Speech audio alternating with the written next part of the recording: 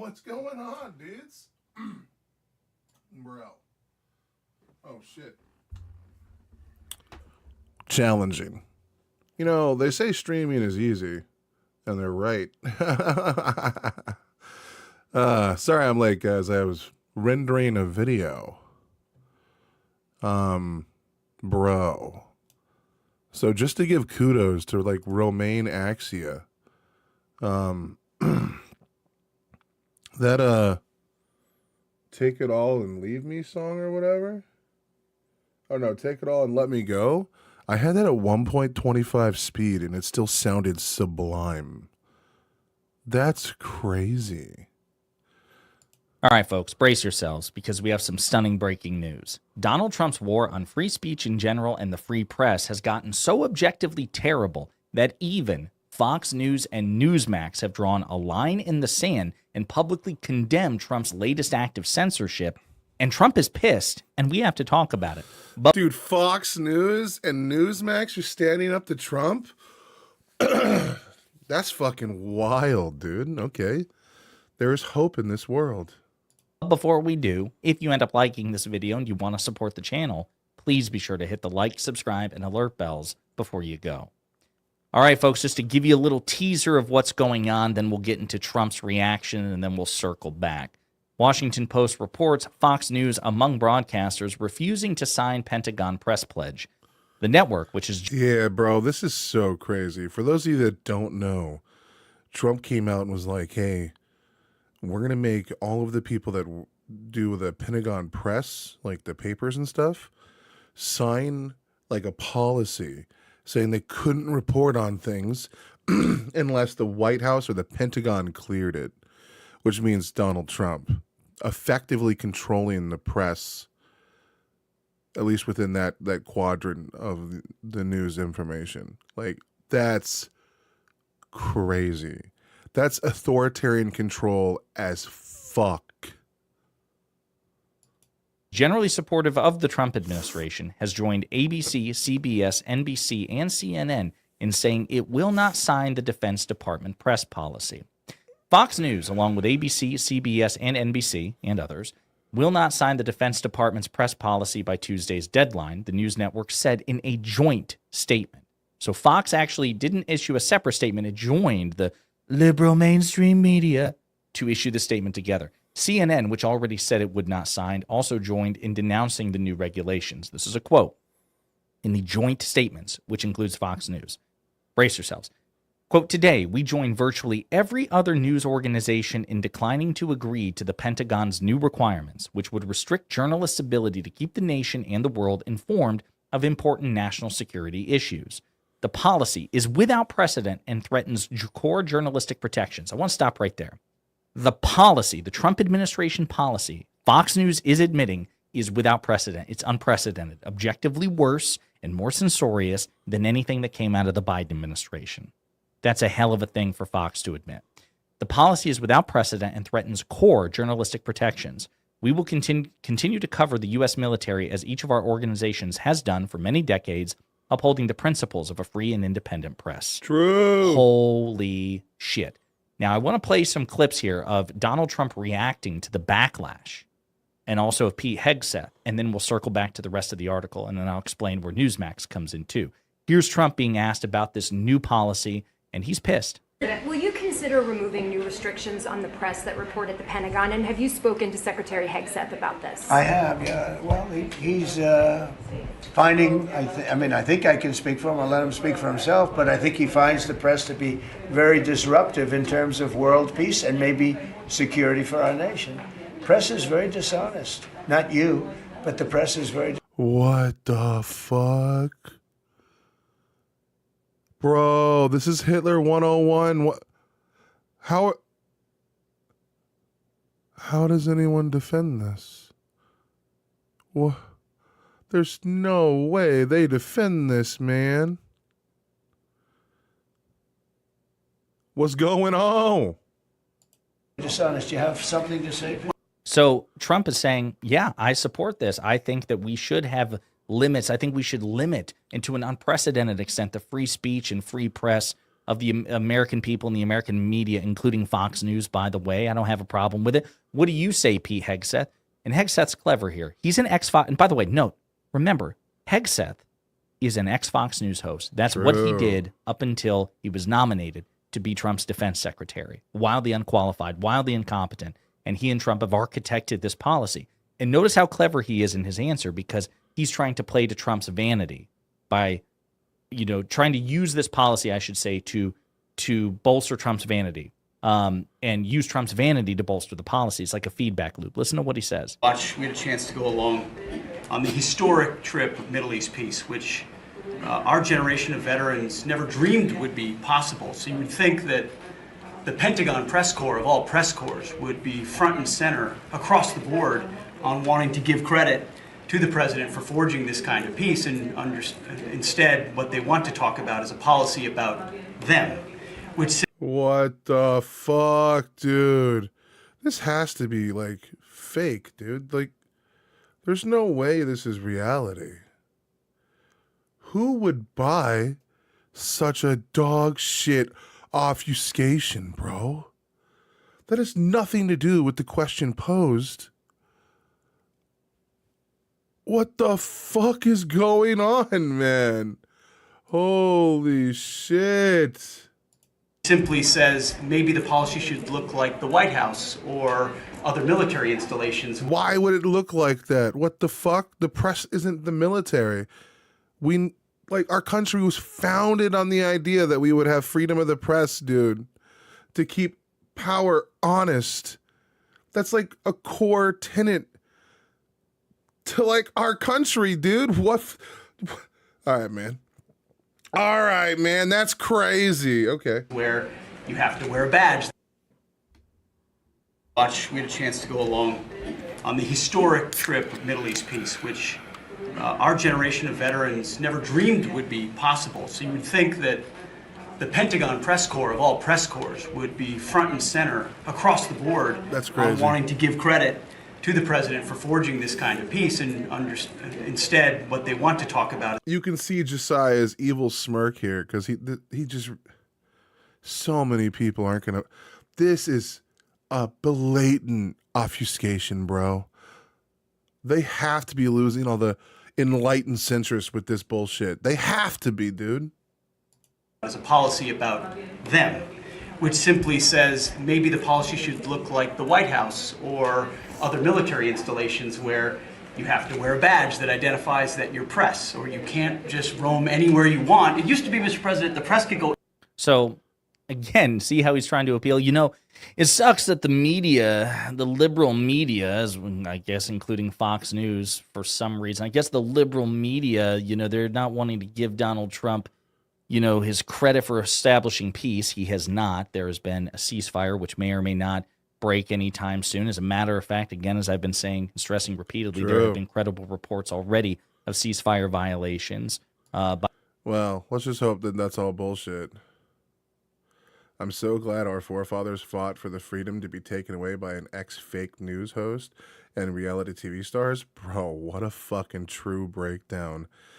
Man. And what's crazy is the people that LARP as constitutionalists are gonna just devour this shit up, because somehow every ideology got warped by hatred towards Jews, hatred towards minorities. I don't know how this happened.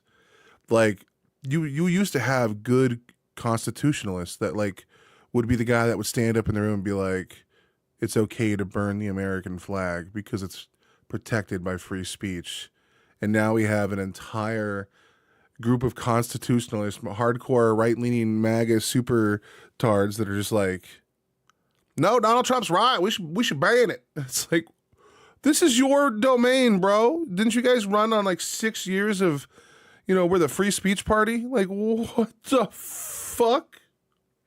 By the IDF or Palestinians, they're each accusing the other. So set that aside. See how clever he is? He wants Trump to have his back. Sir, the media is really out to get you. So, it's a shame. And, of course, Trump is stupid enough to fall for it. Before I get back to the article, I want to remind you I mentioned Newsmax. Even Newsmax refuses to sign Trump administration's new Pentagon press access policy. Newsmax Newsmax has declined to sign the Pentagon's revised media credentialing agreement, becoming the first major And outlet. I think Newsmax was the one that was going to be right there along Fox News that were willingly lying about the 2020 election. To publicly reject the department's new restrictions on press access, the outlet confirmed to Newsweek Monday afternoon. The Pentagon Press Association said Wednesday that negotiations over the policy have stalled, warning that the rules could undermine press freedom and expose journalists to legal risk. Quote, Newsmax has no plan to sign the letter, a spokesman told Newsweek. Quote, we are working in conjunction with other media outlets to resolve the situation.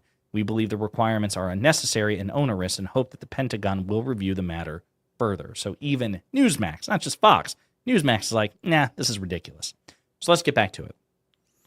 The article. Fox's dissent is notable considering the Trump-friendly views of many of its opinion hosts, whose ranks previously included Defense Secretary Pete Hegseth.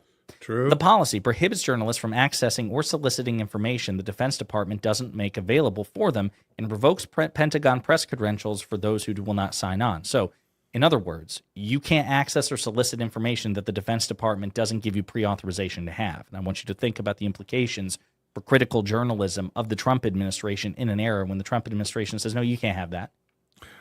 Not only am I not commenting, I refuse to give that to you, and I won't let you have that. I won't let you have this information. You can't even ask it. And if you don't sign on, you're going to lose your press credentials, and we're going to kick you out. Well, so sounds like otherwise, unless you bend the knee and are willing to crank out just relentless 100% effused propaganda for them, you're screwed.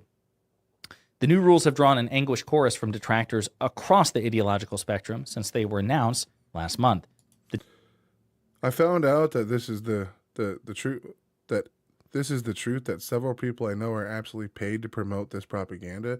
It's the saddest by countries. This is true. It's crazy when Fox News and Newsmax disagree. Yeah, dude. Well, because like two countries, okay. Dude, it makes sense though. They're gonna have some level of they're gonna have some level of integrity when it comes to them, because they know that like if the ball keeps rolling and the next president comes in and is a Democrat, what's up, Matt? Bro, it could go really bad for them. Especially because they also know, like, these news organizations are not blind to the fact that Trump is very unpopular. He's only popular with his base. So, I mean, like, dude, half the country, more than half the country did not vote for Donald Trump. The TV networks joined many other outlets in saying no, including the Washington Post, which is the article we're reading from, the New York Times, the conservative Fox sister publication, the Wall Street Journal, the Associated Press, Reuters, Bloomberg News, and the Atlantic.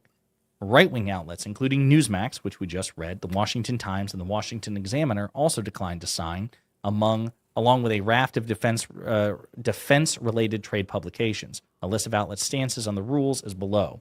As of Tuesday afternoon, the only MAGA-friendly One America News network said it will sign the policy, so OAN.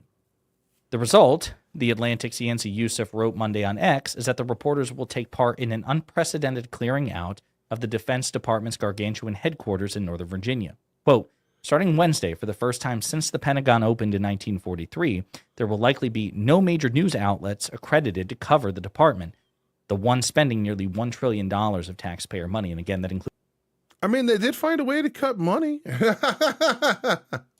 Fox News and Newsmax. Well, not really, because they're going to still spend that $1 trillion. I don't know why that popped in my head. I misheard that. No, yeah, that's terrible. Like, yeah, dude. God damn, dude. We're fucked. The Pentagon Press Association, which represents the Pentagon Press Corps members, formally asked the Department of Defense on Monday to reconsider the new rules. Quote, there is no need or justification for the Pentagon to require reporters to affirm their understanding of vague, likely unconstitutional policies as a precondition to reporting from Pentagon facilities, the PPA said in a statement. Quote, the Pentagon's required acknowledgement is particularly problematic Nikki, what's going on, girl? Because it demands reporters to express an understanding that harm inevitably flows from the disclosure of unauthorized information, classified or not, something everyone involved knows to be untrue, end quote. The Defense Department did not respond to a request for comment. That's crazy. Hegseth defended the new rules in a brief appearance at the White House on Tuesday. Again, it's common sense stuff, Mr. President. Quote, we're trying to make sure national security is respected, and we're proud of the policy. In a brief exchange with the media, Trump indirectly endorsed Hegseth's more restrictive regulations. On Tuesday, the mood at the Pentagon press facilities was grim, according to credentialed journalists who spoke on the condition of anonymity because they were not authorized to speak. Journalists emptied out their desk of items, in some cases had been accrued over decades. Networks picked up broadcasting equipment to lug back to their bureaus. Through it all, there was an air of sadness, but also resilience, people said. Quote, everyone is united but disappointed that it's come to this, one reporter said. That's so crazy, dude. Like, dude, Fox News is joining in with the resistance. That's fucking crazy. I watched them cave immediately. Watch them cave. Quote, most reporters just feel determined to keep doing their jobs, another said. Quote, it'll make it harder for sure, but I think everyone understands this is about a defense secretary. You know, you're right, Bell. It is so sad how many people's lives have been ruined, but I think the really disgusting, vile, despicable side of all of this shit is the amount of people taking pure enjoyment of the sufferings of their fellow Americans. That's so crazy to me. Like, we have like a big, like 60 to maybe 50 million Americans probably that would rather have Russians as their next door neighbors than Democrats. That's so fucking wild. What is going on? I live under a rock. And so right now, essentially what's happening is the Pentagon has come out and they're trying to reaffirm their policy, stating that, like, you can only report on information that we sign off on. It's like a revision of the policy, so that they can't actively report on whatever information they think is fit for the public. It's like no longer, it has to be, it's essentially state-controlled media. That's not, and America is not supposed to have that at all. It's not good. Luckily, almost every broadcaster refused to sign the new policy, other than OAN. Even declassified information can be blocked. Yeah. So at least even Fox News and Newsmax were like, "Yo, dog, we're not capitulating to this bullshit. We are not starting the Nazi train here, dude. We'll run defense for our party, but we're not about nah." Holy fuck, dude. Yeah, well, like, this is how Nazi Germany actually started, dude. They ran propaganda campaigns and spread fear amongst the German people, fear and resentment for the end of World War I, and then that I can't ever say the goddamn name correctly because I always say it wrong, so I'm not even going to attempt to say it, that pact, that alliance or whatever, Versailles, yeah, whatever, fuck it. Anyway, after that, you know, Germany was mad, they were angry, they were fucking pissed, just like modern Americans are over the culture war shit. And then they drum up that anger and they point people in a direction, and they start making villains, transgender people, immigrants, gang members on every corner. Like, they're just creating things that aren't their enemy, but people need like a vector to hate. So they tell you, go hate this motherfucker, and then like manipulate you into all this bullshit.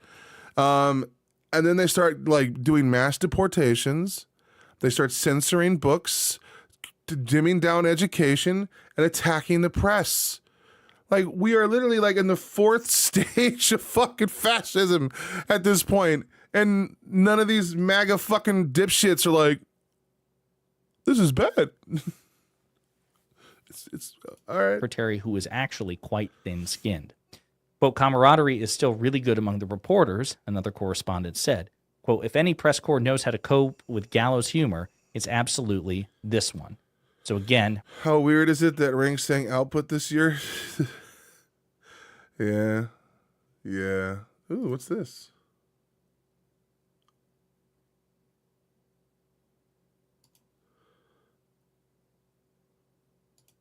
Where news outlets stand on the Pentagon new rules, you have One America News refusing to sign, ABC, Air and Space Force Magazine, AL Monitor, Associated Press, The Atlantic, Aviation Week, Axios, Bloomberg News, Breaking Defense, CBS News, CNN, Defense Daily, Defense News, Defense One, The Economist, Federal Times, the Financial Military Times. Times?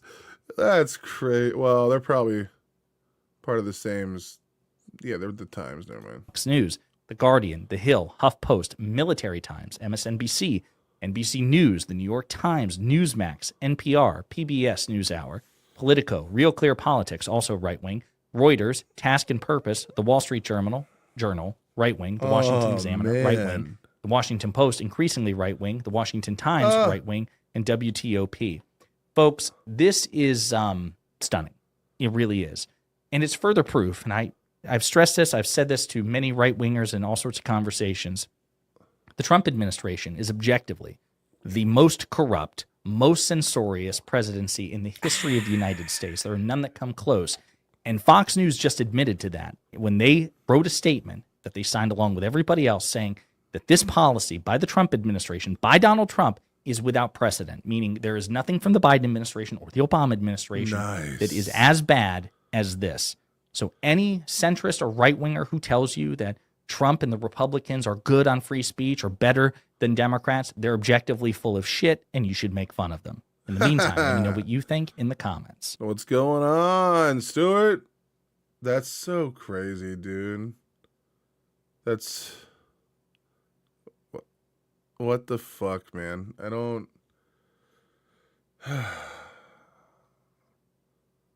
Thank God today's a learning day, bro. We're going to learn everything we can about Streamlabs. Yes. We're going to learn the ins and outs, bro. Make my fucking overlays more fucking clean, bro. I don't know who the fuck this guy is, dude. I don't endorse said man yet. Hey everyone, I'm Eric, and in this video, I'm going to walk you through setting up Streamlabs Desktop step by step. By the end, you'll have a fully operational streaming setup ready to go live and impress your audience. So without further ado, let's get into it. First things first, before even opening Streamlabs Desktop, you're going to want to make sure you're familiar with the dashboard on our website. You can almost think of the dashboard like your control center. Here you'll find analytics from your previous streams, an overview of your recent events. You can customize your Man, I never even go to my dashboard, dude. I just all do it through the app. What the fuck? alerts from here, browse overlays, manage your CloudBot chat moderation, and so much more. Now, a lot of the stuff I mentioned can be controlled from within Streamlabs Desktop as well, but it's a little easier to navigate on our website. Oh, what the fuck? Then I need to be doing that shit there. Plus, you can also access a ton of cool features like our free merch store tool, create a custom website, set up a tip page, join our All-Stars community to receive special prizes, and so much more. So definitely make sure that you check it out at streamlabs.com. Once you familiarize yourself with the website, it's time to download and install Streamlabs Desktop. You can easily find the download link right here. I tried to join Streamlabs. It was way too complicated. I feel like it's very much just like OBS. But yeah, dude, I do surface level everything, dude.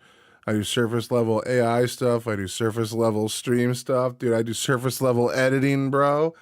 I learned just what I need to do, what I have in my mind, and that's it, dude. One more cig, then I gotta head to lunch to get home in time for the big push.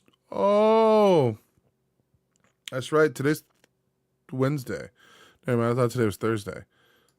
Here on the dashboard.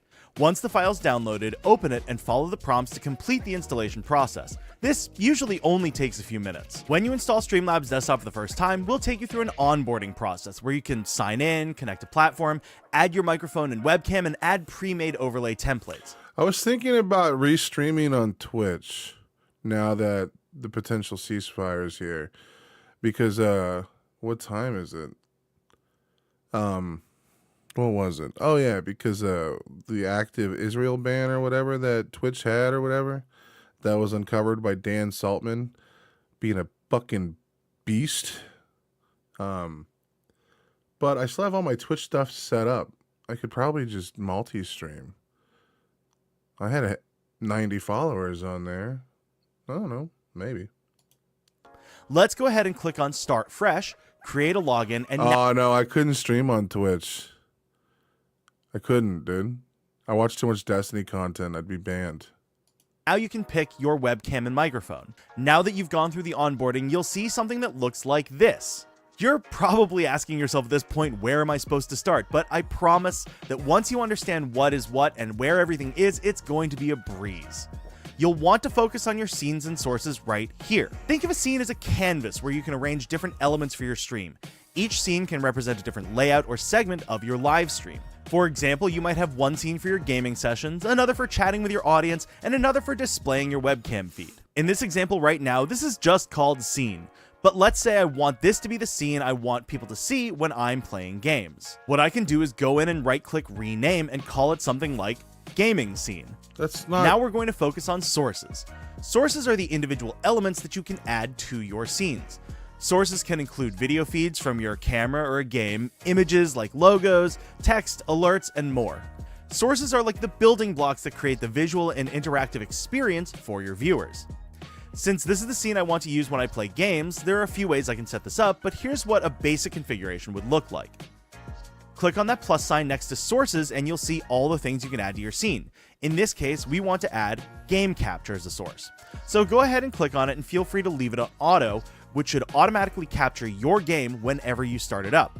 Now click close and you'll see the game capture source included here. We'll also want to capture my webcam, so click that plus sign again and click on video capture. You can name it whatever you want and then click on the cam device from the drop down here and click close. Now you can see my camera is included in the scene right here. And lastly, you'll want to include an alert box source so that when people follow, tip, or sub to you, an alert appears on the screen which will help you thank your viewers. We'll get into how you can customize your alerts a bit later in the video, but for now, this is your basic setup for a Go Live scene. One thing that's important for you to note for your sources is that these act as layers. So for this example, my alert box is on top of my webcam and game capture, meaning my alerts will appear on top of those sources on my screen. If I move my alert box below my game capture, my viewers will no longer be able to see my alerts, so just keep that in mind as you're adding sources. Now we're going to shift focus over to the audio mixer. This is relatively straightforward. You'll just want to click that settings cogwheel, click on the drop down for your mic, and ensure the correct device is selected. For audio monitoring, you'll want monitor and output selected to ensure that your audio is making it onto your stream. Now let's get into some of the most important settings you can change to ensure your stream quality looks great. A lot of these settings...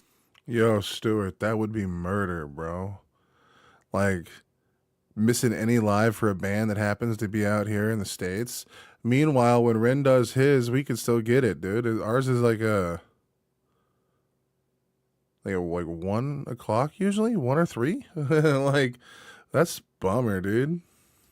can change depending on how powerful your computer is, but for now we're going to optimize these settings and ensure that our stream can run efficiently at 720p and 30 FPS. Generally, this is a good middle ground to ensure your stream quality looks good for your viewers, while making sure your computer has enough resources to run your game. Luckily, Twitch is a handy guide for their recommended settings, which we'll link down in the description below. We're also using an NVIDIA graphics card, but if you're using AMD, definitely check out that link because a few of your settings are going to look somewhat different. For streaming at 720p and 30 FPS, we're going to go into the settings in Streamlabs desktop right here, go into video, change to advanced mode. First, we're going to change the resolution. You can leave the base canvas resolution as your computer's native resolution, but let's go in and change the output resolution to be 1280 by 720. This will be the quality your viewers see. If you see your computer screen getting cut off in Streamlabs desktop, just go ahead and right-click on the screen, click on transform, and hit fit to screen. Now let's get to bitrate. A higher bit. I don't want to lie, dude. I just figured about that shit like a week ago. The fit to... I've been like individually dragging and dropping and... Bro. Bitrate takes up more of your available internet bandwidth. Increasing your bitrate can improve your video quality, but only up to a certain point. For our stream, we're going to adjust this to 3000 kbps. If you have good enough internet and want to bump the quality, you can try 4500 or 6000 here, but for a stream of 720p and 30 FPS, 3000 for the bitrate should generally be fine. For rate control, go ahead and leave this on CBR. For the preset, leave it on medium quality, and for keyframe interval, you can do 2, and for max B frames, you can also do 2. Next, let's go into video settings here and change the frame rate to 30 FPS. At this point, It's embarrassing, but I got up earlier and laid down back down because today is wet dog food making day, which is a long process and probably won't be complete until tomorrow. What the fuck? That's wild. Point, you're pretty much ready to go live. If you want, just hit that green go live button, enter your stream information, and you're good to go. And if you want to record yourself, you don't have to go live. You can just hit that red record button right here to save a video. But before we go live, we're actually going to want to go a bit deeper and show you how to customize your alerts and add some different widgets. I've already shown you how to add alerts, but let's go in now and show you how you can customize what these will Be good, Matt. Be good. Enjoy your lunch, buddy. look and sound like. Again, you can do this from within Streamlabs desktop by right-clicking your alert box source and clicking on properties, which will allow you to change things like the alert image, sound, and layout. Okay, I haven't messed with that in like forever. So let's do this. Whoa.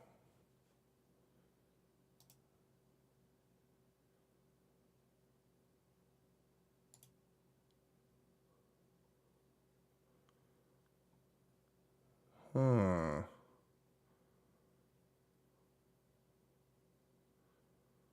Well, how come it doesn't always work? Um.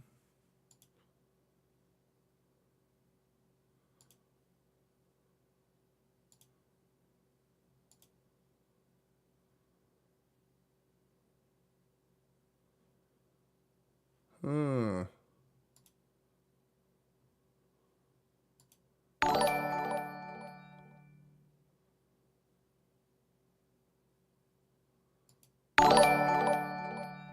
Okay. So they're all on.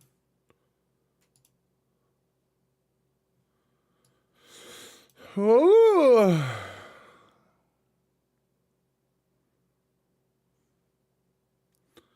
Nikki, that sounds like so much work. Jesus. But I respect it so much.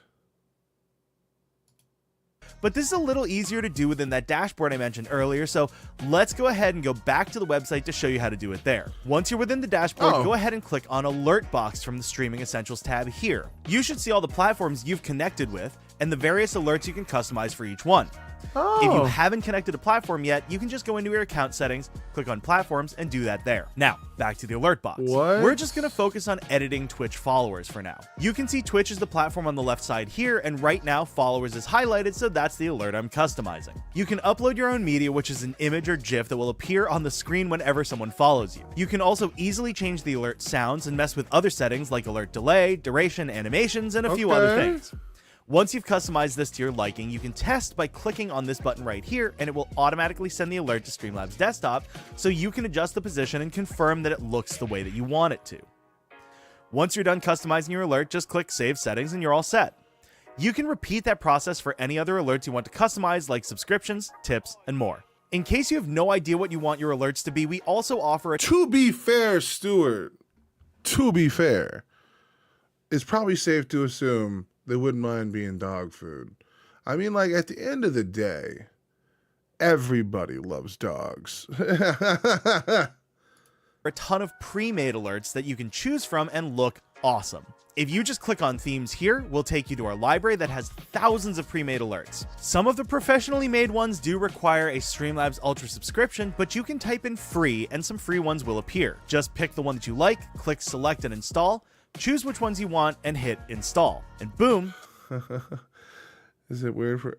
it is, but it's better for the doggos, and it winds up costing me less, just costs me time. Except Christy Gnome, holy shit! True! Christy Gnome be out here capping dogs, dude!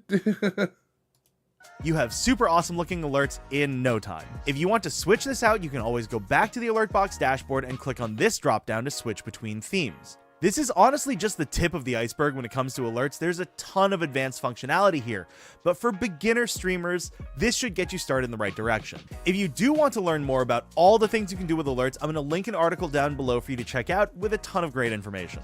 Now we're going to add a widget. Well, Widgets we're are gonna fun, read that interactive article elements that keep your audience engaged, and there's a ton of different widgets you can pick from. We have a tip jar, an event list that will display all your followers and subs and things like that on screen. You can add different goals, you can add a spin wheel or an emote wall, you can use chat highlight to showcase a specific comment. There's so much you can do here, so definitely take a look through all of these. But the good news is that adding these to your stream works pretty much the same way across all of them. So as an example, let's click on the widgets tab here and choose Chatbox, which will display all. Well, that one I know about. I have one of those. I picked all the apples last week, so I'm having apple pie every day for the next few weeks. I want in. I don't care about the aftermath. all of your chats on screen. Click on Add Source and name it whatever you want. We'll just leave it as Chatbox. And now you can customize the way it looks, change the delay, disable the animations, or platform icons if you want, I don't and have then that hit theme. close. And now you can see the chat box has been added as a source. Now again, you can right-click and click on Properties to get back into the settings from Streamlabs Desktop, but you can always find them on our website and dashboard as well. Now, let's get into overlays. Overlays are graphic elements that are added on top of your gameplay, webcam feed, and other content while streaming. They also we come got? with cool transitions when you switch scenes, and overall add a really awesome professional looking touch to your content. They This also look fucking cringe. I feel like people that buy into overlays, like the biggest streamer in the world, I don't think Asmongold does any of that shit. He's just a dipshit in front of his camera. Oh no, maybe.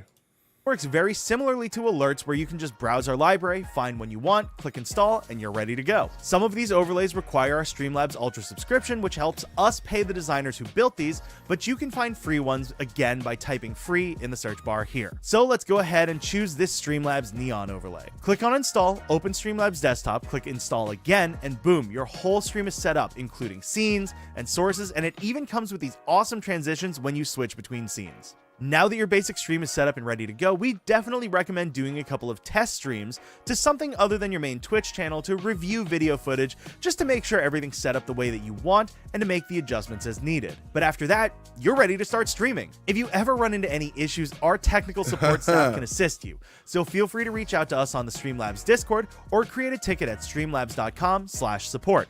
I'll leave a link down below for that as well. But that's it. And remember, anyone can be a streamer with the help of Streamlabs Desktop.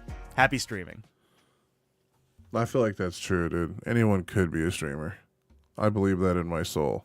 Just gotta find stuff you care about, bro. Just stuff I care about's League of Legends, music, and video games.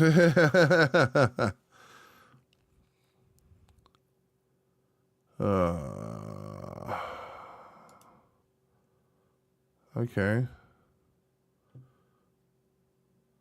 Oh, no, wait. He had a document in there Hey, everyone. I wanted to read.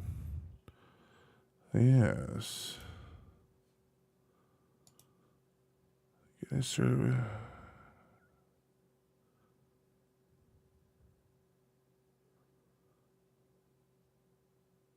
What?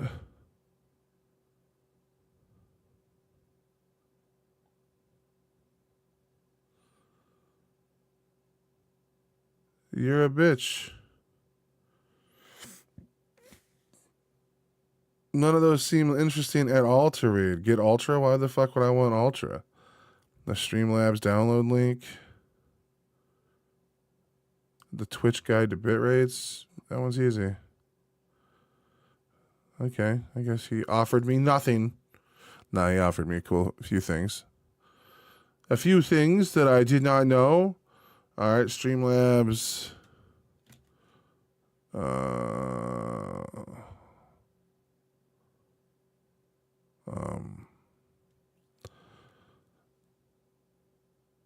Do I want to build my own source or any of that shit? I don't think I want to, man. Fuck it.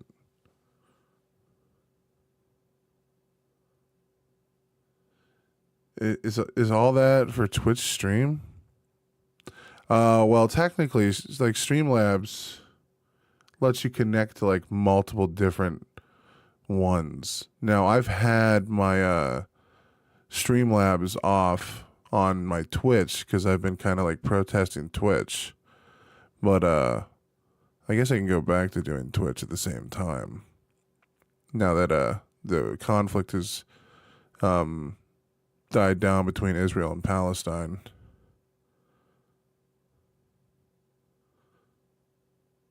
Stuart, I prefer commenting on the small urban channels. My comments get lost on the larger ones. Yeah. I mean, let me show you this, man. I'm getting pretty caught up on all of these comments. I don't think I have any older than a month. I'm getting caught up. Oh, yeah. Oh, hold on, maybe.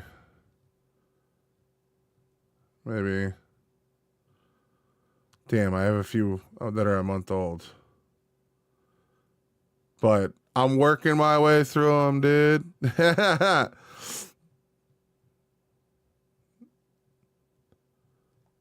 I'm working my way through them, dude. I'm getting them, bro. I'm gonna get them all.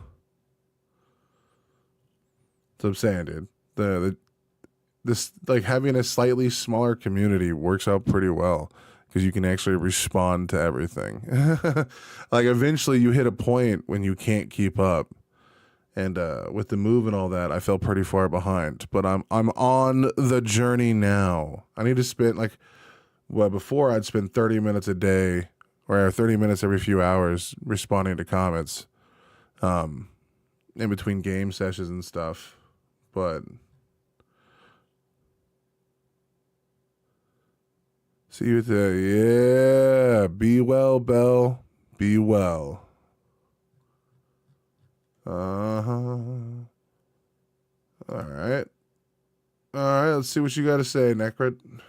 So, Worlds literally just started. D1 proved that they are D1, and I can just casually enjoy some esports, right?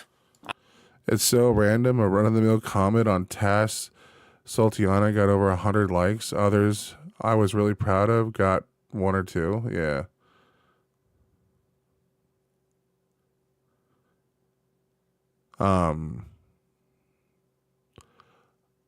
I don't think a response is necessary for every comment.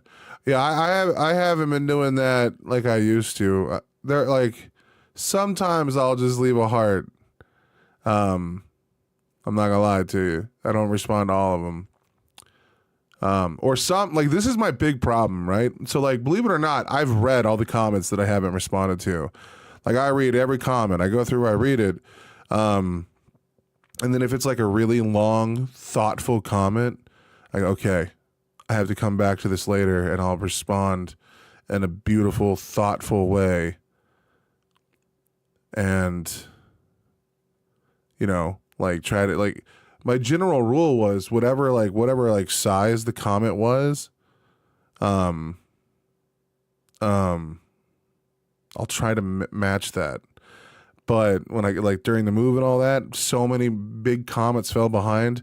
I feel so bad because I just went through and I liked them and gave them the heart, but I didn't respond, even though I had this big plan to respond. Like, holy shit, you know what I mean? Like, shit. So, like really long ones, like they have a lot of lore in them and stuff. I'm like, fuck yeah.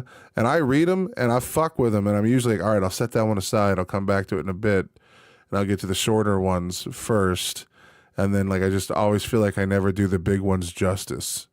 You know what I mean? It's such a bummer, dude. I really only comment for the benefit of the reactors. Well, I mean, you should use the comments as like your soundboard, man. Like you just listen to us idiots run our mouths for so long. Like we just... Not only have you earned the right to yell in our face, whatever that yelling might be, but like we deserve to hear it. Like we have taken your time, and we would hope, I will hope anyone who makes any form of content would hope that, that time is well spent. Like it's not a drudge for you and it's not a drudge for us to make it. So like, I don't know, man. I agree though. Like most of the time, like a lot of it is like It's kind of like the dark side of comments, actually, if you think about it. Because, like, you want to compliment a reactor or something, and you're like, hell yeah, dude, my compliment was good and positive and made them feel good. Reactors I like make it more likely I'll say something. Exactly, dude. Exactly. But if you feed that beast too much, like, people, man, like, that's my biggest fear on YouTube. Well, there's two big fears, okay? I do that a lot as well. I heard somewhere that comments only count if it's over 7 words. I don't know if that's true, but I try to get 7+ words to bump reactors interactions. I did not know any of that. That's crazy. My two biggest fears, okay, because for some reason this happens with every YouTuber. I don't know why this happens, but every YouTuber eventually has to come out as a pedophile. Like, it's just like, what the fuck, bro? Stop diddling kids. More engagement, more pushed out. Oh, that might make sense. And then the other one is that it might feed my ego, and then, like, I'll be like in a yes man kind of world. You know what I mean? Like, I don't want that. I like pushback. I like friction. I like it when people are like, dog, what the fuck did you just say? And then I have to reanalyze. Because, bro, if you just let me verbally fucking barf, I will, dude. I just fire off until I realize no one's talking and it's just me screaming into the void. Like, sometimes you gotta slap me a little, you know?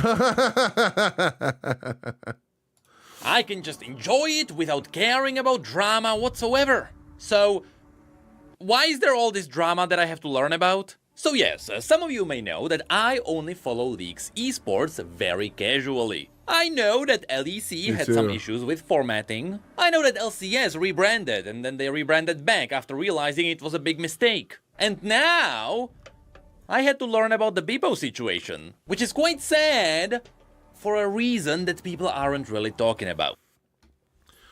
I like people who are a bit outspoken sometimes. Yeah. I mean, I don't know, man. I feel like when I meet another outspoken person, I'm like, fuck, bro.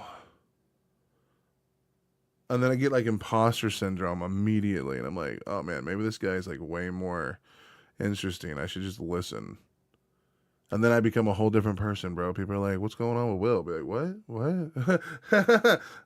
I'm just vibing, man.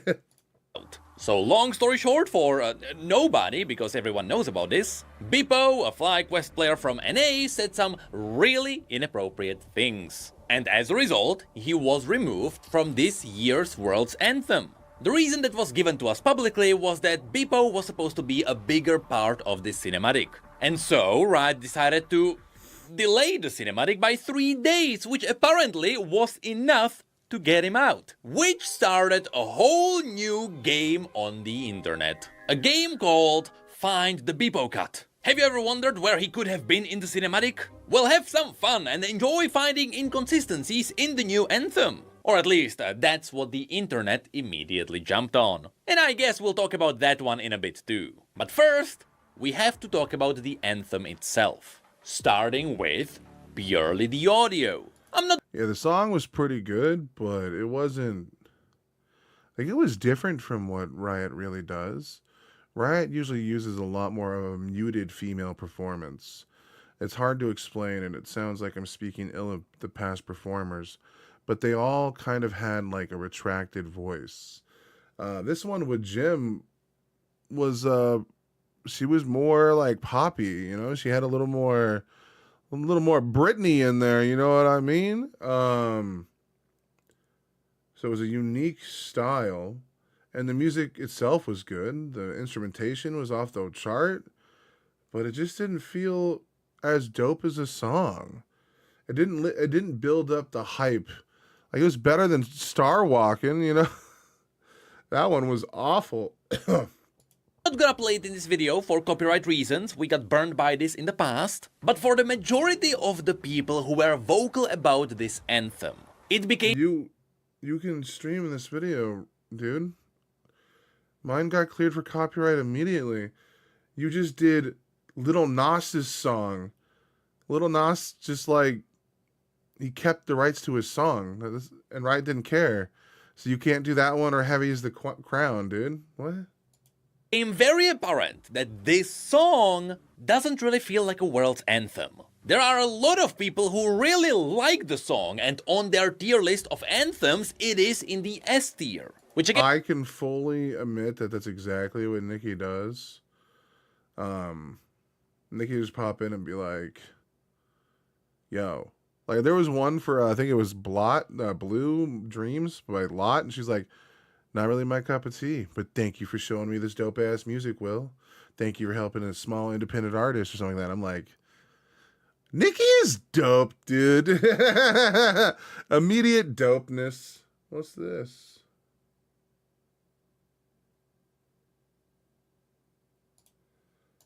again, is fine. Music is subjective. I mean, it makes sense. If I had to rank the anthems on a tier list and Tahm Kench's theme was in the middle of it, it would be an S rank too. And that is the point. This song is good. There is nothing bad about it. But it simply doesn't feel like a world's anthem. There you go. There you go. He's getting there. Yeah. Yeah. My video, my world's anthem did not get any views, which is crazy because those were some big performing videos in the past. Like, I was hyped to get to this point. I was like, man, World's Anthem is coming up. I started watching all the prerequisite videos on stream. I was like, let's do it, you know.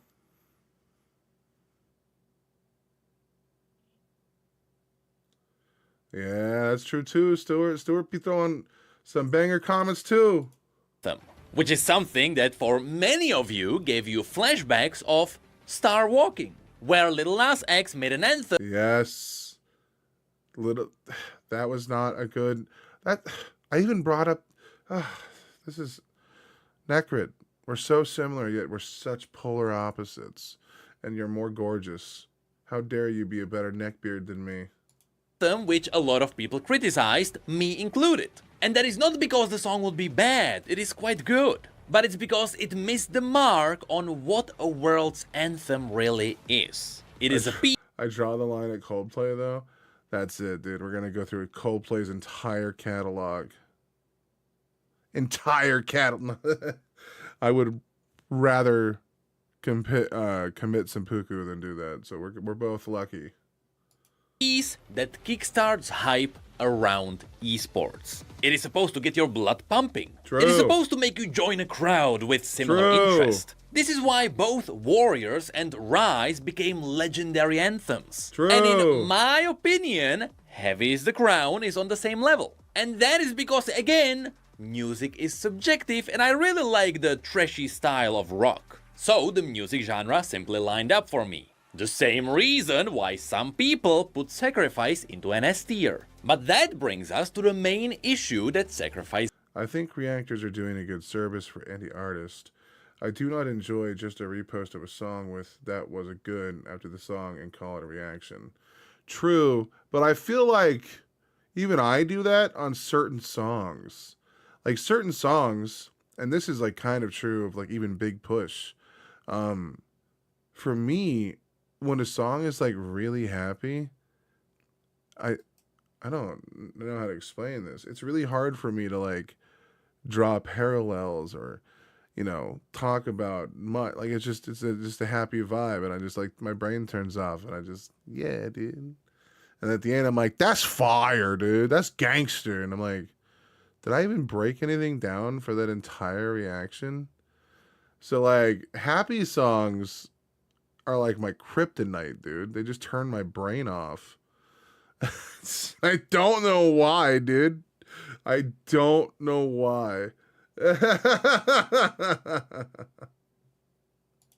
Has. While this song is great thematically, it fits the vibe of the worlds, specifically with the song pointing at the sacrifice of the players towards the teams as well as the regions. But with the pacing... Also, a fuck ton of my video, my copyrights got rejected, but on my streams, but not on my videos. I don't understand. It's not exactly there. For a hypey world song, while Jem's voice is beautiful, it is also heavily drawn out. And if anything, instead of getting you pumped up, it makes you feel somber or even I agree, Nikki. I'm focused on the bigger picture with Ren and friends, spreading the word to as many people as possible. Exactamundo.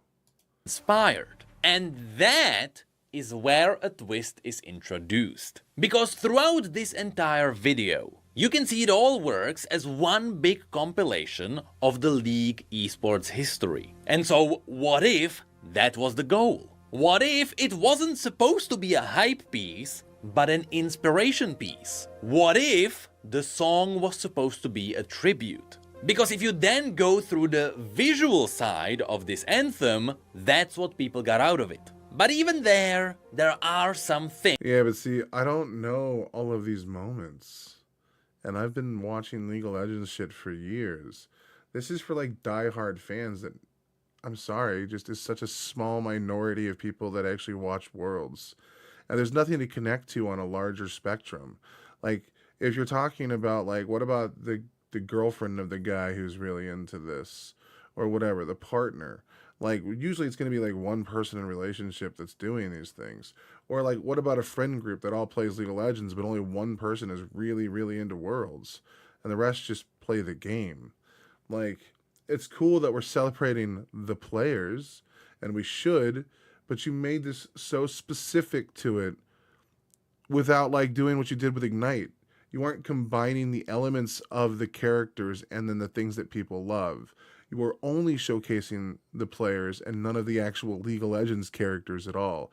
It's always the full-blown player, like, using the weapons of a character in League of Legends versus, you know,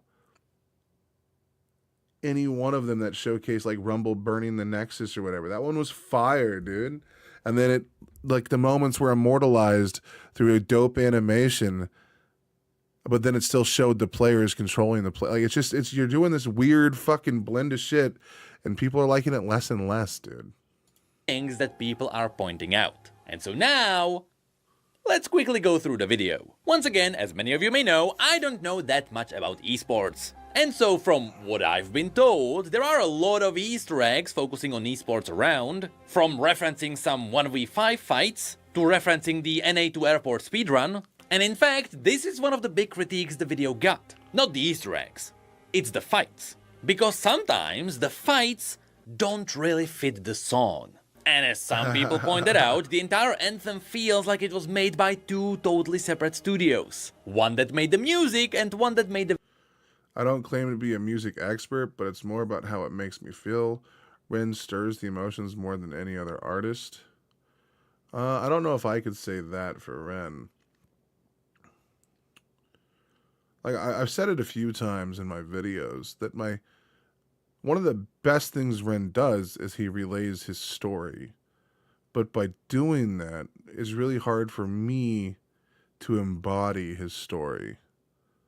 Even though there are similarities in our lives and some direct overlap, it's too center focused on the individual. By and large. Now, he tells compelling stories that are really deep and riveting, and they do make you think and make you feel things. But there are bands out there that can elicit even stronger responses without being as direct. Now, where Ren gets an extra layer of godhood for me is that he also just happens to be a really good person in the process. But again, I typically avoid learning about artists. Like, I remember me and my girlfriend were talking the other day, and she was like, oh, what band is this? And I was like, I don't know. I just really like this song. And then she's like, what do you know anything about it? I was like, I didn't even know the name of the band, bro. I just know I like the name of the song. I'm sorry. the video and then they try to line them up. Although, at the very end, the vibe gets perfectly aligned. Because this all ends with a lot of wholesome references to League's history, and it also includes Shushay at the very end, which was perhaps the most impactful shot for me in this entire cinematic. Because it came out of nowhere and it really... I'm completely musically declined and tone deaf, so lyrics are huge to me. I connect with Ren and several other artists, but it usually takes me by surprise when I feel the connection. Yeah, I really like lyrics too. Lyrics are like, believe it or not, my favorite instrument. My only problem though is I'm that way with like everything, with like voices. Like I have a hard time watching a lot of YouTubers because I don't think that they have a proper speaking voice, or they aren't clear and enunciate their words.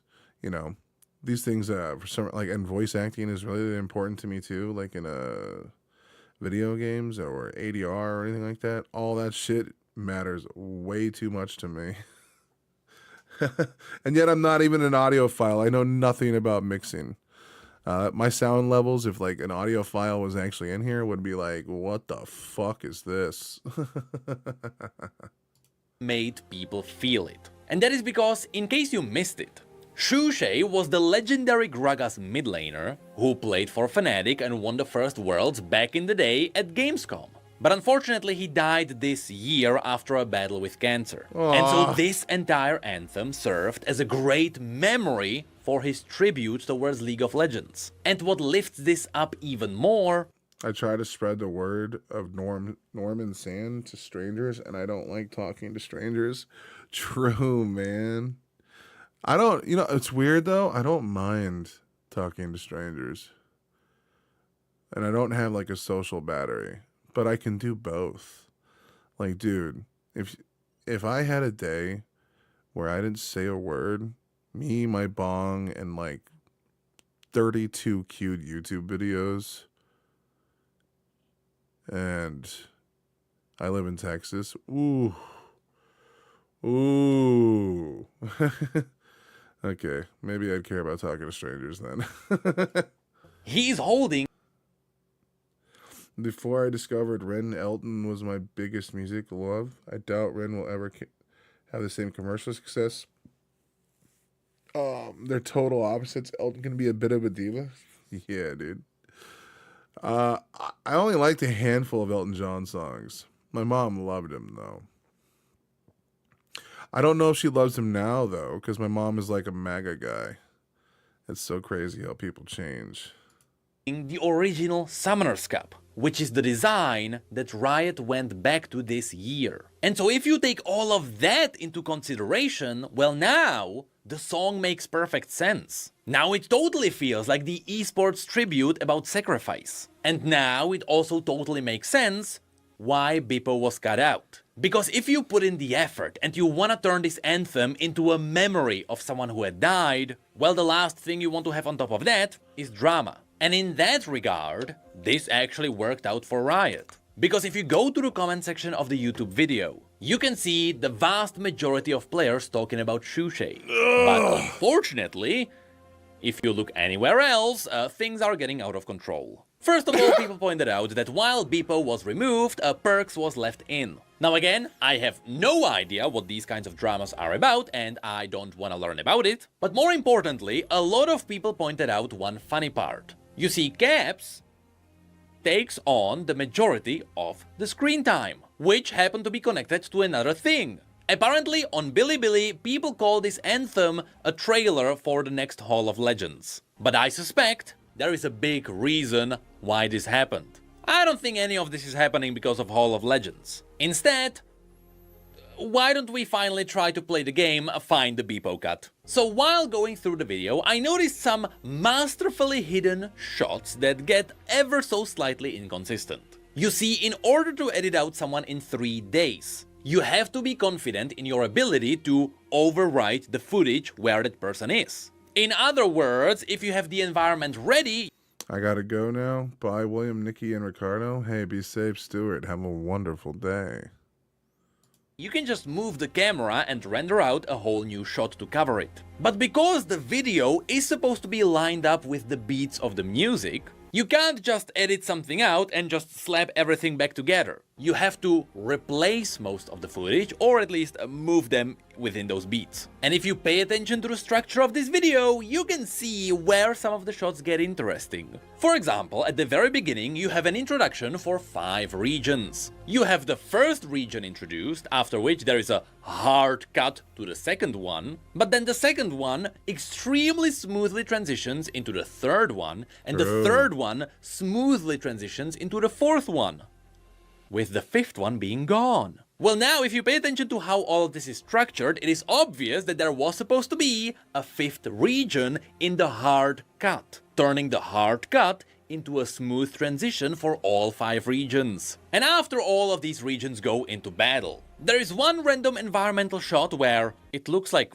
Chong is lurking in the background, but it is possible that this is not the filler shot. Instead, while everyone else is getting these environmental shots from a distance, Caps gets a second introduction shot. I wonder if there was supposed to be someone else getting an environmental shot instead, which also indirectly resulted in Caps simply getting more screen time. This is likely why he is in this anthem so much. It is possible the studio had Caps ready for all kinds of different shots, and so they used him to cover up the footage. And you can see that these patterns appear throughout the entire video. There is also the fighting scene where Caps takes on an entire team. While he's playing Silas, he tanks an Ash ult and then he breaks a Nidalee spear. But after that, since he is Silas, he throws the Ash ult back. It lands, after which there is a cut. Now it is likely that this cut was supposed to go to another scene, but instead it goes immediately back to Caps, who is now in full momentum,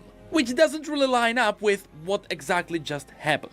So, it is just a theory, but it definitely looks like that fight was supposed to be split into 2 halves. Someone else was likely supposed to appear in the middle. And then there is the last scene where it is obvious that there was supposed to be someone there. This is during one of the last scenes where everyone is ascending to godhood.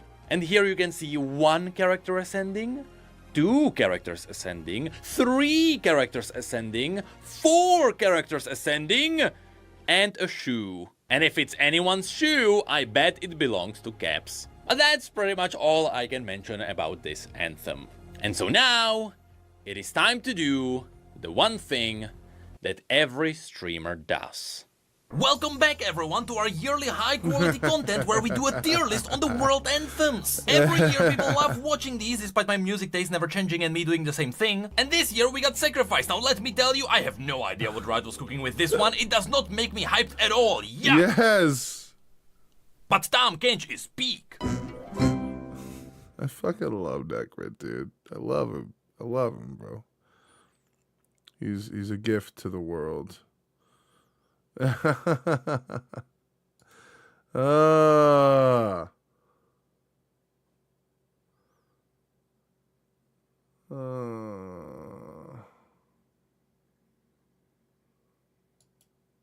a lot of people have been asking me, how good is the new Peak? And look, I've been testing it for a little over a month now. It's hard to give like a full review or tell people how good something is fresh out of the box. There's too many people doing that. But if you saw my initial take video or my first impressions video, I did have a decent amount of information. I did have some decent testing in there. We're not going to do any rips in this video. I think that just gets me dinged quicker or restricted quicker. So if you want to see the rips, go check out. Is this research?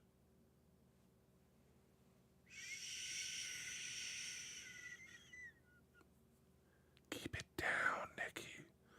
Kia might be here. I can't answer that question yet. Got that first impression video, or just tune into the Twitch. I do a sesh every night. We test out tons of devices, plenty of stuff that never makes it onto the channel. And look, the most recent thing, or one of the most recent things that I've got to put a lot of miles in, is the new Peak. Oh, hi, Zeke. Nah, the new Peak, I've been testing it out. I've got a few different colors. I've been luckily able enough to try a few different devices. Not every time when I test something do I get a few samples or a few devices to test.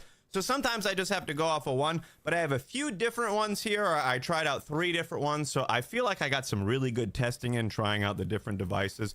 And I gotta say, overall, I'm pretty impressed with the device, and it kind of took me by surprise. Now, I can't quite link anything here or put any discount codes, but I'm gonna try this out for the first time. I'm gonna put my website in the description, coupons.com, and I'm gonna have a link to my written review over there. I might do that with more devices, and I might do that with other devices that I just don't want to make a video on. I might do a little write-up or a little review over there. I used to do some blogging back in the day.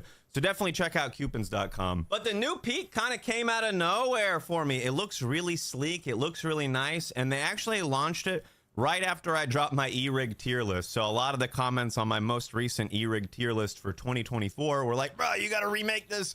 You gotta put the new Peak on there. You gotta remake your entire video with like 30 e-rigs just to put one more on there. Look, I'm not gonna do it. We're making this video. I'll probably give my my tier ranking or my score for it at the end. But this device is really solid. It comes from one of the best brands. The best device out there is the Peak Pro. And this is the newest device from Peak. It's not an upgrade on the Pro. I think there's a lot of confusion or a lot of misconceptions around that. They have an old version of the Peak that came out in 2018, and then they had a newer version called the Peak Pro that connects to the app, and it has RGBs and does more. This is like a reversion or an upgraded model of the 2018 Peak. So you don't get as much customization as you do with the Peak Pro. Doesn't connect to the app, doesn't have RGBs, doesn't have a ton of temperature settings. Who the fuck needs an app and a bunch of RGBs to smoke weed? Dude, people are fucking getting so ridiculous. Bro, this is all I have. Research, like, this is new. Shit. The gig is up. Nikki, run! Run, dude. Bro, this is all I use. It's just you don't, like, what the fuck? Who needs RGBs on their fucking, this is ridiculous. Then again, people probably say the same thing. Well, actually, I don't have an RGB headphones. It's just an RGB keyboard, and it's like because I can't see the keys at night, bro. I'm getting old. Like, doesn't have a bunch of chamber settings or chamber options. I guess you get the one chamber option. It's a new chamber, so it's not the same chamber as your Proxy or your Peak Pro. But the chamber on here is really good. It might be one of their best 3D chambers yet. I'm not going to say it's better than the 3D XL, but it's probably one of their best 3D chambers, which is probably part of the reason that they're not selling the Peak Pro with the 3D chamber anymore. Now all Peak Pros are going to come with the 3D XL. And I think part of the reason is because this is just so good. This hits really good. It has a nice quality vapor. You can take huge rips with this. It doesn't have a big chamber, but it does do big rips. And a lot of people saw the performance on this. And look, I don't know if the Peak Pro sales dipped a little bit after they dropped this, but it does a really good job for the price. And it's like $200. my eyes have shit the bed over the past 6 months or so. Dude, I feel that, man. Like, I'm losing. Bro, I used to have a really good vision. I noticed everything. And nowadays, I don't notice shit. Those people are weed snobs. Exactly. Good morning, Lou. Cheaper than the Pro. So there's plenty of people out there, they're not trying to drop PS5 money on a device, but look, they might drop PS3. Old? Guess I am. No, Kia. You are not old. You are the youngest of us all. By the way, dude. I tried to like run away from Kia last night while we were doing our walk. I thought I gained so much ground. Every time I turned around, she was right behind me. And then I'm like, what the fuck? And then I'm like, it dawned on me that she was just walking while I was running. That's wild. God damn it, boy. God damn it, boy. Money? How much does a PS3 cost? I have no idea. Now, I also dropped a video not too long ago. He's so sucking up. I'm only 11 years old. Exactly, dude. And I don't suck up, dude. Nah, I'm a truth speaker. I slay it, dude, with facts and reason. Talking about 3 of the best low-cost e-rigs. This is a little bit more than that. Most of the devices I talk about, or I guess the 3 devices I talk about, are all under $200. This is just over that at $220, which Oh, then I won't get this, bro. That's way too much money to get high. is a solid price, but I do have to say, if I do a quick comparison to some of those, this is going to give you more hits than most e-rigs. Like, they boast a 30-plus hit. If you're rocking it on the lowest temperature and you're not extending the hits, you're going to get more than 30 hits on this. I'm almost never using the lowest temperature, but even still, like, using the middle temperature. Is that like the never-ending 29? Yes. Or the highest temperature, I was getting like 20 or so rips. Like, the kind of sessions where I didn't charge it the next day, I didn't charge it the next day, but I'm still getting rips off of that. I almost never have that experience with any other e-rigs. I always have to make sure to charge it right before the session, unless it's like a Puffco product. They really got the battery down better than other brands, because there's plenty of devices out there that'll give you 10 hits. They'll give you 8 hits, and you're like, that might be enough, but I might want more than that. Now, one point I want to make, because I did get to test a few different devices. I had 3 different ones I used. I didn't do all of my testing on one. How the fuck does this guy have so much money that he can buy 3 Puffcos? Like, what? Like, the amount of glass that's behind this man is fucking insane. I have one bong that is like a basic bitch beaker bong. Cost me $90. Where the fuck does this guy, like, he has to be like an investment banker and does this on the side. I don't understand, bro. I did most of it, but something that I learned early on is they're not all exact with the temperature. And I've known this with other brands, with any device. When people ask me, what temperature should I use? If I tell you 520 and we both set our devices to 520, my temperature might not be the exact same temperature. It might not be exactly what you're getting. So it really is, you got to try stuff out. You got to do. He probably gets him to demo. You know what, dude? That could be true. That could be very true. Puffco! I'll do a review for you. Big lighter temperature. A little bit of experimenting. There's a little bit of trial and error to find that perfect temp for your size dab. Well, for me, I had 3 different devices, and I will say they didn't all heat up the same and give me the same identical dab at the same temperatures. Like, there's only 4 temperature settings, but I think even in my initial, my first impressions video, I set them all to the same temperature. I started them all at the same time, and one of them took like a few more seconds to heat up, to where I was like, is it going? Is it going? And that. I used to know a guy that had an over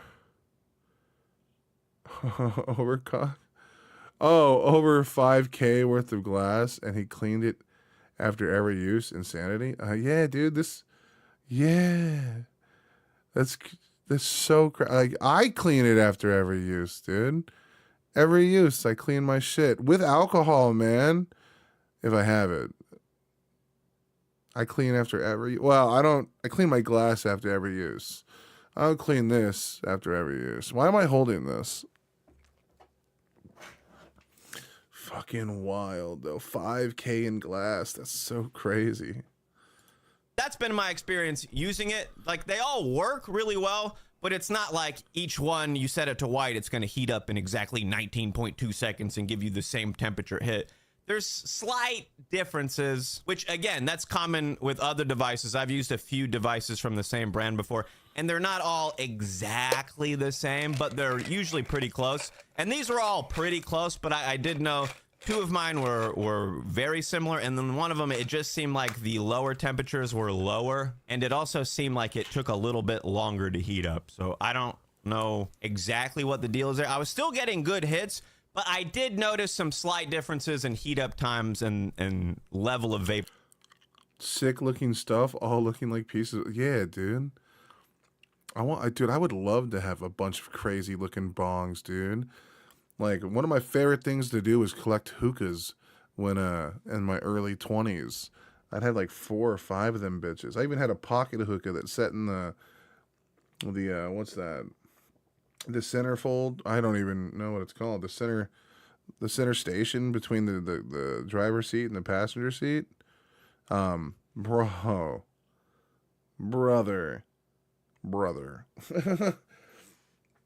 I loved collecting glass, bro. Glass.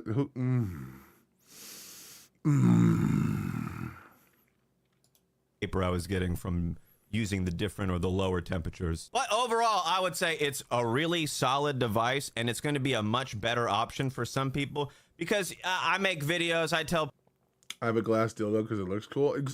Bro, I collect glass dildos too. That'd be gangster, bro. Look at this one. It's got a loop. It's got knobs on it, dude. people, you know, where they can save money, but sometimes you're just never going to do that. You're going to go into the store, you're going to get it there, you got credit at your shop that you go to, you're going to buy it with your credit, or you're going to stack some discounts. So this is going to end up being a really good option for a lot of people because they're everywhere. I see these in every shop that I go in. Shops that sell flowers, shops that sell glass, they got them everywhere. And one of the best things about this is the 2-year warranty. Now, I actually have some experience with using the warranty years ago. Luckily, I don't have to do it too often because I have so many devices to test. Look, if one breaks, I'll just start testing another device. But I have had experience back in the day using the warranty, and it was pretty solid. And one thing that they do is, I think you get a 2-year warranty on this. They guarantee your device for 2 years. So sometimes you have a warranty, they'll swap the base out, and then your warranty's over. You only get one replacement. But they don't do that here. They make sure that your device works for the time that they say. So this has a nice warranty on it. It's a great price. And I would say this is going to be a solid option for some people. Dude, how out of touch are you at? $220 to smoke dabs? When the selling point of dabs is that, like, you can go through it slower. Oh! New rain track is about to hit 550,000. God damn, bro. Skinner Brothers are up 7K subs. Hell yeah, dude. Hell yeah, bro. Because it does more hits than most other devices out there. If your biggest takeaway is you want the portability, you want to be able to just go and dab when you're out there, this does more hits than like most devices. Like, it's a little bit cheaper than the proxy that they sell. It's got similar settings, right? You get 4 temperature settings, but this is going to do twice as many hits as the proxy, maybe more. So if you're like, I'm kind of interested in a proxy, you don't really care about the proxy glass, you just want dry dabs or something, like, get one of these and don't put water in it. It's actually quite a bit better performance-wise than the proxy. But I will say the proxy is still cool, like holding a pipe, the glass that I have for it. It's a different style of rig, and I don't think that it should be like your main piece or your main E-rig. You should want something like this, and then a proxy should be like your side piece or your to-go piece, or I don't know. That's my opinion, but also I got all the pieces. I got multiples. Do you know what I mean? Yeah, like, I bet you Puffco sends him to him because he's a big enough YouTuber that essentially this whole video is probably just an advertisement for Puffco. So happy for them. It's all him and his wife, and they just had a baby. Fuck yeah, dude. The boys, like, dude, the Skinner Brothers respond. Like, they hit me up every time I do a reaction, bro. Well, they probably won't be able to do that soon. Like, they're getting too big, but that's fucking awesome, dude. They're an awesome group of dudes. I tried out 3 proxies. All my proxies were similar. I do want to say that I have 3 different ones that I've used. They all gave me similar hits, but the 3 different peaks that I used, one of them was just. Oh, that's something Skinner Brothers says every 30 seconds.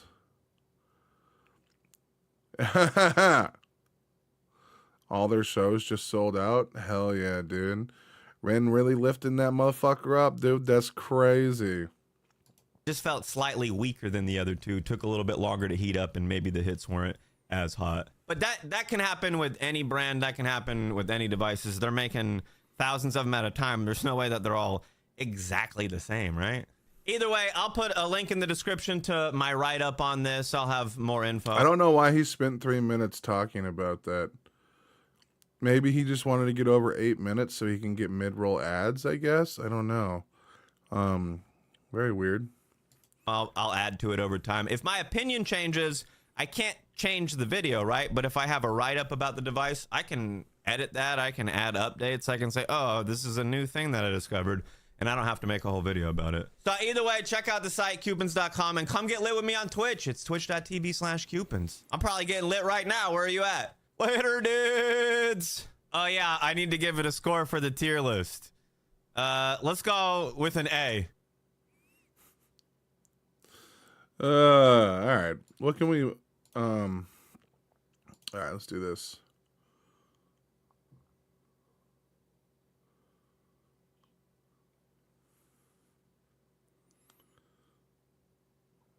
I recognize this guy.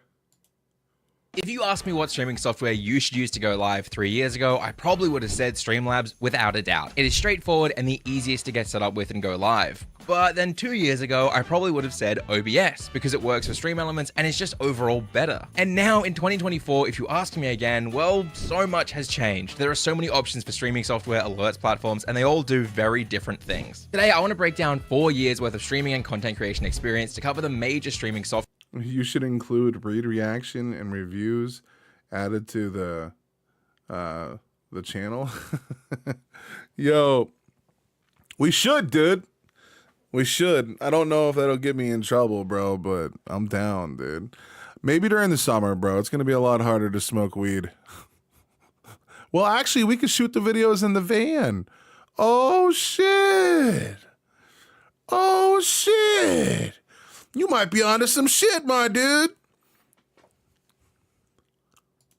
Software. Their pros, cons, are they good for beginners? Will other streamers bully you for using them? Do they make your game lag? Can they make you grow faster? What alert platforms go well with them? What drama have the brands gotten into? And of course, which is the absolute best for you to use? And I don't think there is a simple answer anymore. All of that and more is coming up, but first, thank you to our sponsor, Owned. Owned, your one-stop shop as a streamer, have created an entire scene editor and integrated into their free Owned Pro tool. This means not only can you now get full overlays from webcam borders, alerts, labels, and more set up in just 3 clicks, but you can also use their chatbot, their auto moderator, and try out any of their free full overlay packs without paying anything. And if you want to use literally any of the packs on their website, well, you can upgrade from the free version to the paid and get access to their entire library. And then if you kick in a little extra a month, you'll also get access to the entire Epidemic sound library, gaining access to over 40,000 songs and 90,000 sound effects. If you want to support me, check out the link in the description and try out Own Pro for free, especially their new scene editor, because I think it's pretty damn cool. To kick this off, I think it's probably important to cover the difference between Streamlabs and OBS, because many don't even know that. OBS, or Open Broadcasting Software, is the standard for recording and streaming from your desktop. And because it's open source software, it means anyone can use it, study it, change it, and distribute the software and its source code. This is meant to help encourage industry growth and innovation, which OBS has absolutely done. Streaming would not be where it is today without OBS and their team. But there's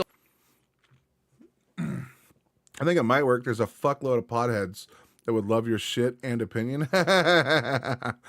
I agree, dude. I agree. And then this way we can always record dope videos. Like, hey guys, I'm about to pop this 4,000 milligram edible. I'll be back in an hour. Like, oh my God, that would be crazy. I probably would die. Yeah, but it would be fun though. And I feel like that would get me a fuck ton of views. Like, oh, I would blow up overnight if I survive. This also means Streamlabs, who were originally an alerts and label platform, were able to take the source code for OBS and use it as their bones. And then they built a skin around it. And not just the skin, but they also built teeth, hair. I don't think you can partake online or not monetize it. I think you might be right. Even though I haven't been banned yet, there have been days I've did dabs on stream. The only thing that is important to me as a stream consumer is the way to tip. That is not going to have 30% go to YouTube. I don't mind a small performance going to, but 30% is robbery. I mean, they do give me a platform to work off of. You know what I mean? Like, they host all of my ridiculous content. But, I mean, I'm not too against it. But yes, I wish they would give me a little bit more in my ad revenue. Those dicks. TikTok is worse. hair, sweaty feet in the form of alerts widgets, their chat boxes, and a lot of other features they've built on top. That is why it's called Streamlabs OBS, or why it used to be called Streamlabs OBS before the drama, which I will cover the drama soon because I think it's important you understand it. But first, what are the pros and cons of Streamlabs? Who should use it and why? Streamlabs OBS has added a lot of features over the years and weirdly also removed a lot of features that OBS built in for some reason, and I'll cover those soon. In short, it does almost everything OBS does, but it also has built in the alerts widgets, the chat widgets, the stream label widgets, and have taken all those things you used to need other software for and integrated it into just the one tool. This was great for beginners as well, and they've been very focused on helping beginners, which is why they also added the overlay tool. Essentially, a designer like myself or own create overlays and they set them up in Streamlabs and export them out as .overlays. This means anyone can download that .overlay and install it with literally one click, which is kind of amazing. Whereas OBS requires you to set it up manually piece by piece. They've also I understand that, Will, but they already have my kids' money for a year of premium and I can't do big tips. No, I understand, dude. I understand. So my tiny too. No, I understand. I understand. also added an amazing tool called selective recording, meaning when I'm live, I can say, hey, record my stream for editing later, but don't record my alerts that pop up on screen. Meaning I'll just have my gameplay and my webcam, which is much better for editing. Wait, what the fuck? Okay, worth watching. But it's not all good news. All these features are great for beginners, yes, which means mostly beginners use the software, and that means they can't fix the issues it has. For example, Streamlabs just being open uses on average a minimum of 8% more CPU than OBS. This is before you even try stream or record. It's just so bloated already. 8% sounds small until you click go live, or until you realize that the beginners who use it don't have beefy PCs. Not to mention, it's incredibly buggy these days, with constant glitches, alerts, lagging, their widget theme resetting, and so many other things. It's such a shame because often new streamers come to our Discord for help, and our group of professional Twitch partners and streamers who volunteer to help these beginners will spend ages trying to, and sadly, to $3 for a tip feels awful when I think 30% of it going to them on top of my premium subscription. Yeah, no, I got you there. 100%.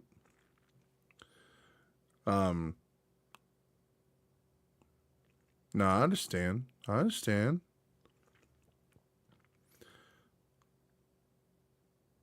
Because Streamlabs is But like, think about this, dude. If $100 just gave like $1, $100 gave $1. God damn it, Will. If 100 people gave $1, that's $80, bro. No, it would be 70. You're getting $70, dude. Which is enough for a full price game. Or a week and a half worth of groceries. just so strangely unstable. The solution often tends to be, hey, can you try this out in OBS, and does the problem still exist? And well, they usually always say, no, OBS works perfectly. And then we just link them the videos that I've Holla! What's going on, Dawn?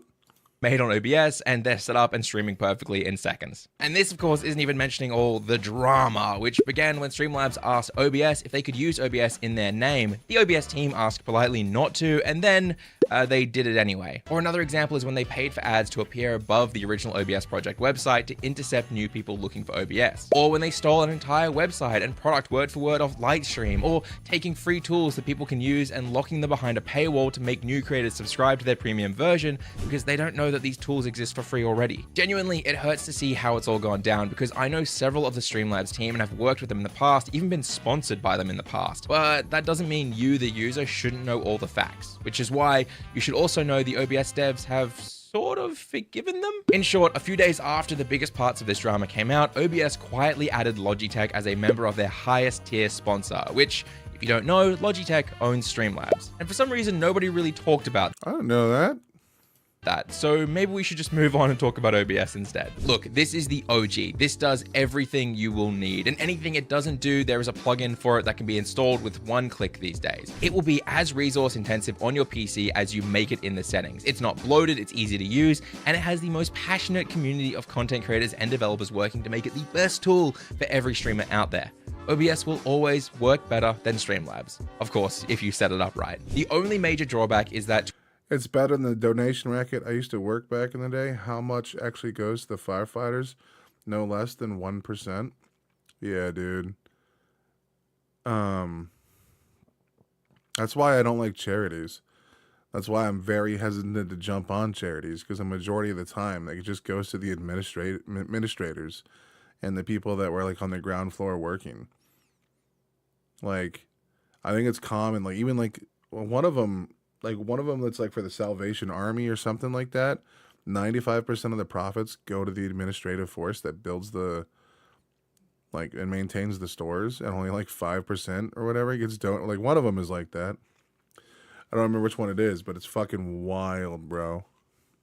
To a beginner, it is very daunting to open We'll never do donations or timeshares again. Yeah, like they even that even happened with there's a YouTube event called Creator Clash, where they would get like YouTubers together and like box, or YouTubers and like Twitch people and whatever, and they would just box an arena. And I think it the first year, I think it made like a couple $100,000. I don't remember. It wasn't a lot, but it was enough for them to think they could do it again, because all the people that participated got paid very well. But the next year, they lost like a bunch of money. And then, like, when all of the drama came out around it, it found out that, like, it was set up to where more than 65% of the profits automatically just went, or was it 35 each or something? Like, it went to just the people hosting the event. You're like, what the fuck? They had us shaking down old ladies for their pensions money for a minimum wage. Yeah, dude. Bro, like, the charity shit is cutthroat and disgusting most of the time. I am not typically fond of charities. That's why when people were like, hey, do you want to participate in Wave of Change? I was like, I want answers. You know? If it's like going to an official organization, that makes me nervous. OBS. There is no quick installs, as I said, so it has to be done manually. But I would argue this means that you get more experience as a creator. It has no alerts, chat labels, or other widgets built in, so you'll need third-party software, which I will cover soon. But as we've seen, this also could be a pro, because if they'd integrated all those things, it could have caused the software to become unfocused and bloated. And because you'll need an alert platform, let's get into that as well. First up, Streamlabs. Yes, it is an alert platform, but they've also made it so that a lot of their alerts and widgets barely function unless Streamlabs is also open and you're streaming from it. It's also quite glitchy, and the way they have the setup and customization is quite archaic and behind the times. There's no visual scene or alert editor, which should be industry standard, but hey, at least it works with YouTube and Twitch. Stream Elements is next, and this truly is the go-to for many streamers. It works with YouTube and Twitch, and it uses a visual scene editor approach to let you customize alerts, chat, stream labels, and everything else visually, making it easier for beginners. It isn't resource intensive, and it does a great job slotting directly into OBS, but be aware, if you use Stream Elements, they will spam you with, to be honest, predatory pay-per-performance sponsorships. These will come through constantly, and if you accept them, well, it means you're going to spend a lot of time advertising a brand that will likely not pay you at the end because you didn't reach their performance goal. Next is Twitch alerts. While they lack chat widgets, stream labels, and all the other bells and whistles that these other tools have, I love them. They are built directly into Twitch, so they don't work with YouTube, obviously, but the amount of customization are generally cool. So I'm just going to avoid all sponsorships forever, unless it's like a weed sponsorship. Like if a dispensary's like, hey, you want to review my bud? I'll be like, sure. And I don't want anyone to pay me money, bro, because if bud is trash, I'll be like, yo, this bud is bunk. Cool shit you can do with them is next level. Finally, StreamerBot. This is the complex bastard child of some geniuses, and it has to be the all-time greatest tool for streamers. You can create not just alerts, but make it so viewers' donations, channel points, bits, subs, follows, whatever it is, can trigger all sorts of things, from changing your lights behind you, turning on sources in OBS, playing songs, literally anything you can think of, StreamerBot can pretty much do it. It's just also very confusing to look at when you start, but it's worth it because it has to be the all-time deepest platform. My daughter had a bone marrow transplant, and we used CODA, Children's Organ Transplant Association, for a nonprofit fundraiser for her medical, and they were incredible, and incredibly. You know, I'm not saying all charities are bad. I'm just I'm distrusting of them. And finally, before I tell you the best software and the combo you should be using, I should say Owned Pro, who yes, sponsored this video, is an alert system. It's a scene editor. It's everything I mentioned in the ad read, so I won't go over it again. I just think it's important to mention it is an option. So which should you use? Well, I have a dirty little secret about this entire debate. These days, if I were to start again from scratch, I would like to be told to go with OBS and Twitch alerts personally, or if I was on YouTube, OBS and Stream Elements. Now, I mentioned a dirty little secret. Well, let me tell you something that I wish people would say more often in this industry. Whichever you choose to use doesn't fucking matter. If your stream does everything you want it to, that's all that matters. At the end of the day, the two programs are practically identical, and a viewer can't tell you're using one or the other. In filmmaking, we used to say it doesn't matter how you get the shot. It doesn't matter what camera you use. It only matters what's in the frame, because that's what makes the viewer feel. If your stream is high quality, if it's clear, you sound good, and does everything you want it to for your audience, then use whatever the hell you want. Stop the idiotic debating, and if you want to learn how to use OBS, click here. If you want to learn Twitch alerts, click here. If you want to become a member to support the content for just $1, click here or here. I'll put it on one side. I really appreciate it. I'll see you guys next week. You put it on both sides. You bitch. Okay. Well, I mean, so Streamlabs apparently is overbloated and buggy. But it does all of the manual work for you.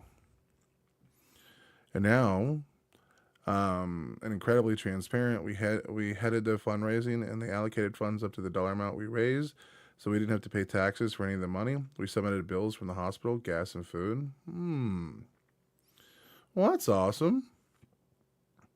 It's always good when a charity does good. The problem is that there are just so many out there. It's hard to know where the sheep and the wolves and sheep's like clothing is, man. There's just a lot of bad news. But it's always good to hear uplifting news. We call that the good news of the day.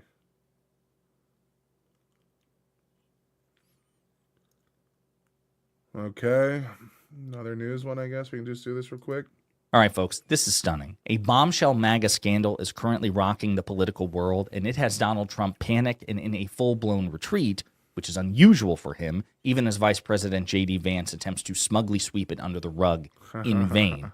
Take a look. Politico obtained more than 7 months of Telegram chat messages between about a dozen young Republican leaders in New York, Kansas, Arizona, Vermont. Now, MSNBC has not independently reviewed those messages, but what Politico published today shows the conservatives openly praising Adolf Hitler, making celebratory jokes about gas chambers and slavery and rape. For example, when the chair of Arizona Young Republicans asked if the New Yorkers in the chat were watching an NBA playoff game, New York State Republican Chair Peter Junta responded, "I'd go to the zoo if I wanted to watch monkeys play ball." Good God, man. That's cool. Jesus Christ. We should note that when Politico asked for comment, the Arizona Young Republican chair declined. Junta claimed the release of the chat is part of, quote, a highly coordinated year-long character assassination led by an opponent, I think a kind of internecine opponent, a fellow conservative. Out of 28,000 messages obtained, Politico identified 251 bigoted epithets in the chat. There were many more outrageous examples of racism, sexism, anti-Semitism, homophobia than we could or would want to repeat here. Here's the thing. These are not like, we're not talking about kids here. The age limit to the group was 40. Many chat members work inside government or party politics.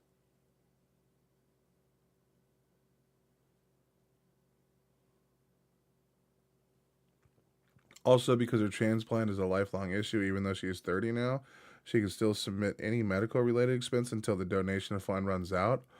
That's fucking wild, dude. Managed to upload a couple of my songs to my YouTube. All right, Ton. We're going to have to get into them then. Shit. One's a state senator. Another works in Trump's small business administration. Politico reports that since they began making inquiries, at least 4 members of the chat have lost their jobs or had job offers rescinded. All right, folks, so we're going to take a look at... Wait a second, dude. So these people are like middle-aged men working for Trump right now. Okay. This article here, and we're going to talk about how even the article explains that Donald Trump is trying to avoid this. He doesn't want to touch this with a 10-foot pole, as J.D. Vance is taking the opposite approach. But this is Stunning, and this report is everywhere. Everybody's talking about this. So let's jump right on in. Okay. Politico is exclusive. I love Hitler. Leaked messages expose young Republicans' racist chat. And again, I want you to remember this entire time, these are not Republican voters. These are not random no-name Republican people, citizens who happen to vote Republican. These are Republican leaders who occupy positions. I shared your reaction to one of my old bandmates.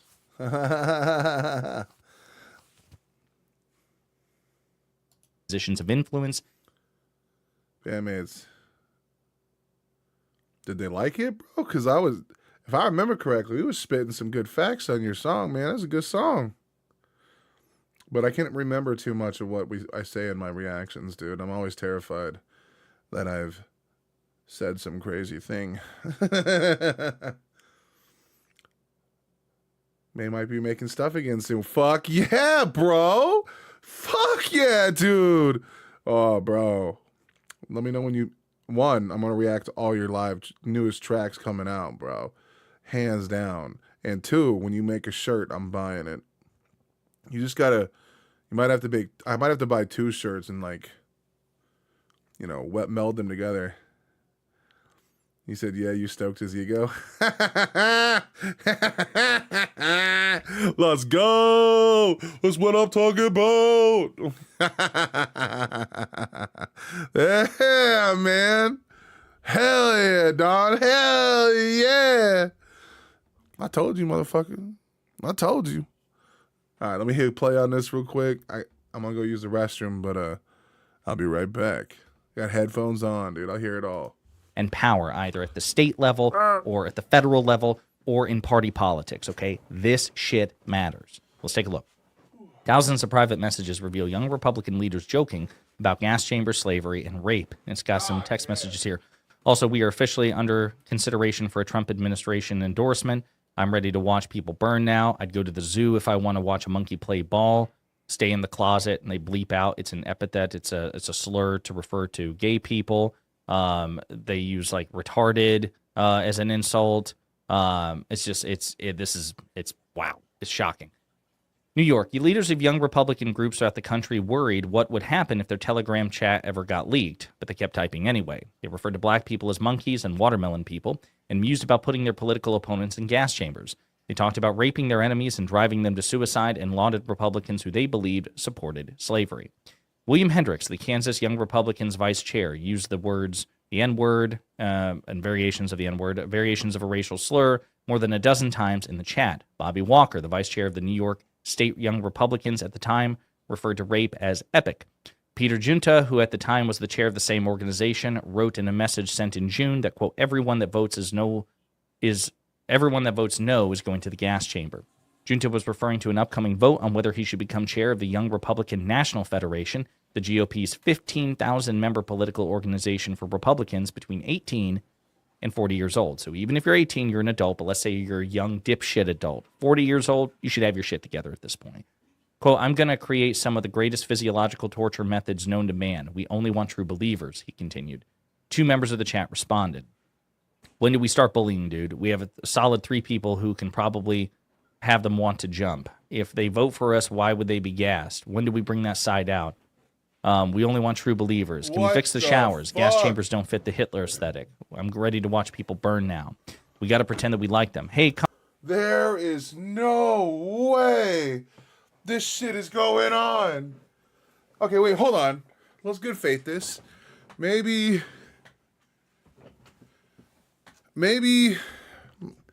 let's good faith this, okay? Maybe, just maybe, these guys were just bullshitting and talking shit, you know what I mean? Maybe they were just having unhinged group chats. I mean, we all have had some wild group chats. Maybe they were joking, like extreme jokes or something. This looks really, really bad, though. Come on in, take a nice shower and relax. Boom, they're dead. Unbelievable. Quote, I'm ready to watch these people burn out, Annie Kate, New York's National Committee member, said. The exchange is part of a trove of Telegram chats obtained by Politico and spanning more than 7 months of messages among young Republican leaders in New York, Kansas, Arizona, and Vermont. The chat offers an unfiltered look at how a new generation of GOP activists talk when they think no one is listening. Since Politico began making inquiries, one member of the group is no longer employed at their job, and another job's offer was rescinded. Prominent New York Republicans, including Representative Elise Stefanik and State Minority Leader Rob Ort, have denounced the chat. And festering resentments among young Republicans have now turned to public recriminations, including allegations of character assassination and extortion. It's not character assassination when you're saying this shit. Don't get into politics if you're going to be unhinged, bro. What the fuck? The 2,900 pages of chat shared among a dozen millennial and Gen Z Republicans between early January and mid-August chronicle their campaign to seize control of the National Young Republican Organization on a hardline pro-Donald Trump platform. And again, we'll get into Trump's response because Politico reached out to Trump to get a reaction from this, and it's not good, okay? Many of the chat members already work inside government or party politics, and one serves as a state senator. So again, I have to drive this home. These are not random Republicans. These aren't even conservative commentators, per se. These are people who actually wield power within the party or in their particular level of government. Together, these messages reveal a culture where racist, anti-Semitic, and violent rhetoric circulate freely, and where the Trump-era loosening of political norms has made such talk feel less taboo among those positioning themselves as the party's next leaders. And that's the other thing to consider. So these are already Republican leaders, but they're people positioning themselves to take the place of Mike Johnson and Donald Trump and John Thune and J.D. Vance, right? This is supposed to be the next generation. Quote, the more the political atmosphere is open and liberating, like... Dude, she left me a boiled egg, some crackers, some cheese, and some meat, bro. Kia spoils the fuck out of me, bro. This is my lunch. Well, my mid-lunch, and then I have lunch when I quit streaming, and then I take a shower, and then we have dinner. Wait. Yeah.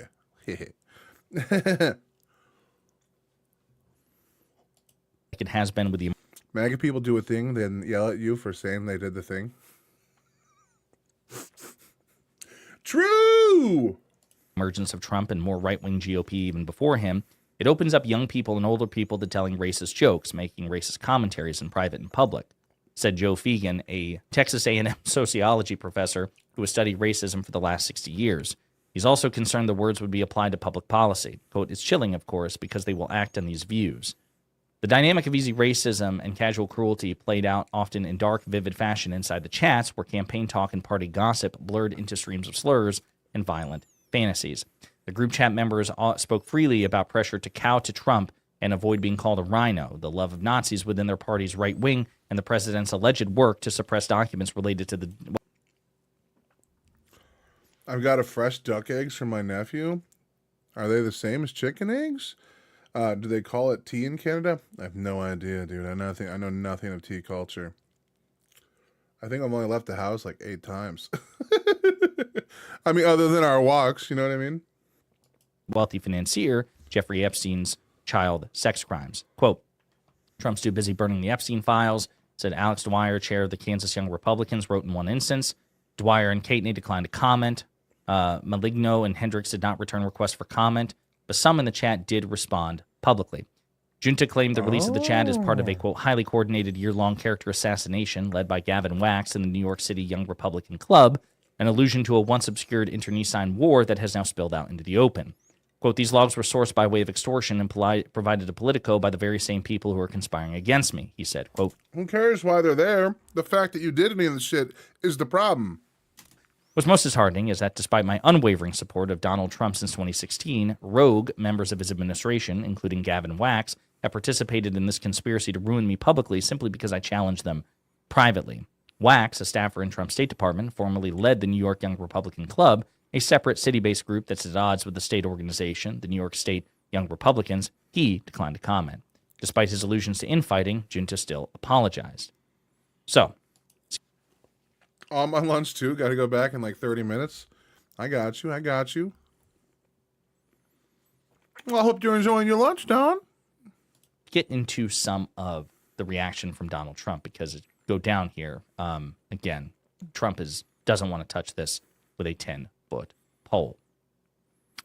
Liz Houston, a White House spokesperson, rejected the idea that Trump's rhetoric had anything to do with the chat members' language. Quote, only an activist, left-wing reporter would desperately try to tie Donald Trump with a story about a random group chat he has no affiliation with. while failing to mention the dangerous smears coming from Democrat politicians who have fantasized about murdering their opponent and calling Republicans Nazis and fascists. He said, quote, no one has been subjected to more vicious rhetoric and violence than President Trump and his supporters. Fuck. Junta tells his fellow Republicans that he spoke with the White House about an endorsement of Trump for his bid to become chairman of the National Federation. Trump and the Republican committee ultimately decided to stay neutral in the race.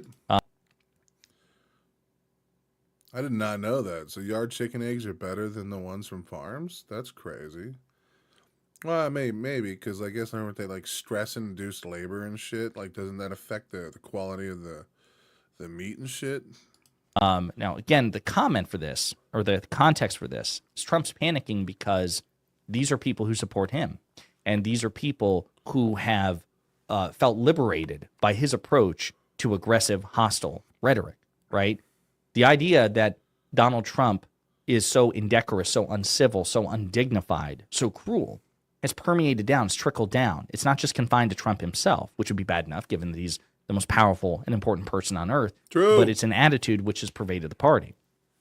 That's the problem with this. That's why Trump is upset about this. Now, in response, J.D. Vance is taking the opposite approach, right? Trump is trying to hide, no comment. How dare you even insinuate that we have anything to do? Yeah, dude, J.D. Vance, that's what I'm saying. J.D. Vance is so scary, dude. I wonder if he can spin it. I wonder if he can spin this. Do with this. This is, you know, again, you would think that Trump would just bulldoze ahead. No, he's running away from this. J.D. Vance, on the other hand, is going out of his way to, I would argue, pour gasoline on the fire. College group chat. J.D. Vance dismisses pearl clutching over young Republicans' leak to attack Jay Jones. So he says, this is far worse than anything ever said in a college group chat, and the guy who said it could become the AG of Virginia. I refuse to join the pearl clutching when powerful people call for political violence. And he's referring to Jay Jones, who did indeed say an unhinged thing in a text message, okay?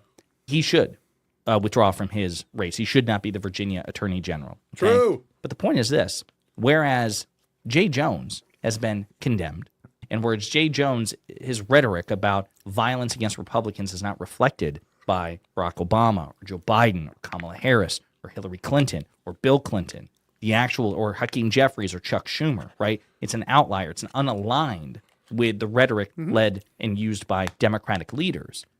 What we're seeing from these young Republicans, the cruelty, the xenophobia, the misogyny, the racism, the vitriol, the contempt, the indecorousness, that is part and parcel of the Trump movement. That is not an outlier. That's pretty friggin' common.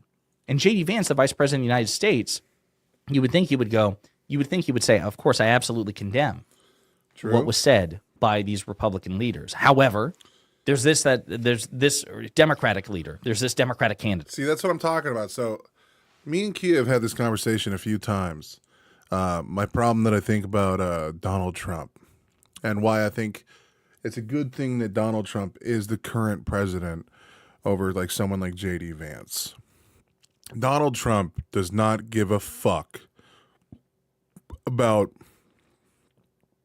what's the word I'm looking for? Donald Trump does not give a fuck about the Republican Party. Oh my God, bro, I'm so baked. I forgot how to swallow right there. What the fuck? What the fuck? Excuse me. That was probably a gross sound. Ugh. Donald Trump does not give a fuck about the Republican Party.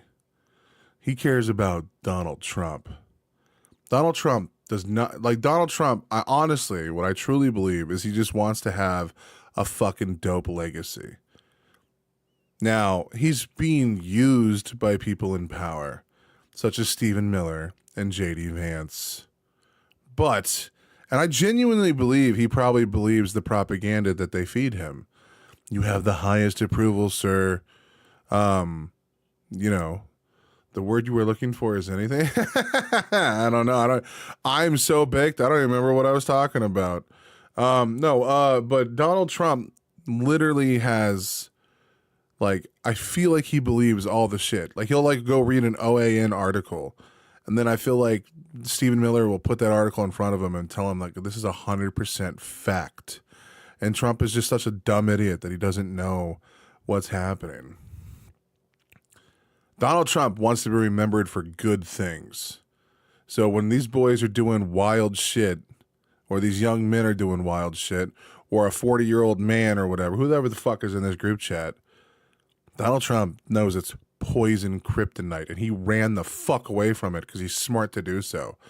J.D. Vance cares about power, about the Republican Party, because he knows the Republican Party is his pathway to the presidency.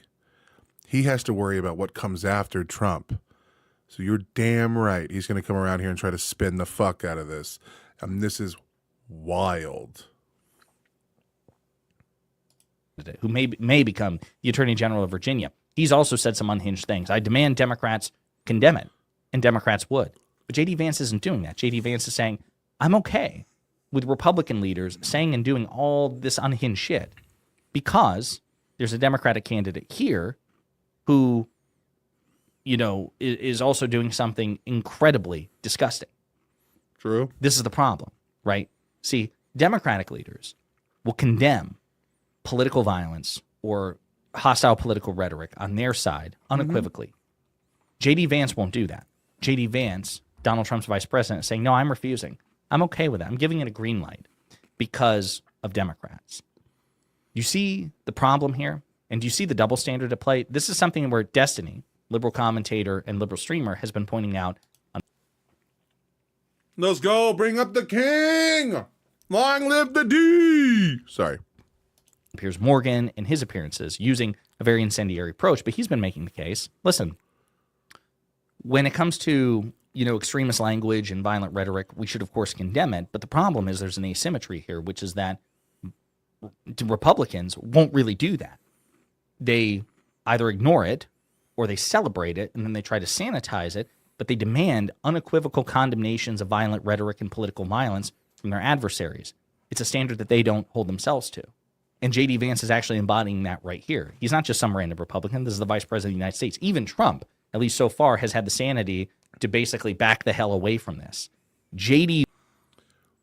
does whatever Peter Thiel tells him to. Agreed. Oh, man. What's going on with this thing? I gotta pay my phone bill, or my internet bill. But this phone's not charging, dude. Well, how lame is that?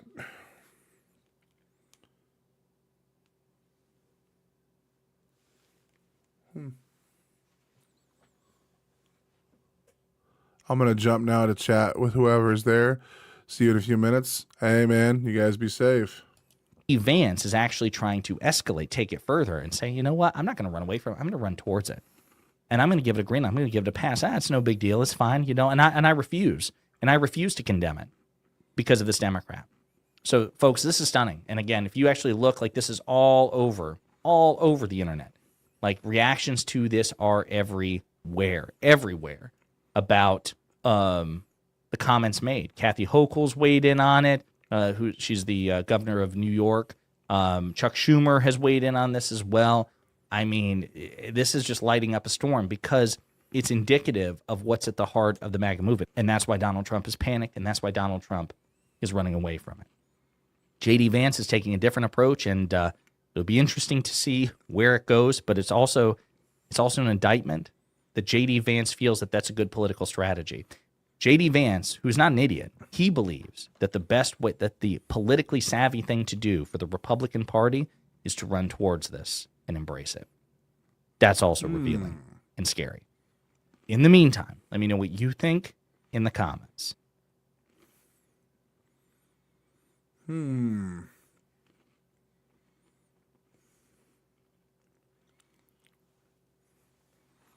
going to go to the premiere but I'll be back as soon as it's done. Yeah, you're good. Enjoy your time over there, Nikki. See you soon. That's wild, bro.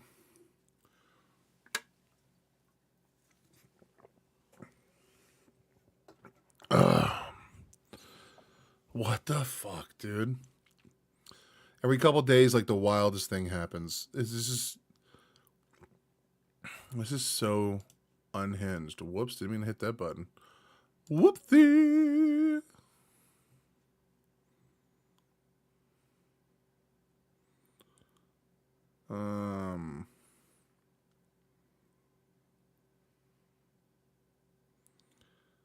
Okay, what does this guy got to So say? there are certain things that smart YouTubers like myself do that almost every beginner YouTuber messes up on. And this just gives us an unfair advantage. And this is coming from someone who owns a YouTube channel with over 1 million subscribers. And last year I made $477,000 just from AdSense alone. And what you do after you upload in many cases can be just as important as what you do before you upload. And these are the things that I do every single time. And it's a winning content strategy that just gives an unfair advantage. So I'm going to show you these things, and I'm literally going to take you through my analytics as well to show you exactly what I do. But before I do that, I want to say something important, because I didn't want to make a video on this because I thought other channels had already covered this topic, but then something happened that made me realize that I have to cover this topic. My brother, who just started a channel on YouTube, messaged me panicking, saying that he enabled this thing called Player for Education because he heard it was a good idea from a YouTube video. And he noticed that his AdSense revenue started to drop right afterwards. Now, Player for Education is basically a setting that highly academic teaching videos might use because people would be watching it in the classroom. But his channel isn't really designed to be watched in a classroom. And the AdSense for Player Education is extremely low because, as you can imagine, there's not that many ads that are played in a classroom setting. So turning this setting on can actually hurt the channel if it's done in the wrong way. And so I started watching some of these videos and I noticed them giving some of the dumbest advice that no actual experienced YouTubers would care about. But some of the advice can actually hurt your channel. And it was clear a lot of these YouTubers were just doing this content as clickbait, and they would just give random advice to newbies that didn't know any better just to stand out. For instance, one YouTuber said that you need to be A/B testing thumbnails when you're a beginner to give your video the best chance of success. This is probably the worst advice you could ever give to a new YouTuber. A/B testing thumbnails is something you do after you already have a successful channel and you're trying to make it even more successful. A/B testing thumbnails when you first start a channel makes absolutely no sense. It would probably take months to even get enough impressions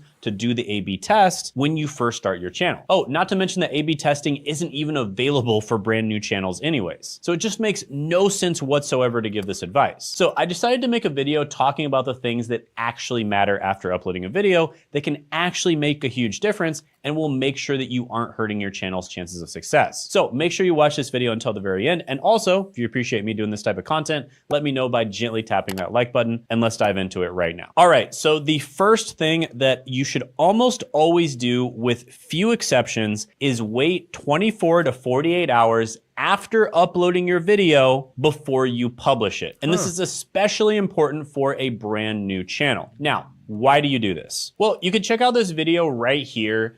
5 free online courses that are replacing college degrees. We have not made this video live. And you can see that we have it on private. And it's gonna be on private for at least 24 to 48 hours before we consider publishing it. And the reason for that is because it takes YouTube's AI around 24 to 48 hours to read your video. And once it does that, as long as it doesn't find any bad things in the video that it doesn't like, it's going to trust your video more. And so therefore it's gonna be much more likely to show your video to people. Now, this is especially important for a brand new channel because the rules for new channels are different than the rules for older channels, right? So if you have a established channel, they basically crawl, or the AI reads your video relatively quickly. But if you have a brand new channel, they're not gonna dedicate as many resources to your channel because they don't know if you're even gonna be successful, or you're even taking it seriously, or you're even gonna be consistently uploading. And so they're not gonna dedicate nearly as many resources to your channel. And so it's especially important that you wait 24 to 48 hours before you publish those videos. Quick break, this video is sponsored by me. Most of you don't know that I actually have my own coaching program on personal branding and then growing and making money on YouTube. And this is good for complete beginners, maybe even people who just want to get a job by growing their personal brand, all the way up to people who are very advanced on YouTube. And they get to work directly with myself and my team to help them reach their goals. Now, We are opening up 3 to 5 spots, and this is pretty rare. 3 to 5 myself able to go all month. Now and they got to 5K a month. Next hack is using the community tab or other social medias to promote your video right after you upload it. Okay, so right after your video goes live, you can use the community tab on YouTube, assuming you have access to it, and now they call it the post tab, so I guess they changed the name. But you can use this community tab on YouTube to upload your video, and you can actually get a decent amount of traffic from YouTube to your video right when it uploads. Now, you can do this for your main channel, or if you have other channels, you can actually promote your content on the community tab for those other channels. Now, this is actually especially effective for a brand new channel. Now, you'll notice I actually don't usually do this on my main channel anymore, and that's simply because I have enough people who initially watch the videos, so it doesn't really matter. And if anything, I want to drive people from my main channel to my other stuff. So for instance, my email list, or potentially to buy something. So it doesn't make sense to promote my videos when I'm already getting a massive amount of views. However, if I start another channel, I'm probably going to be using the community tab to promote it. Additionally, if you're friends with a YouTuber, you could ask them to promote your video on their community tab as well. Now, you can also promote videos on other social media platforms. We need to start reposting your videos on the Ren Rabbit Hole. I don't know, man. That feels like it would just make people angry. That feels spammy. I don't know. I got banned off of Reddit doing that at one point. I used to would post my videos on Reddit, and that did not go over well.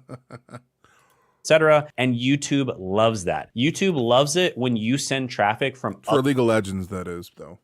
Other social media platforms to them. Even if it's just a little bit of traffic, they absolutely love that, and they're gonna send more impressions out once you do that. And it's especially a good sign if people are watching it right when it gets published. So this is a hack for new channels. It's gonna grow your channel significantly faster if you do this. So just as an example, let's just pretend that this video right here just went live. You would go share, you would copy it right here. Now it does have an actual like create post function, so you can do that as well. But let's just assume you might be sharing it for a different channel, right? So you have a second channel, or you have somebody who's sharing it for you. This is what you do. You create post. You would go to the community tab and you're gonna go ahead and paste it. And then you'd go ahead and copy that image. You would drop it here. And then you'd probably want to, edit the preview a little bit, like, 85K per year, something like that. That kind of looks somewhat attractive. And then you would literally just copy the title and put it there. Put the title there. And then you'd maybe say something like new upload, just to make it, people know that, it's new. So it's almost like news, right? Gotcha, new upload, bitch. Give them a little bit of urgency, and then you would post it. And that's it. You just post it right here and that's it. I'm not gonna do it because this video isn't brand new, but yeah, that's exactly what you do. And this can actually drive a lot of people to your content, honestly. It's actually like super effective, especially for a brand new channel. So this is a piece of advice that I would highly recommend you do. And I did this exact thing for a long time on my channel. Now, by the way, it used to be that you needed 10,000 subscribers to use the community tab. Then in 2021, they changed it to 500 subscribers.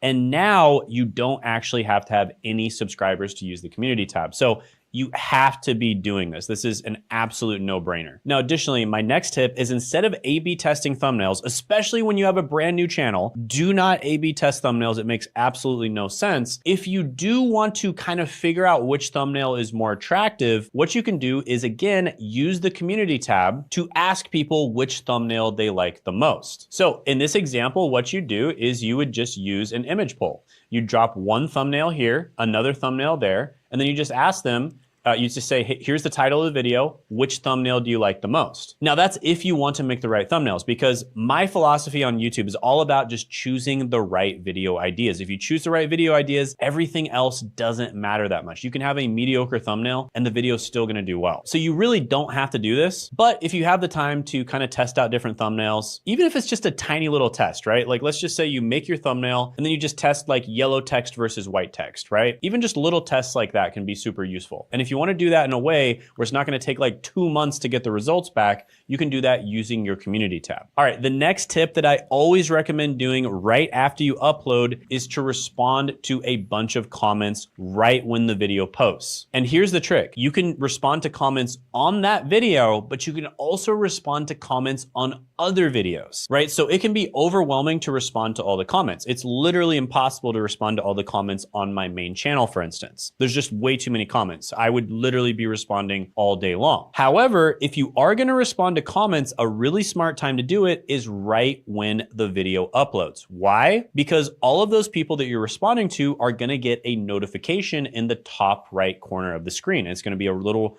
bell notification and it's going to be red. So they're probably going to see it and they're going to click on it. It's going to take them to the past video. And then they might respond to you, but then they might check your channel out and be like, oh, he just uploaded a video. And over time, people are going to realize Shane uploads videos at a certain time. And right when he uploads the videos, that's when he likes to respond to comments. So it almost turns your comment section and videos being uploaded into an event. It's almost like it's a social hour, right? So this person uploads at XYZ time, maybe like, 4 o'clock, for instance, Monday, Wednesday, Friday, and they're always going to be available to chat during those times. So people will actually put that on their calendar and they'll start showing up to your videos right when they go live, almost like it's a show that they're watching. Okay, so right after you upload your video, for the hour after you upload, try to respond to every comment, definitely on that video. But if there's no comments yet on the video, respond to comments on older videos. All right, next thing you should do is have an SEO optimized description. Okay, so this is super easy to do and I'm literally gonna take you through the process to do this. So you go to ChatGPT, you can use the free version of ChatGPT, it's totally fine. And then you're gonna go to your video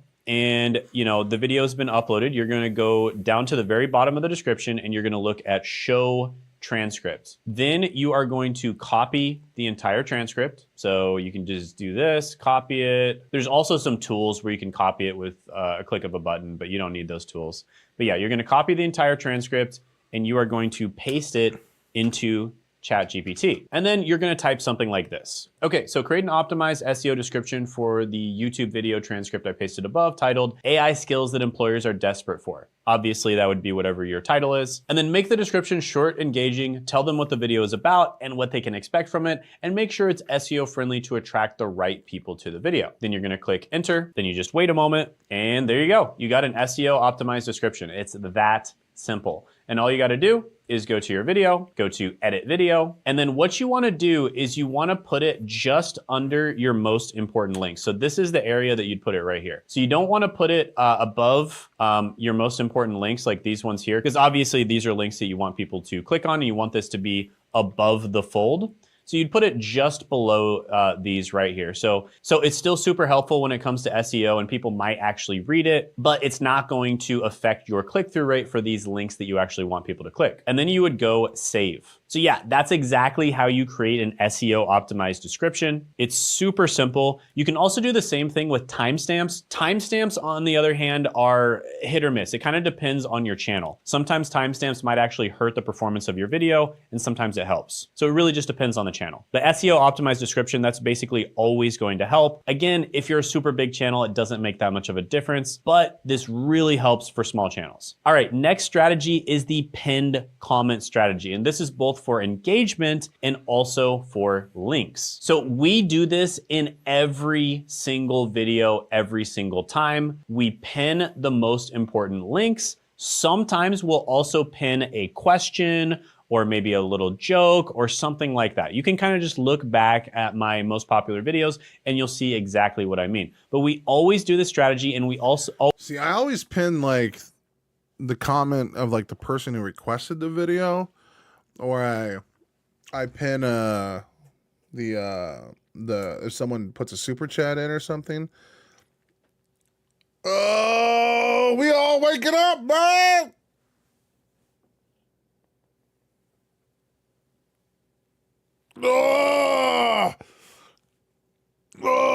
Bear stretch.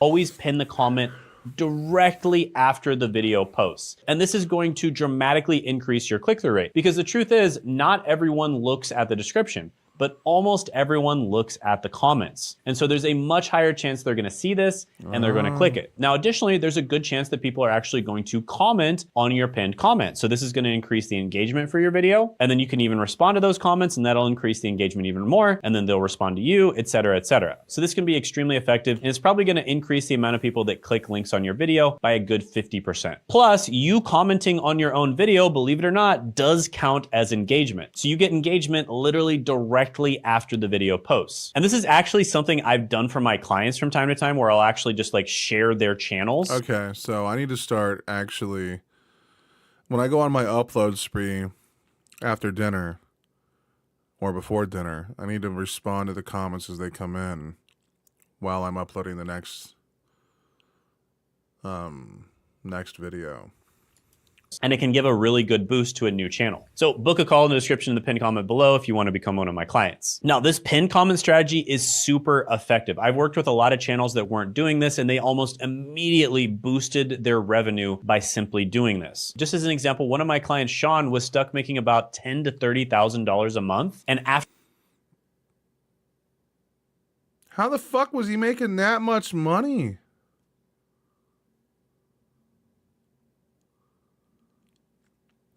I don't get it, dude. These guys probably run maximum ads, sponsorship deals. Like, bro. That's crazy. I don't want that. That's even too much money, bro. $30,000 a month? Dude, $10,000 a month would be scary, bro. But think about the amount of glass I could buy. After 9 months of working with me, we scaled him all the way up to over $500,000 a month. And by the way, if you don't want to work with me directly, I actually compiled thousands of hours of my coaching sessions as well as my content, put it all in one GPT, and then trained it to answer questions exactly the same way that I would. So it's the closest you're going to get to being able to work directly with me. And you can check out that GPT by clicking the link in the description and the pinned comment below. And there's actually 3 different... Yeah, dude, I never chase numbers, statistics, or stats. Yeah, dude. Yeah, I don't give a fuck about that shit. Like I said, if I can get to the point where this number here says $400, I'm cooking with fire, man. I'm cooking with fire.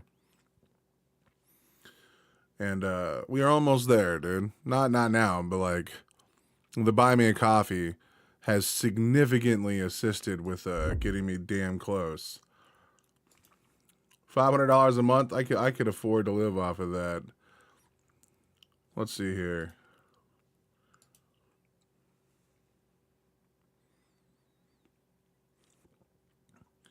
If I were to do my whole Buy Me a Coffee right now, we've made $358 since Buy Me a Coffee has been... Actually, no, I did take $100 out one time when I first decided to move out here. So I've made $458 plus the $200 I made from the first month and whatever else is locked up in the AdSense thing. So, hell yeah, dude. Hell yeah. How do I go back to my page, bro?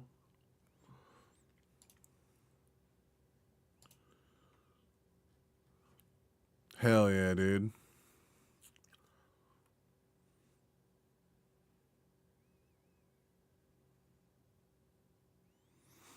I'm so glad you started to Buy Me a Coffee. I mean, I got you, dude. It's just, I'm still not comfortable with it. And Donald went a little ham, dude. I think Donald gave me like 2 massive donations. Crazy guy, crazy cat.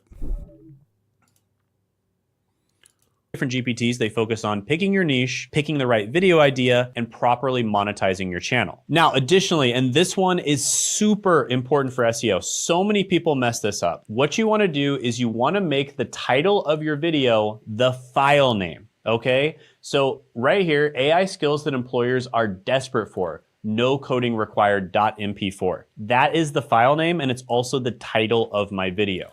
Wait, why? This helps tremendously when it comes to SEO. Now, in order for it to help, you do also have to make your titles SEO friendly. So when you are making your titles, which again, you can use AI to help you make the titles, make sure that you make the titles somewhat SEO friendly. So an example of an SEO friendly title is right here, AI skills. Your main keyword, try to have it as close to the beginning of your title as possible. And you'll see that I do this almost every time. There are a few exceptions just because I really want to make a title that sounds really good. I'll put the main keyword a little bit further down, but usually the main keyword is either at the beginning or very close to the beginning of my title. And that's important. I want to rank for AI skills, but at the same time, I want my title to be attractive so that people actually click it, because some people will actually just keyword stuff a bunch of SEO words in the title, and that is not effective. So AI skills that employers are desperate for, no coding required, right? So I make it super attractive to click. But yeah, make the title your file name. Super, super helpful tip. This tip alone has probably gotten me an extra, I don't know, 10 or 20 million. I would rather do my tiny donos there and not super chant for reasons explained. Buy me coffee doesn't keep as much from. Exactly, dude. Exactly. Well, I mean, it's just like a personal thing, right? Like, I wish that YouTube revenue or ad revenue was enough, but I also know that I don't run the maximum amount of channels. And the whole point of having longer content is so that you can have more ad breaks, but I don't abuse the longer content with more ad breaks because I think it ruins the quality of the content.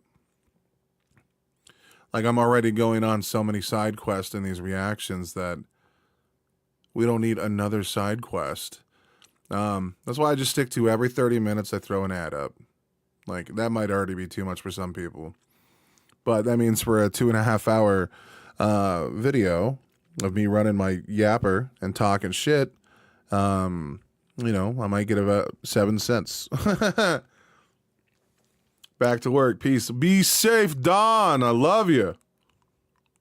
Million views over the years. Okay, next tip is super important, and that is watch your own video on your phone and also your TV. And this is right after you upload the video, and it's both for watch time and also to see how the viewing experience is on both devices. The two most common devices for viewing experience right now in 2025 are number one, the TV. Phones? Yeah, What? literally. More people are watching YouTube on their TV than any other device. And that changed early in 2025. It used to be phones. But number two is phones. So it's still super important for it to look good on a phone as well. Now you want to make sure that the viewing experience is good both on a big screen like a TV and also on a tiny screen like a phone. I've seen this a million times where people will, for instance, be showing something on their screen and they show the whole screen to the point where when people view it on their phone, they can't even see the words, right? So you'll notice in this video, I zoomed in on the things that actually mattered because I want people.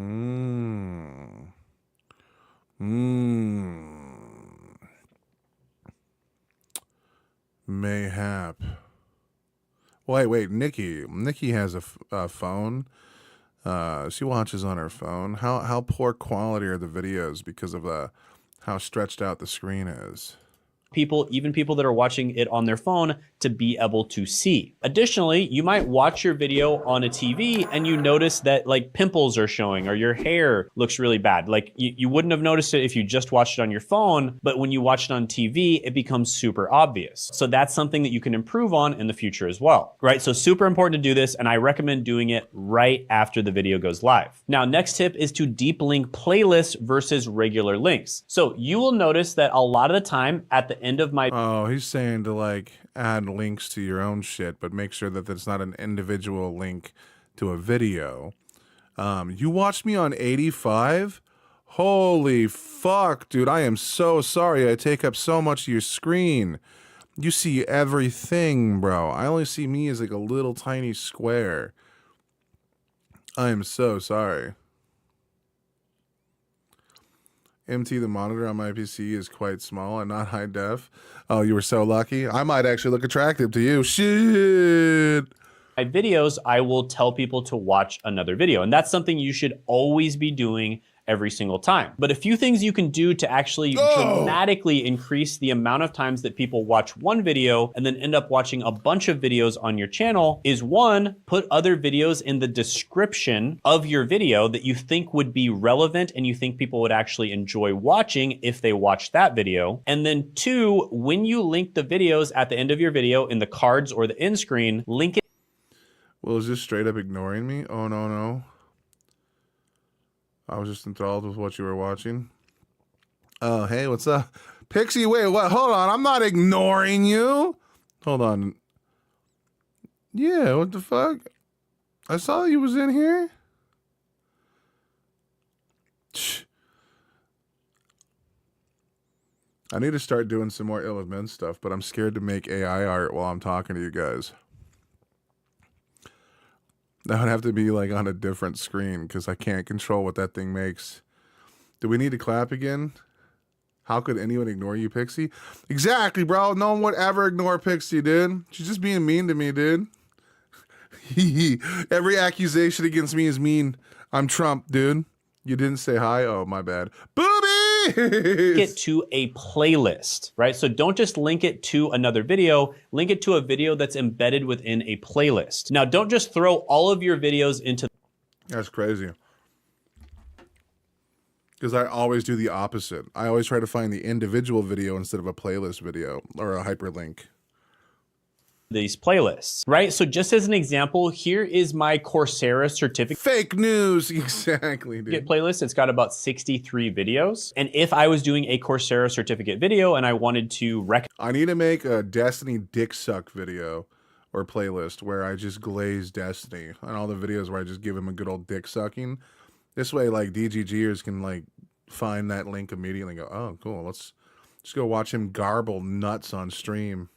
Recommend a different Coursera certificate, I would link to the playlist to the video, right? So I would go to the playlist, and let's just say I wanted to share the Google certificate tier list.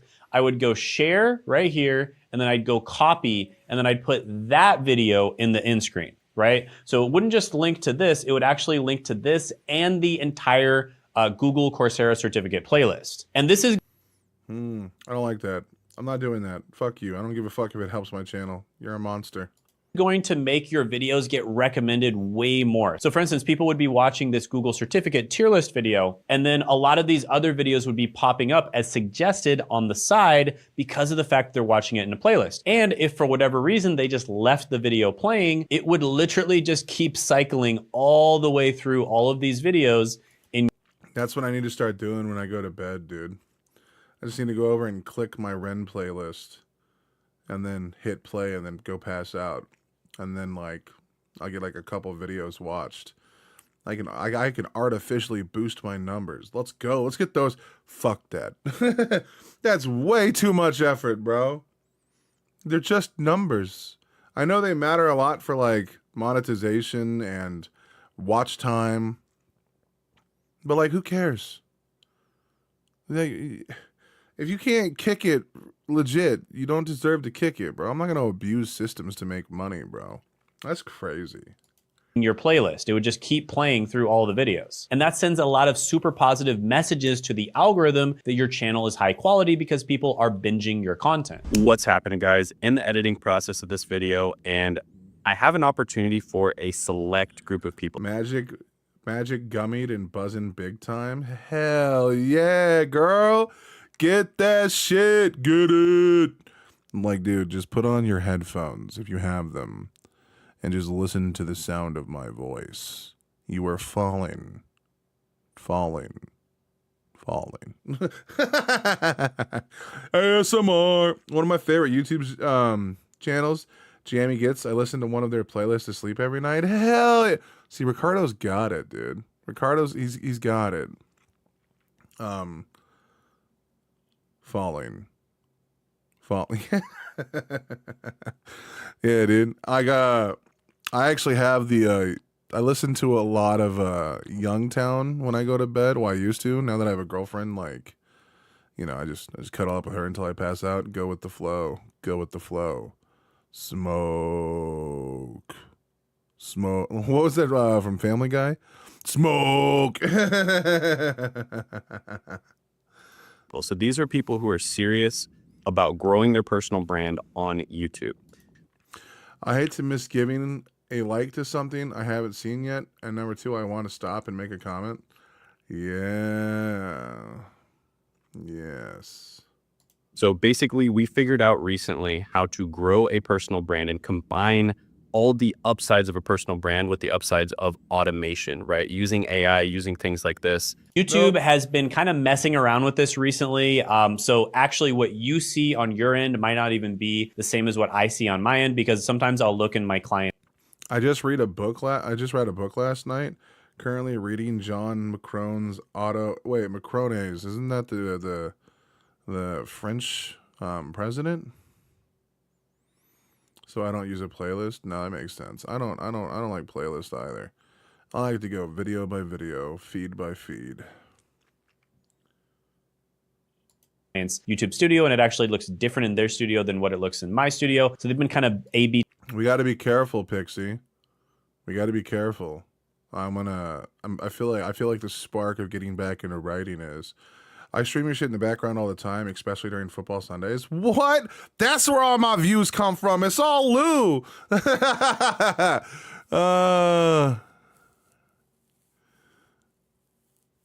Yeah.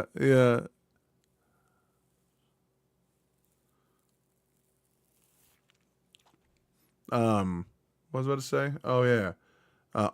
Pixie. I'm about to start writing more of the Ill of Men stuff. And the first time skip is about to happen, so we'll have a reason to start adding in these witch characters. But we got to be careful. We got to be careful. We got to be careful because, like, if characters blow up, people might... Oh, I said that very loudly. Whoops. Already did the high Ren reaction 5 times. God damn, Lou. Lou, you're fucking crazy, dude. Just know, if a character gets really popular in the story, they might want the character to be an Ill of Desire. Sorry, I was making a joke. Fucking Lou's crazy over here, dude. You're gonna burn up, dude. Your whole algorithm is gonna just be my fat ass, and I'm gonna feel so bad for that. So bad. Testing and messing around with this. But basically, you need to add a lot of ads to your videos, and you should definitely enable all options, including mid-roll ads. Now, the exception would be, let's just say you're doing like, I don't know, like a music. Don't be like Fry. He did the nasty and the pasty and became his own grandpa. Dude, I feel like that's a bar, dude. I feel like that's a bar. Is that a bar from a rap song, dude? I know what it's about, but is that a bar, dude? That's pretty much it. Damn, bro. Lou, I'm sorry. Lou, you deserve so much better, bro. But I appreciate everything you do for me.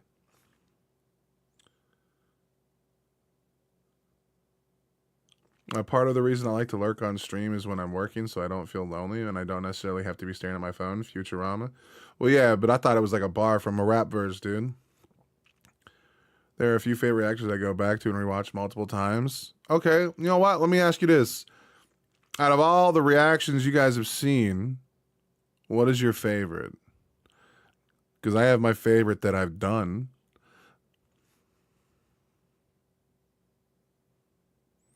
That character's going to blow the fuck up. Yeah, but okay, but Pixie, you have to understand something. The Ill of Desire are the adult books, bro. Back on 74, I did really like that one too, dude. I had a lot of fun with that reaction, dude. Like, Pixie, I don't know if you want me to write adult things. Like, I had to go to Key and I was like, you understand that, like, I'm gonna have to write a chapter of Ill of Desire for your character. And she was like, oh. Like, yeah, this could go very badly. I don't care. Damn. music video or something like that, you probably don't want to interrupt the music video with mid-roll ads. But just about every other type of content, you absolutely want to enable mid-roll ads. And you can... I'm not doing that. 50 Shades of William? Hell yeah, dude. Hell yeah. You gotta let you freak out in one way, right?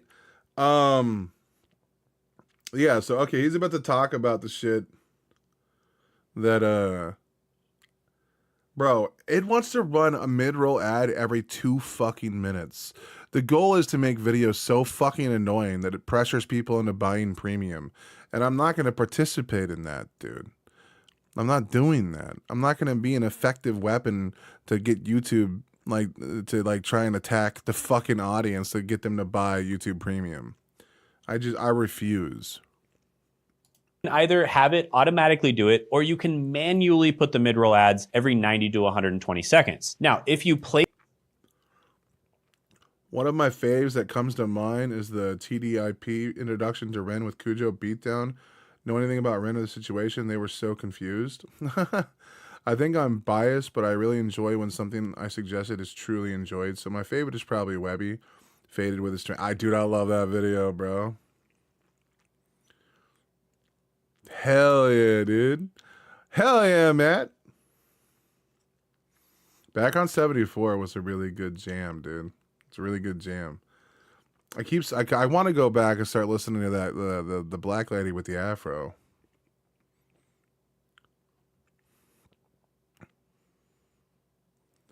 I won't buy premium just like I won't buy Amazon Prime. Yeah, I had to cancel my Amazon Prime, dude. That's the reason why I haven't been streaming on Twitch. Like their Israel ban and stuff for me was just a little disgusting. And their inability to punish Hassan for doing unhinged shit, just nah. I need to get back into some more Webby too, bro. Place the mid-roll ad, and then it says for whatever reason, there's like a little red check mark and it says don't do this, then you want to delete that mid-roll ad and try to place it somewhere else until there's no red check mark. But yeah, enabling all monetization options and also adding mid-roll ads is going to significantly boost your AdSense revenue. And this is going to be good for YouTube, right? Because they're going to make more money. And so when they make more money, they're going to promote your videos more. So this is actually a dirty little secret of the YouTube algorithm. And this is something I've actually talked about in other videos. If YouTube is making more money from your videos, they're going to be more likely to promote your videos more. And I've actually A/B tested. I've literally split tested keywords that are very similar, but for some reason... This is like think tank bullshit. Like he gave some good ideas, but no, I don't like this. And like the idea of maximizing your ads, like at what time do you like think you're going to harm your like audience? Like at some point, like... This is going to sound crude, but a lot of us are broke, dog. A lot of us don't want to afford YouTube Premium or whatever, dude. Like, we're not trying to get up on all that shit. We're trying to be on the free side of things, man. And we shouldn't try to make the content as terrible as possible for them by running ads every 4 fucking minutes.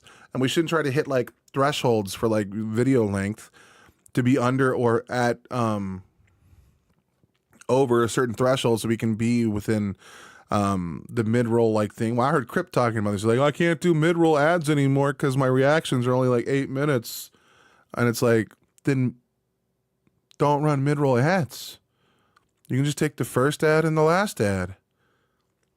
What? All right, I'm done with this guy.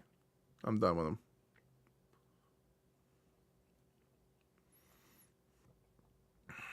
Knocking on heaven's door. The copyright will hit me if I get that, bro. The copyright will get me. Oh, how do you do this? Recently put up a post asking you guys how you clean your Puffco. Multiple people agreed that this was the best process. Let's check it out. You're only going to really need 3 things. One being your Puffco Peak container, like a dunk station to hold your isopropyl alcohol. And last but not least, Glob Mop Q-tips to get everything nice and clean. Pop out that chamber of yours, whatever sleeve you have on there, you're going to want to pop that off and put it right in that isopropyl, everybody. And the same thing with your topper. Now, while everything is soaking in the isopropyl, let's move on to cleaning the base. Make sure that you Q-tip the inside of your chamber really well. It gets really oiled up in there and it can cause all sorts of damage. And make sure you get all around the base plus in the airflow channel as well. That isopropyl should have really cleaned up all of that reclaim on there. Make sure it is completely dry before it goes back on your peak. Plus, if there's anything left on your atomizer, all you got to do is go around with that Q-tip. As for the glass, give it a little bit of shake and let that air dry on that napkin as well. And that is how you are going to clean your Puffco nice and easy with very minimal tools required. Recently put up a post asking you guys how you... I have YouTube Premium. I didn't pay for it. It was my Mother's Day's gift for my kids this year. I admit it's nice, but I can't pay for it. It looks like the adult version of Lazy Town.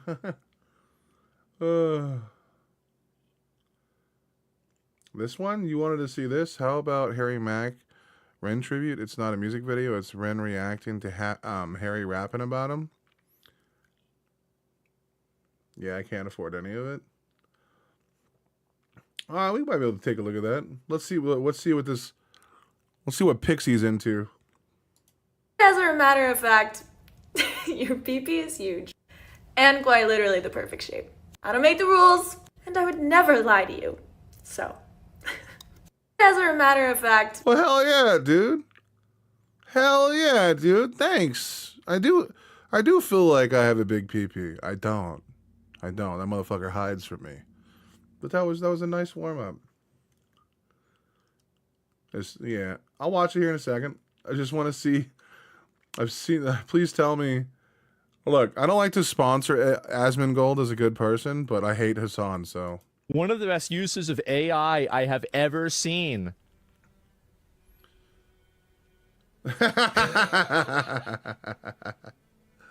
All right. These are so stupid. One of the best uses of AI I have ever seen.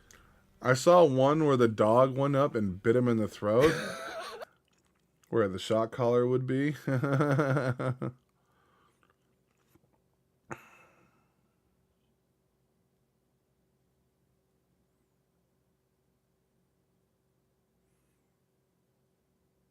right, let's see here.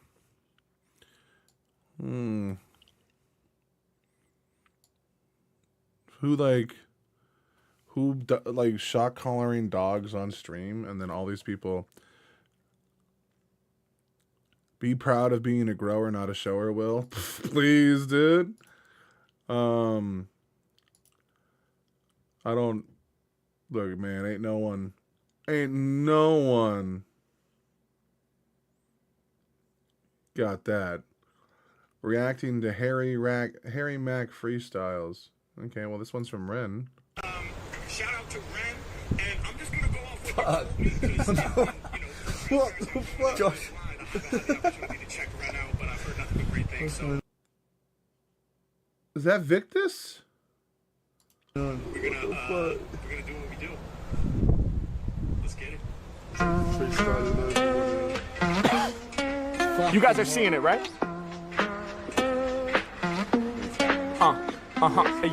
Yeah, come on, yeah. It's a tribute to Ren. We could do it once again. Dude is gifted with the pen. Yeah, I'm displaying my true vision. Gifted with the vocals and a musician. Shouts out to Ren with the steeds. Killing it on guitar, killing it on the keys. Yeah, y'all know his lyrics, they stay magical. When he does the videos, they oh so theatrical. Making the connection, he's about to close in. He goes in, you know he channels his emotions. Yeah, he got the rhyme and steez. Got diagnosed with the Lyme disease. Dog, sorry to hear it. I hope that this flow might lift up your spirits. And right now, you be moving through the clearing. In spite of that obstacle, you on the charts, homie, you be doing the impossible. Ain't even logical, they trying to understand. Wait, Billboard 200 from this man? I mean, we know we got the talent, but hell yeah, dude. You look at Red, bro. He's fucking enjoying this, dude. That's crazy, dude. That's awesome, man. Hell yeah, dude. how did he do it? Dog, he did it independent with the music. Fast, no label needed, no radio appearance. Still he stays moving through the clearing. Fully independent, he's gonna take it to the top. With the positive message, y'all know the shit don't stop. Yeah, y'all know I'ma spit the phrase and paint a picture of Ren like Ricochet. Be painting right now all up on the canvas. This verse that I kick, I hope it gets you the ampus. Yeah, I grip up on the mic and then I spit the phrase. You headed to Vegas, you go check out Mark Rebillet. Dude, he's got a good fucking... He's doing pretty good, bro. What the fuck? This is crazy. You gon' peep the residency. Mark coming through with heavenly steeds. Yeah, I'm sure both of y'all could probably connect, cause both of y'all are musicians that's live and direct. Imagine Mark on the keys with the loop pedal, and you as the independent rapping rebel. Let's get it. Y'all know we connect universe. Here's my question, bro. When is Ren gonna do a track with this dude? What the fuck? Who's Harry Mack, bro? obsolete. Yeah, Ram blowing up most certainly. Once again, I'ma throw it back to a real master with the pen. MC Ram from NWA. No, I'm sure there's a connection, so what can I say? From the old school 80s vibe that was so rebellious to the Ram of our era that stays telling this story of going all against the grain. I'ma do it right up off the brain, yeah. And y'all know I grab the mic and I bust. Y'all better trust, got the pride. I will not fall victim to my lust. I be getting past my addictions. I'm a boss. Matter of fact, never tired, never moving like a sloth. Trying to avoid envy. Nah, I don't know Harry Mack, bro, but he's doing pretty good, bro. And the wrath, all 7 sins, they will knock me off my path. Never with the greed, saw the devil all up at the crossroads, and he tried to get me to settle. He said, all you gotta do is let the AI pedal your music to the fans. I said, dog, goddamn, I could never do it, not at all. I gotta evolve up to the heavenly steeds, forever get free. Shouts out to Rand, who be changing the game, rearranging it with the flames, and he's staying insane. We got the picture perfect imagery from Ricochet combining. Yeah, I feel like all 3 of us in alignment. Add Mark to the equation, and now we shining like some diamonds. So bright that it be blinded, filling in the text, fill it in, ain't nothing funny. I know that we be getting to the money, but not playing the money games. If the devil be up in charge, I know we doing it big, doing it large, hold us in high regard. Rappers can't off with me, y'all know I eat up these tracks, call it gluttony. I'ma keep on feasting on beats, I'm a beast every time I let these freestyles release. Come and get with it, my flow exquisite, these moves I make are deliberate. We be forcing other rappers to pivot, they talk it, we live it, and y'all know I'ma spit it right from the heart. Shouts to Ricochet with the art, let's go. R to the E to the N. We about to bless it once again. Ay, we be getting paper, getting big, Lou. Ay, and y'all know we had to pay the tribute. Wow. When you thought, like, I was like, let's go. Most and, like, drop a bar or two, but that's like a fuck me, brother. Yeah, dude, man was like, oh shit. That's pretty good, bro. That's pretty good. We can all watch that on stream, dude. The Charlie, the Fire in the Booth ones get content strike immediately, bro. That had to be at the end of the day. That's crazy, dude. All right. Harry Mack didn't know Ren when he did this. He just went off on some stuff like Ricochet told him about him. What? That's even crazier, bro. What the fuck?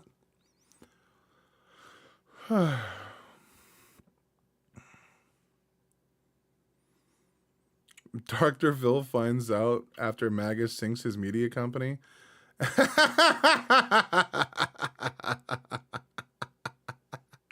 I'm not watching it. It's okay. Don't tell anyone about your YouTube. What the fuck? Why would you? I don't know who the fuck this guy is. Why would you want that? I guess we can give it a shot real quick. If you're starting a YouTube channel, I'm going to show you the one mistake that I see so many people making that prevents new channels from getting off the ground before they even have a chance to succeed. Because if you make this mistake in the first 30 days of your YouTube channel, you could be stuck at under 1,000 subscribers and you could struggle to get views for months.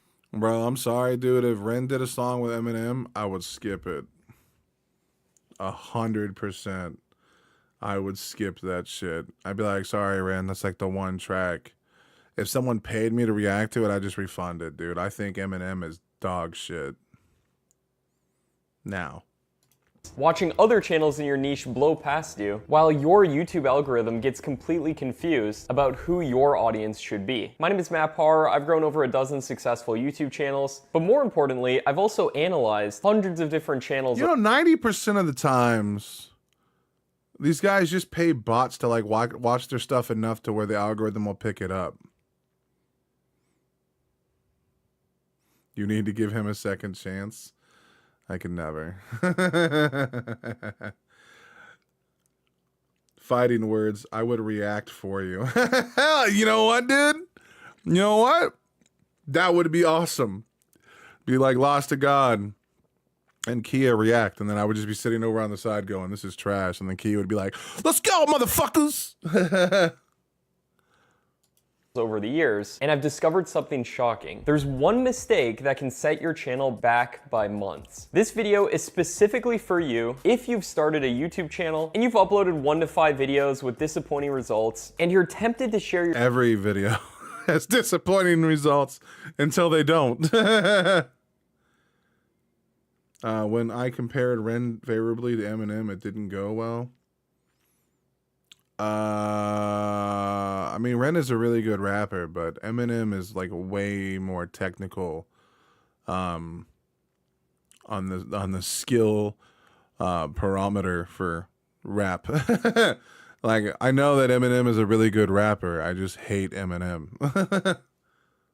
Your channel with friends or family, and you want to build a real business and not just a hobby channel. Here's a mistake that hurts a lot of channels. The moment people share their first video, they immediately share it with friends, family, and their social media followers. They post it on Facebook, send links to their relatives, text their coworkers, and ask everybody they know to subscribe and watch. Now this seems logical, right? You need views to grow, and you want support from people who care about you. So it feels natural. Thanks for lurking still, though, Matt. You fucking...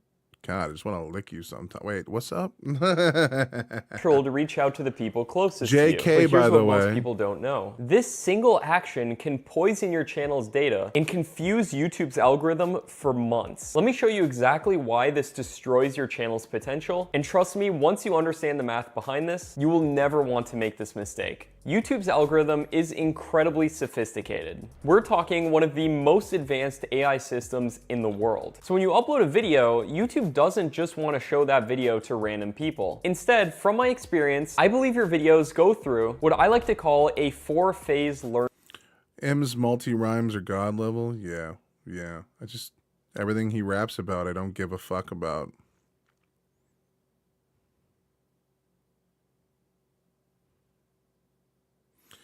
As an overall artist, yeah, dude. As an artist, Ren is a better artist than Eminem. But if we're just talking about rap, Eminem is a better rapper. Eminem is specialized into one field, and that's it. Ren is a talented artist that can do multiple different things, multiple different instruments, and sing and rap and, be a bard in many different genres. As an artist, Ren is more talented than Eminem. But the same could be said for MGK. If you were to just take a look at them on a skill tree, like MGK has higher ranking points across the board. Eminem is a better rapper than MGK, but MGK can play the guitar, he can sing, he can do pop, he can do punk rock, he can do punk pop, like he can do emo, like he can do so many different genres. So that's facts.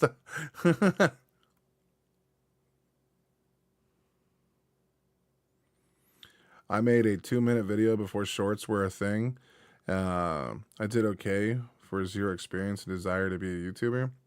Some channels seem to go just to random people. I used to be one where people would always be asking, why the fuck did my algo bring me here?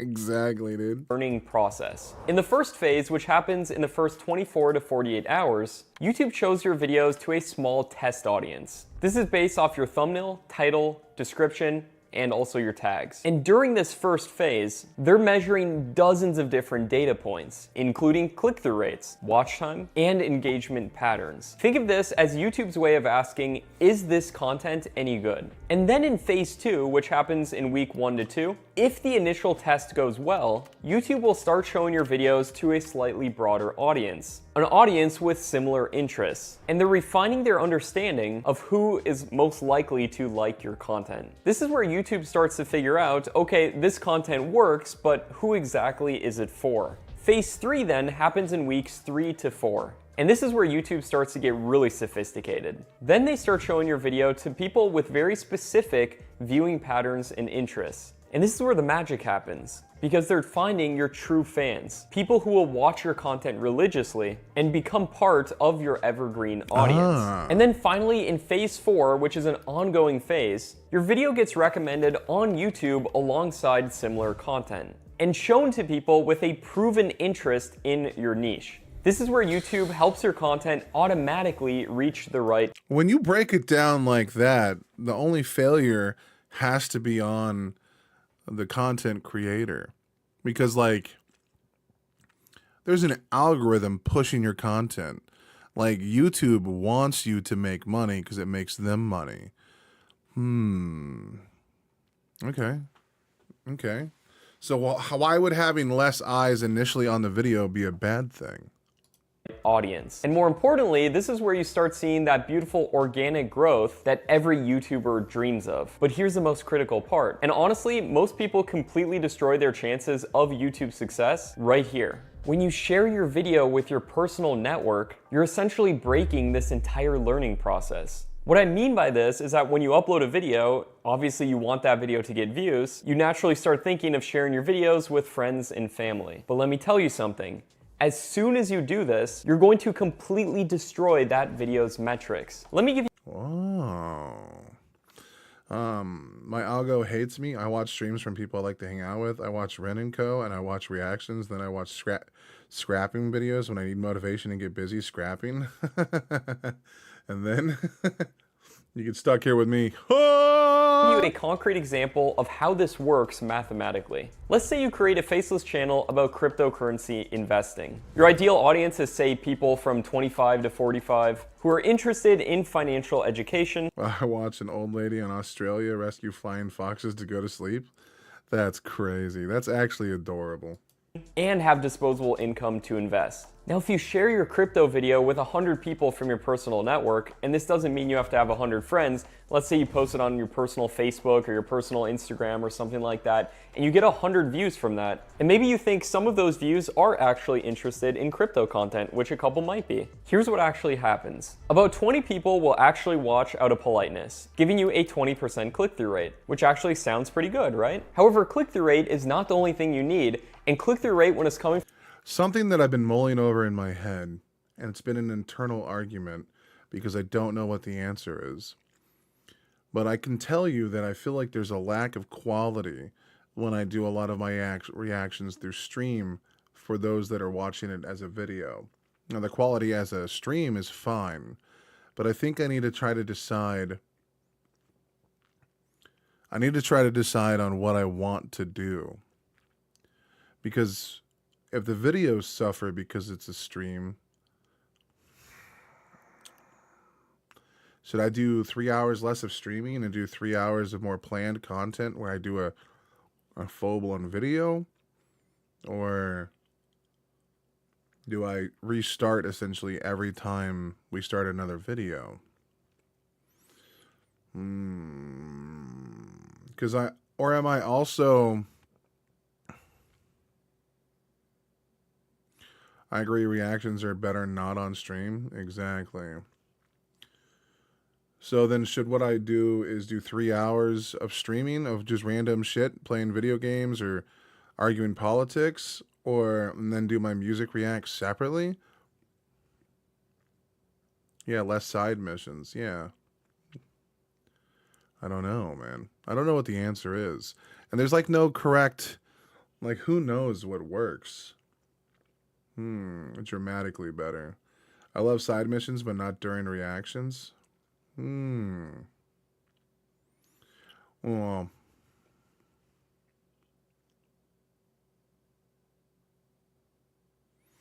yeah, you can make it like it seem like you're not on stream and you just do a regular reaction during the stream.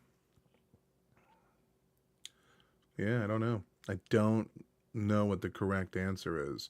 Because by just doing regular videos, that also detaches somewhat from the streaming audience. And then that has a negative effect on the stream. I don't know what the correct answer is, brother. Like, this is very complicated. That to do the intro, ignore the chat, and react, and they come back to the reactions with stream?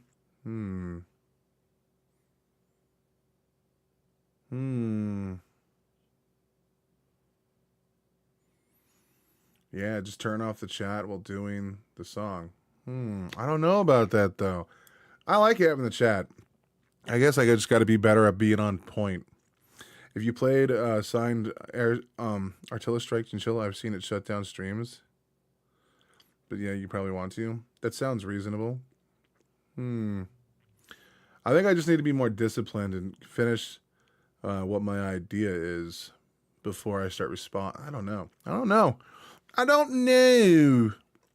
We could also throw up a poll and just ask people, do you guys want more planned videos and less streamed videos? Or Because I could also just limit streams to like video games, politics, and writing, and then just do the music reacts, you know. I don't know. I don't know what the answer is. I know that I upload too many videos in a day, and I think that that negatively impacts the ability for the channel to prosper, because then people have to choose what they want to watch versus this is the next video I have. If you want to watch me, this is what you have to watch. I think I might watch a video on that after this. How many videos should you upload a day? It'll come to? Yeah, I don't... From an external source does not matter nearly as much. You see, those 20 friends or family members will probably watch your video for an average of 30 seconds for an 8 to 10 minute video. That's barely even a 10% audience retention rate, which is absolutely terrible. And of course, barely anyone would subscribe because they're probably not even interested in cryptocurrency. And then YouTube sees this data, and what is YouTube logically going to think? They're gonna say, we shared this crypto video with 100 people, but we got a terrible audience retention. Maybe the content's not engaging, or maybe we're not. 3 to a minimum? Yeah. The thing is that during the stream, there's a chat that was happening before the reaction. So don't to respond to anything after about that before you start the song. Yeah. 42. 3 or less. Not showing the content to the right people. But now compare that to when you let YouTube find your viewers organically. If you let YouTube show your videos to 100 people, which it will, YouTube will test your content to specific audiences if you put the right title, description, and tags on it. And most likely, if you do this the right way, they're gonna show your video to people who are actually interested in crypto content. Let's say only 8 people click though, so you only have like an 8% click-through rate. It is a lot lower. However, that's an 8% click-through rate on the actual platform of YouTube. And then let's say those 8 people watch for an average of 4 minutes on an 8-minute video. That's a 50% audience retention, which is amazing. And 3 of the... And I think that's one of the good things of our channel. Despite the fact that I have such long, arduous side quests, I think my average watch time on a few videos is actually relatively high. Double check chat filter. Mine keeps going back to the top messages. Yeah, I'm on live chat myself. See?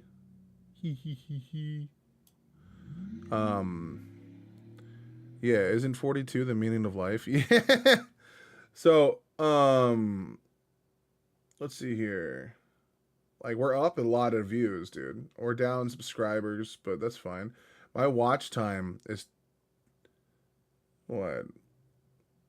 My typical is between 50 to 2.6. Oh, and deleted videos are in here. Okay. So the watch time is good. Yeah, there we go. This is where we can see it. So my Ren video, the newest one, is sitting at 1,314 views. The average watch time for this one is 6 minutes and 58 seconds.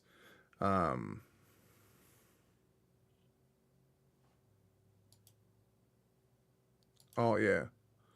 Yeah.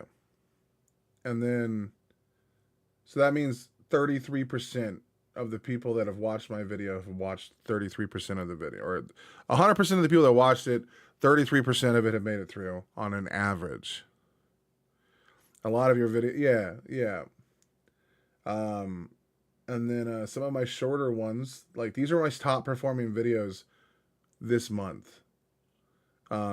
So my top performing videos right now are the new Rin and Skinner Brothers ones, because I was really quick at that, which is a bummer because I won't be very quick at that tomorrow because I'm going to be in Regina.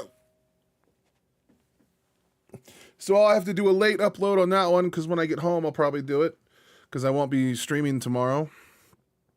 I'll be making like recording some stuff, but then yeah, this Casey Chambers one, 37%. This is huge.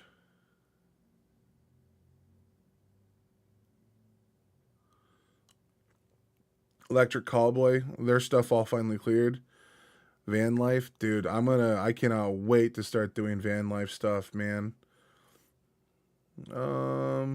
It's crazy how like none of the big push is up here. And those are the ones that we've been working to for a month.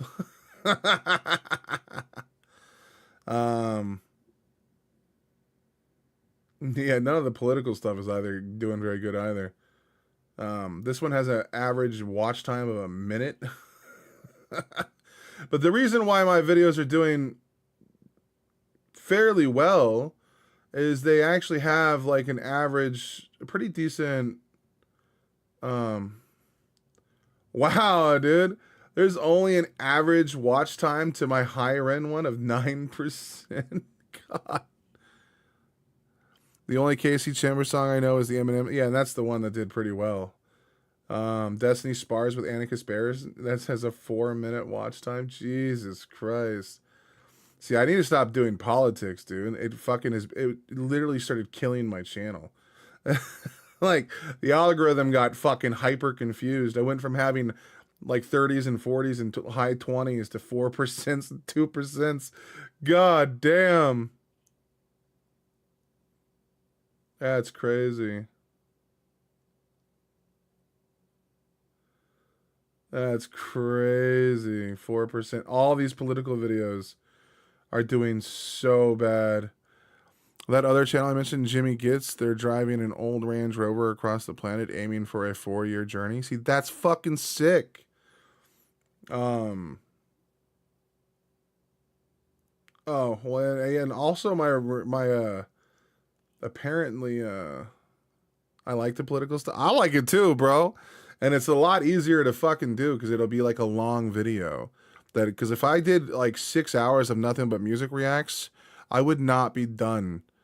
Once I finish streaming, I would be uploading like 8 to 12 videos a day. I don't go back to the political stuff and rewatch. If I was on the stream, I don't do it. If I miss the stream, I will speed it up to 4 times to make sure I didn't miss any good stuff. Hell yeah, dude. My house common potato, dude, has got 38 fucking music stuff afterwards. Yeah, see, that might be what it is. Political stuff, video game stuff, bullshit stuff, maybe even like some dabs. Yeah, I don't know. This is crazy though. This guy's making me think my way through some things here. Those 8 people watch for an average of 4 minutes on an 8-minute video. That's a 50% audience retention, which is amazing. And 3 of those people actually subscribed because they're genuinely interested in the content. YouTube sees this second scenario and they think, wait a second, this video actually is doing good to people who are interested in crypto and finance. Let's show it to more people like that. And the difference is night and day. In the first scenario, you taught YouTube that your content doesn't work. In the second scenario, you let YouTube discover that your content works amazingly well, but only to the right audience. Now here's where this gets incredibly expensive in terms of your time and potential revenue. Let's look at what happens in the course of... Yeah, dude, we need to start doing more of that. Because, like, these new rules, oh, shit, that reminds me, I gotta pound some of this water. Gotta pound this trash. I'm gonna mute this so you guys don't hear me chugging this like a fat fuck.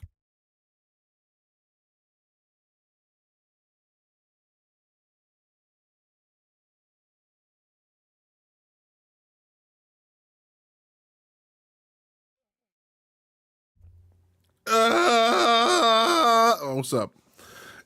If I like an artist, I can't just watch a few songs. I have to listen to everything they've ever done. Fuck, dude. We are so polar opposite. Like, if a Rin song before I was reacting to, like, because, like, my biggest problem, the problem with my channel is it's gone through so many iterations. Honestly, it's probably a cursed channel. I should probably just scrap the whole fucking thing and start over. Or make, like, 3 separate channels. I don't fucking know. And then I should just have like one as a reaction channel, one as a politics channel, one's a gaming channel.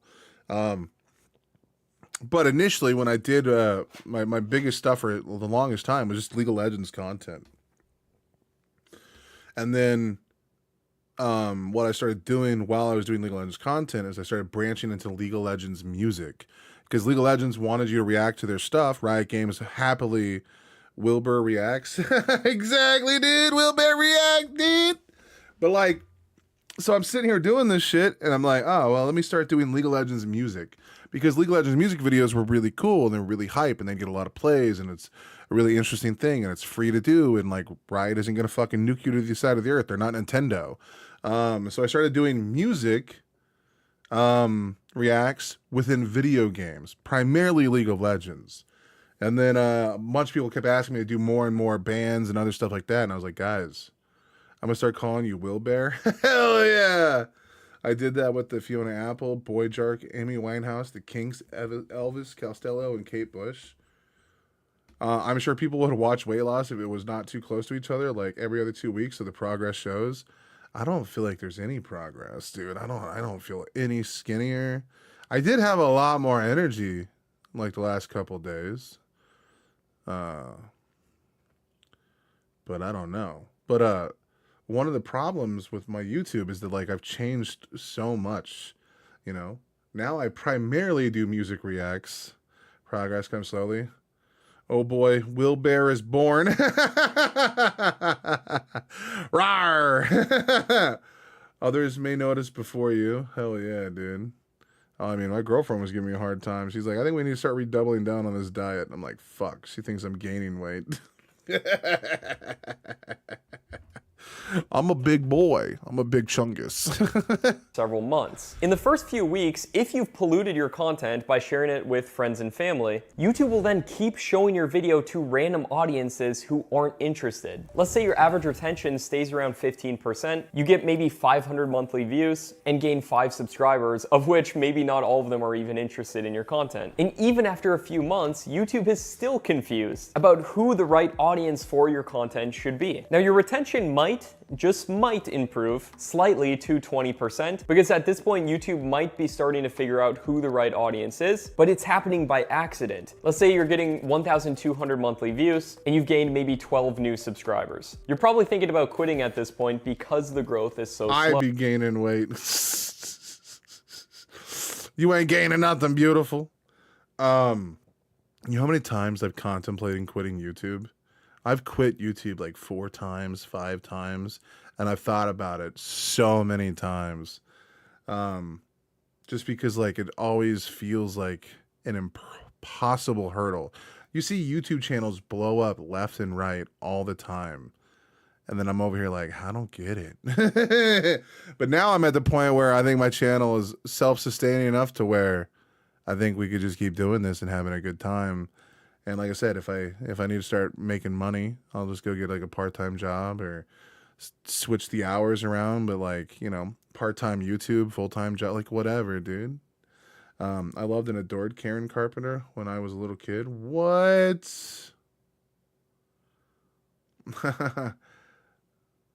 We getting healthier, Kia. I just pounded at like so much. And also like, that's a fair point, dude. So like, look, I'm going to give you guys an analogy that I think is kind of cute. Now, I could totally be wrong. So, one, I'm going to become Batman. All right, guys, what's going on? Look, my analogy is that, like, I was like the system, and Kia was like, I'm going to fix the system. She did not understand that the system corrupts because I am all-powerful. And, look, hey man, my lifestyle is fun. Let's get high. Let's drink. Let's relax. Oh, who wants to exercise? Let's go hang out on the couch. You must always approach me under caution, because man, when I'm around people, they get bigger. I'm like an infectious disease. Like someone's like, hey man, I feel like exercising after work. And I'll be like, yeah, but ice cream though. Ice cream though, dude. That didn't take long. What I missed? Nothing. Other than beautiful people in the chat being beautiful people. And I've seen a lot of people give up at this point, especially if they invested time and money and they didn't see any returns. And the worst part is they didn't see. And I grew up to have an eating disorder, nothing to do with her all doing with a boyfriend who kept calling me pig, saying you're gonna eat all that when I was 105 pounds. Like, what the fuck, dude? Yeah, welcome back, Matt. And what guy would say that? What the fuck, dude? You were 105 pounds? I'm sorry, Pixie. I would have force-fed you food. I'd have been like, girl, you need to gain some fucking weight. You're going to disappear. The wind is going to blow and you're going to fly the fuck away. And then, like, your boyfriend would lose his girlfriend. Like, why does he want his girlfriend to disappear? Like, could you imagine if you were walking over, like, a grate? Like a sewer grate and you just fell right through? Like, what the fuck? Give me a little tummy. Come on, what the fuck is wrong with that, dude? As long as the girl, I am now 98 pounds. Pixie. I will drive to wherever you are, and I will force feed you cheeseburgers. We'll get a stick of butter, and I'm going to make you eat it, like, just raw. Yeah, he was a dick. I'd make you a sandwich. Exactly, dude. I'll get in the kitchen. Just know that I'm terrible at anything. So if you want spaghetti, it will be terrible. It will be, the noodles will be hard and soft at the same time. It's going to be dividing by 0. See returns because of a mistake that they made themselves, but they might not even know it. Let me elaborate a little bit. See, if you had let YouTube find your audience naturally, those first few weeks would look completely different. YouTube would show your videos to genuinely interested audiences, your retention would be significantly higher, and of course you'd be getting way more views. The subscriber count would have increased relatively quickly, and you wouldn't be giving up. That sounds a lot better, right? And within 3 months of letting YouTube do its own job, the algorithm would understand your audience perfectly. Let's say your retention stays at around 50. Now, is that what slowed my growth? Was I switched some of my content? I would disagree, sir. I was doing Destiny videos before Ren videos. I'm ordering you a pizza at Pixie. Exactly, dude. That's like dude. I can't do El Dante. Will is bored. How am I bored? And plus, I'm like learning stuff. I'm always gonna be bored, dude. I'm a terrible student. I used to just be really good at retaining stuff.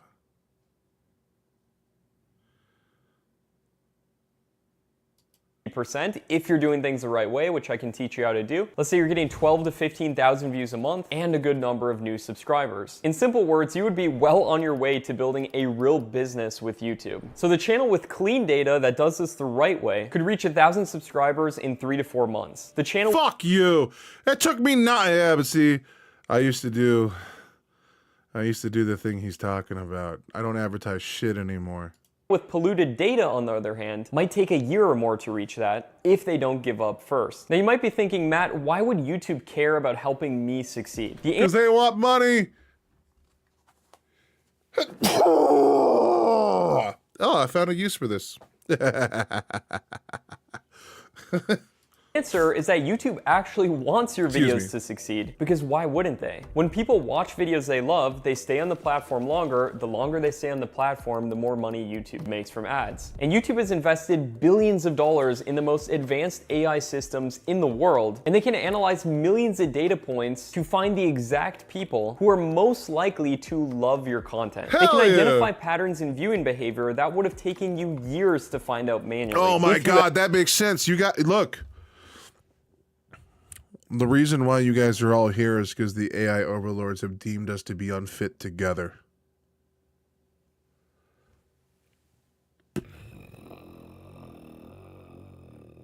Sorry. Ever found them at all. The truth is, YouTube is way better at finding your ideal audience than you are, but they do need clean, accurate data to work with. When you pollute that data with viewers who are never going to be interested in your content in the first place, then you're essentially sabotaging their ability to do so. Now, this doesn't just affect— Dude, our entire relationship is based off of AI. I didn't think it would be hard to lose 30 pounds because it came so quickly, but I'm really struggling. My God. My God. I need to lose like 180 pounds. I could lose almost 3 pixies off my body before I would be healthy. That's wild. your views and subscribers either. It directly impacts how much money you can potentially make from your channel. And the numbers are shocking. Let's say you're getting 10,000 monthly views on your channel, and if you have the wrong audience watching your videos, your CPM could only be $3 per 1,000 views, because your audience has no specific interests that advertisers can target. Plus, if you're trying to sell a product or a service like I recommend doing, your conversion rate might be 0.1% or less, because people aren't actually interested in your topic. So your total monthly revenue in that case is $50 a month or less, which is disappointing if you're putting a lot of time into building a YouTube channel. But if you have the right audience watching those same exact 10,000 views a month, you could get a $15 CPM because your audience is highly interested in your niche and advertisers can target them correctly. That's 100. Oh. I feel cheated though because my was gained because of medicine. Yeah, that'll do that. See, at least I got to enjoy all of the scrumptious food that I devoured over the years. When I tell my girlfriend of the meals I used to eat, she's like completely mortified. She's like, "You did what?" Like, all right, let me just go through the average day for Will Berry. I'd wake up. I would have an energy drink. Daily, I would have the orange Rockstar with a banana. So I'd have a banana and an orange Rockstar for breakfast. And then when I would drive to work, I would stop at like Speedway and I'd get 2 sausage sandwiches and then I'd go to work.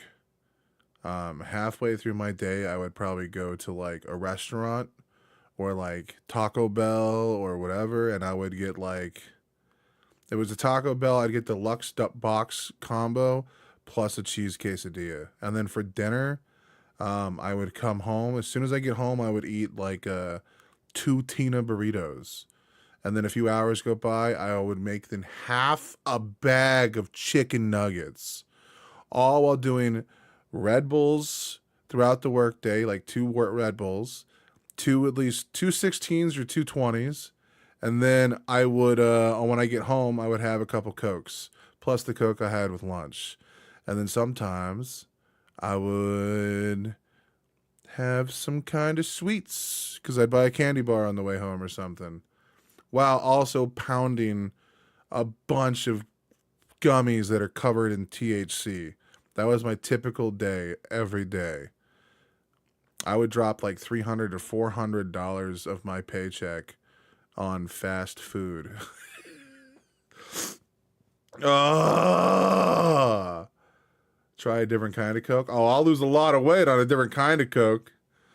And then when I was unemployed, I would wake up, orange Rockstar, and then a Red Bull with a banana, and then for like fucking, what is it, for breakfast, I would have after that like 2 Tina burritos.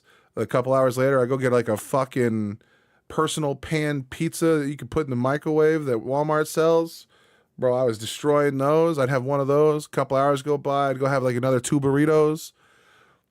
Like, and then after that, I'd get like half a bag of chicken nuggets, bro. We're talking like 30 chicken nuggets. I'd destroy, and I would drench that shit in fucking ketchup, bro. Like, my caloric intake is so fucking small now, and yet I still feel like I'm fat. Ugh! And now we walking shit is crazy. Yeah, dude. I was on the verge of death, homie. Like, I when I came up here, dude, I was having like itchy legs and shit. Like, things were about to start falling the fuck off, bro. God damn. $150 in ad revenue right there. And let's say your conversion rate then jumps up to 2% for affiliate products you're promoting because people are genuinely interested. Your total monthly revenue could be $500 or more. Same number of views, 10 times the revenue, just because you have. God damn, bro. I need the right audience then. What the fuck? Because that's all I need. 500. I could just We could just like shut down the channel essentially. Like no more new subscribers. We'll just stay right where we're at. Like, the right audience watching your content. Now, this doesn't mean if you don't share your content, you'll instantly make thousands of dollars. I can't guarantee you'll make any money at all, obviously, but this is exactly what I'm doing on all of my channels that I start. I never share them with family or friends. And as part of the reason, I don't share a lot of my channels publicly either. So instead of forcing views through your personal network, you need to optimize your content to be targeted to the right audience. Use the exact keywords that your viewers... I don't like this messaging though. This feels like emotional manipulation. And like, I hate advertisement. I feel like this guy has like some kind of experience as an advertiser or something. And it feels gross. Are actually searching for. Create thumbnails that your audience actually wants to click on, and you do this by modeling on what's already worked on YouTube. And then the hardest part, resist the temptation to share it with friends and family. Upload your video and then let YouTube's system do the rest. Trust me, patience here will pay off exponentially later. And then after a couple weeks, you can look at your analytics to see if YouTube is finding your right audience. Your average view duration should be at least 35% in most niches if you're producing. Turns out I wasn't as healthy as I thought. I got turned down for a clinical trial. Slimy Shady. God damn it, you guys are crazy. 8 to 10. Okay, 35 average view duration. Videos. Your click-through rate from YouTube recommendations should be around 4% or more for most niches. And the comments you get on your videos should actually be related to your topic. And by the way, if you want to put really... Okay, we might be in the right audience sector. What's up, baby? Shit. Good metadata on your videos without having to do tons of research or anything like that, you can use the TubeMagic Warp Upload feature to upload your videos, and then use TubeMagic to automatically generate a great title, description, and tags that will make your videos optimized to find the right audience the right way. I'm not using AI to do everything for me. Unless it's like adding like an image over like a small section of the song. I'll use AI editing. That's about all. Fuck AI.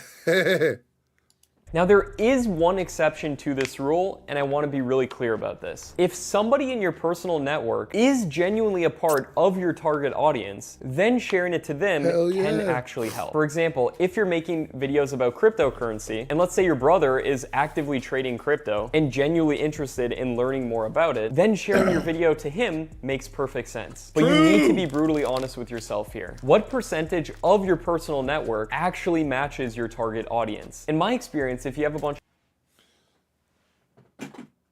Shit. Trying to work on my drinking a bit now. I'm probably down to 13 beers a day or so. Fuck yeah, dude. Hell yeah, Matt. That's fucking sexy, homie. The dedication to go through such a hard, powerful, like I think quitting drinking is the hardest thing to do. Yeah, I think that's like the hard, like I've heard that. I have a sister. Well, I have a family member. Fuck it, I have a sister who quit heroin. Super easy. Quitting drinking, she's still in AA, dog.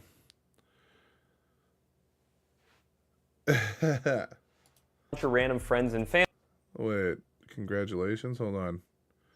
Oh no. Ricardo's... What did Matt really say? What's happening? Did I just get trolled? Family, it's usually less than 5%. So the math just doesn't work out in your favor if you're sharing it with your... My video is about how to fix a hoodie string in less than 2 minutes. Nikki, I might have to go watch your video. I tend to be over 20. Yeah, damn, bro. Entire personal network. So now that you understand that sharing your videos with friends and family will severely hurt your channel in most cases, you might be asking then, how do I take this channel and implement a few different algorithm hacks to blow up this channel to being huge, like I see so many other huge channels are able to do? Well, there's a new, really powerful algorithm growth hack that I've barely talked about online before, but I have a completely free training that you can check out next to me right here. And as part of secret number 2 in this training, I'm gonna show you this algorithm growth hack that not only can turbocharge your growth like crazy and turn one view into multiple views, but it can also allow you to potentially monetize your channel from day one. Check out this video right here. Yeah, we need to get away from that. I'm not doing all that.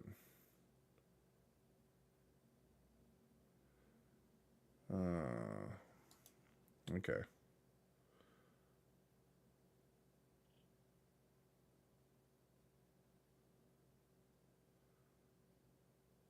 Stuart, that is my end goal at least. Get down to 1 at lunch and maybe a couple at night.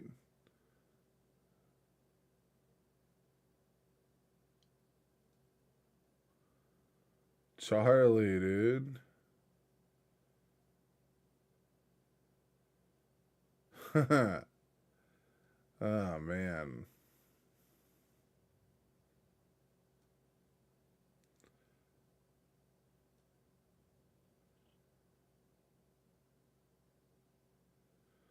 I have a fatty liver. Oh, my leg. Oh, leg cramp. Her first YouTube paycheck, and she made a lot of money. That's crazy. My first YouTube paycheck, $140, bro. Why videos die after 48 hours? Yeah, dude. If your video, is this about queso? Yes. You know what, dude? Let's take a look at my other chubby brother, dude, who's way more successful. There are 3 things that happened between September 2022 and today, each more important than the last, that made it all but impossible for Queso to not see stardom. Queso went from creating a fresh Twitch account with 0 followers to streaming to 65,000 live viewers with the most wholesome, creative, and supportive community Twitch has ever seen in just 2 years. How can That's great, dude. I'm glad he made it. NFL non-alcoholic fatty liver disease. Whoa. That's not good, bro.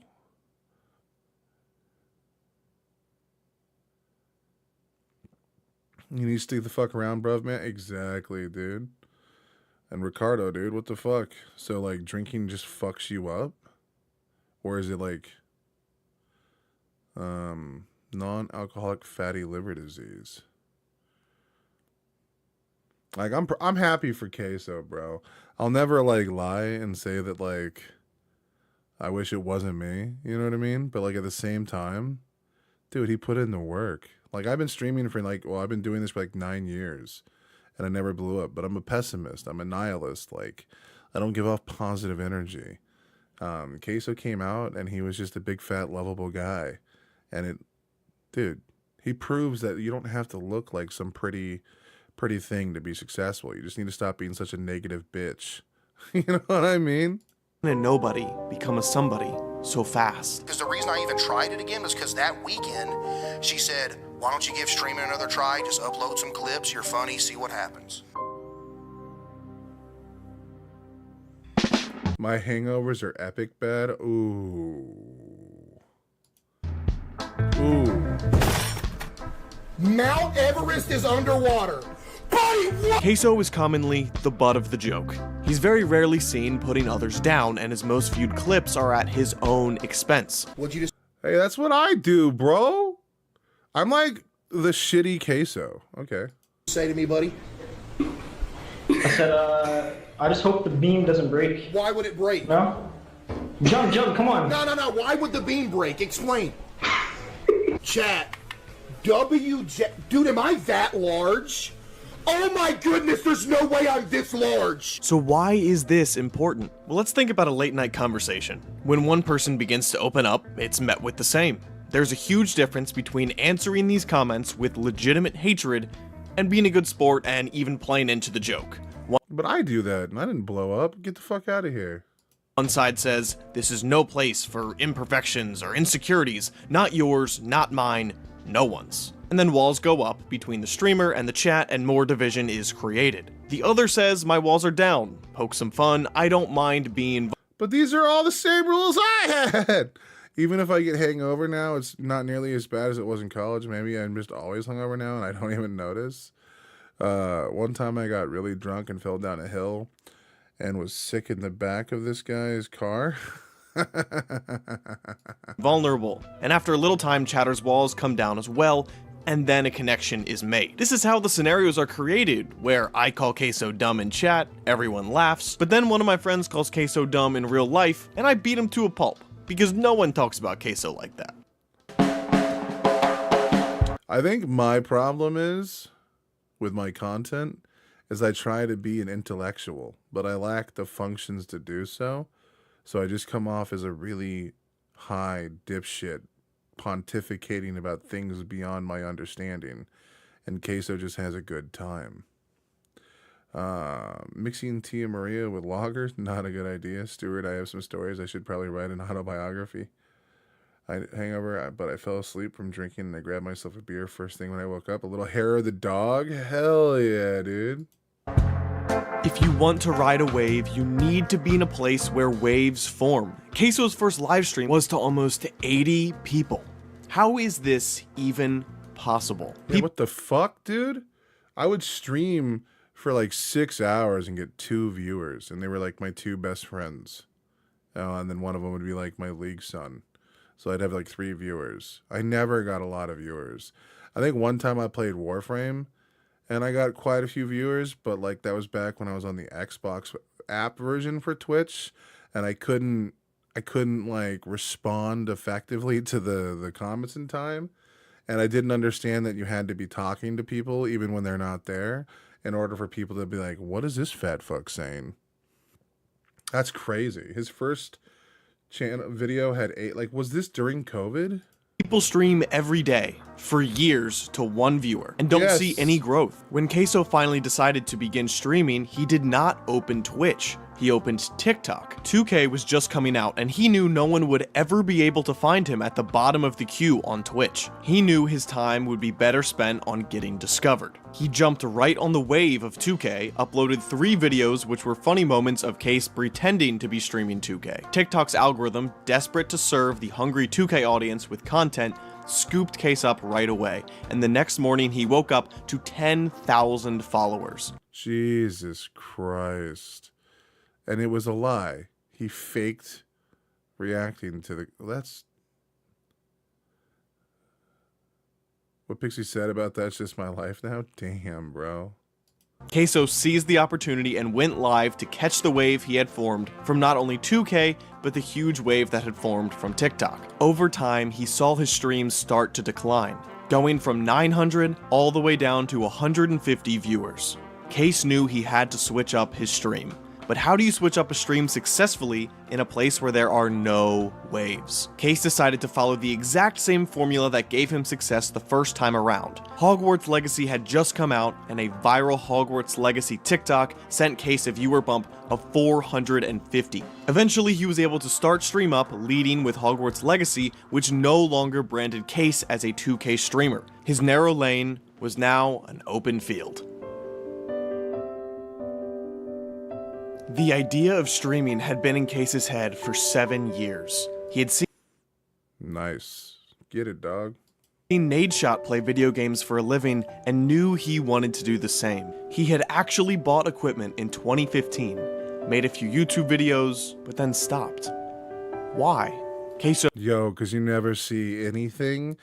The internet is fucking expensive. The equipment to upgrade constantly is hard. And then when you put a bunch of time into a video and no one watches it, you're like, cool. Cool. And then like, it's the shittiest feeling in the world, bro. So had the worst internet. He also worked 2 jobs and lived dreading the next day that he had to go to work. And the culture behind wanting to make a living as a content creator was nowhere near as solidified as it is today. This stream... I had been streaming for about 3 fucking years. And look at that, I didn't make it. was nothing but looked down on. Not a single thing was going right for Case. For 7 years, the equipment sat. Case continued to deal with life, family obligations, financial burdens, and bad internet. Even one day at the dollar store, his card declined. He ran out of the store shamed. His mom had heard him complain. Bro, that's happened to me like numerous times. What the fuck? It's called being poor, bitch. You know, it is really embarrassing when your card declines though in public, dude. It's really rough. About work repeatedly, day after day, week after week, and taking a car ride with him, September of 2022, told him to give streaming another try. He had the equipment, he just had to start stream. Well, the reason that I gave it another shot again in general was because of my mom. It only takes one person to see you, know you, and push you to take that extra step. If that day Queso had But ignored you're not like giving us anything, dude. Like it's a dope video and Queso is awesome, but like you're not really explaining how a guy that doesn't fit the average mold of a successful streamer made it. I guess what we could really just talk about is how he's a good person, treats people right, and he's willing to not take himself seriously. I have a great support system with family, friends, and my fantastic online friend groups. Hell yeah. Bro, working through an addiction is like an impossible fucking thing. So like, bro, massive respect to you, brother. Massive. Like, bro, drinking is like, again, I think I said it earlier, like the hardest thing to work through. You're going to need a lot of help, buddy. But like what you should know is that it's okay to have bad days, brother. Like, you know, don't beat yourself up too hard when things feel like impossible. They're meant to feel impossible. You know, you're supposed to overcome the impossible. And, you know, you do that through effort and continuing to work on it. It's not going to happen overnight. And, you know, you're going to go through struggles for a long time. You may always struggle with it. But it's okay, dude. It's okay to fall down every once in a while, bro. You got people that give a fuck.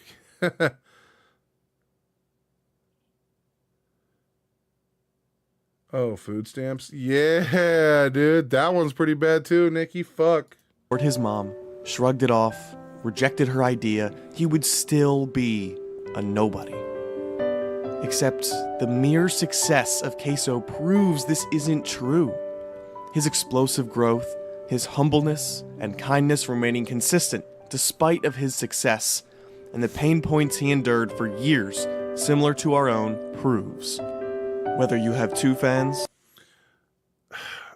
This is more of a sappy. If I quit cold turkey, yeah, dude. Yeah, that's one of the few things you just can't outright quit, dude. I think there's like one thing that's harder, and it's that shit that Jordan Peterson got addicted to. Yeah, you can't just cold turkey that shit. That would fuck you up. But like, I don't like the way this video is framed. Like, the reason why Queso blew up had nothing to do with any of the shit this man talked about.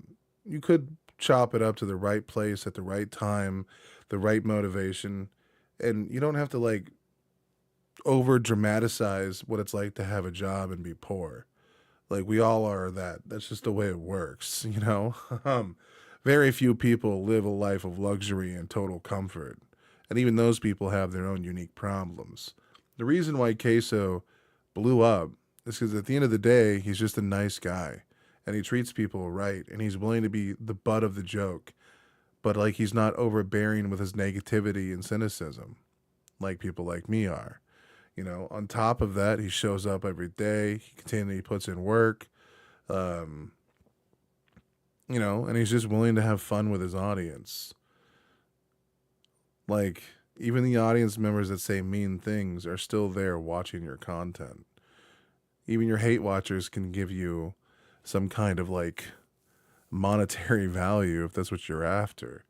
Like, just put content out there and just be yourself. People like Queso because he seems to be a genuine person. Much like why people used to like Boogie before we started realizing that he's kind of crazy. It's dangerous, Matt. Only do with doctor. We have more food banks here than McDonald's. You guys do a lot of things better over there, Stuart. Yeah, we don't have Trump either. Lucky sons of bitches. Of his success and the pain points he endured for years, similar to our own, proves. Whether you have two fans or 6.3 million, every so-called nobody has always been a somebody. There you go. Beautiful moment.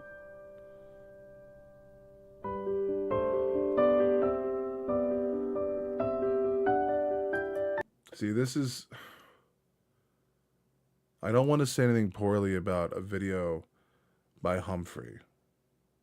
I bet you he really believed in what he was doing. And he had a lot of fun making this video. And he probably didn't say anything that was bad. But look how many views this video got. 500,000 if you were to round up. And he only has 2,000 subscribers if you were to round up. Like, brother. The reason why is because the video came off over sentimental. Will moved to Canada at the right time. You were damn right, brother. I got the fuck out, dude. If I was in America right now, I'd probably start getting a little wild. I'd be start prepping for war, dude. God damn.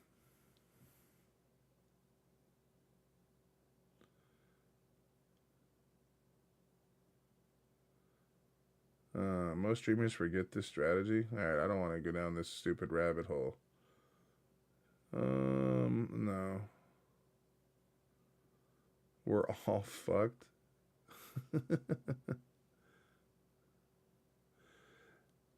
How to get out of small channel hell forever? Shut the fuck up. Ooh.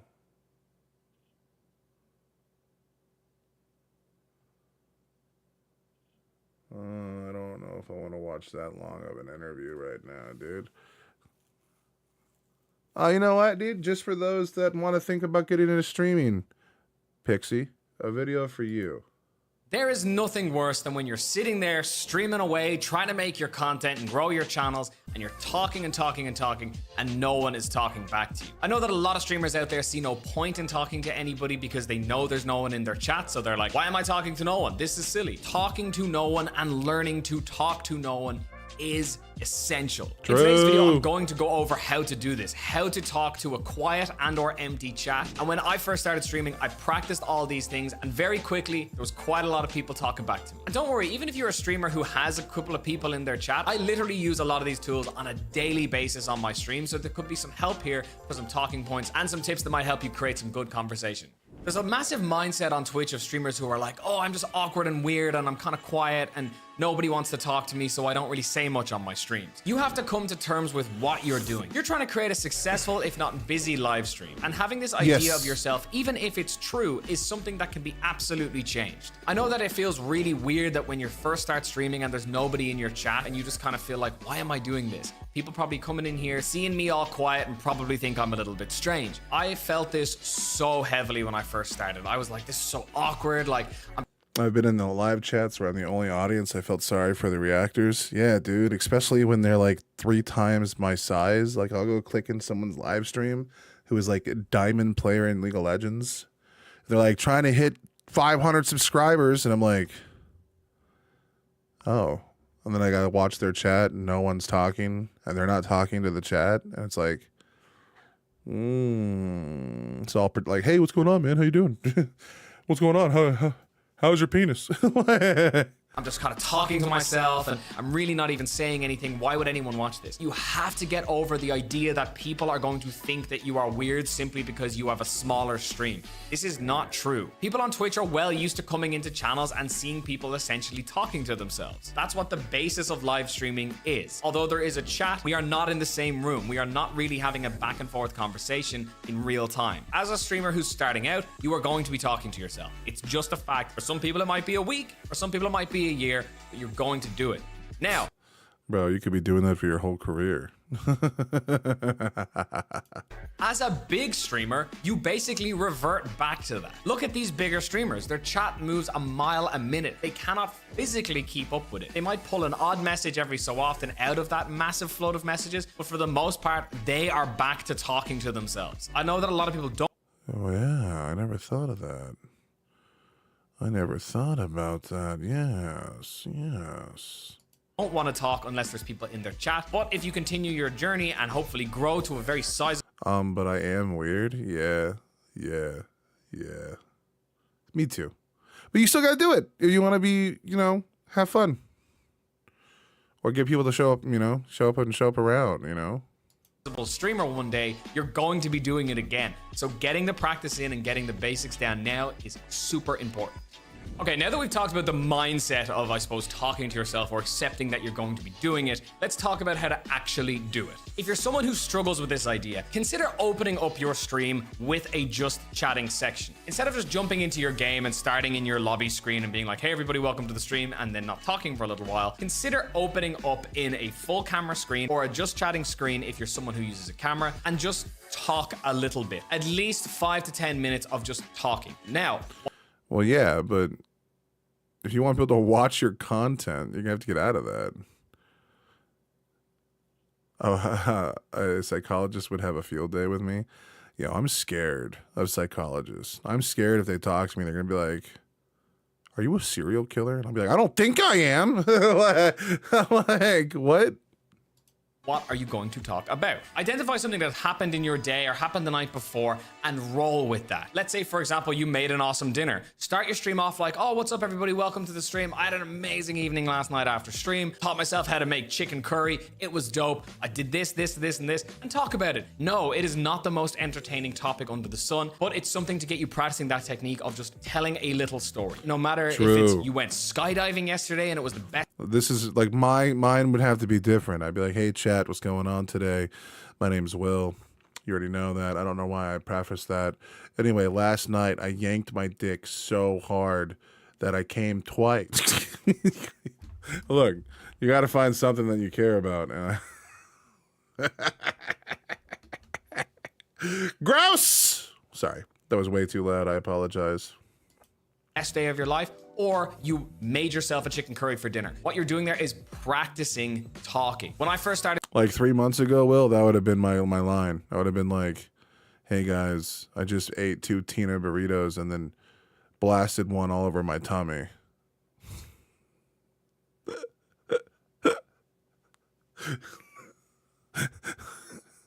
There's a reason why I try to tell weed stories, because it's like one of the few things I can remember that I do.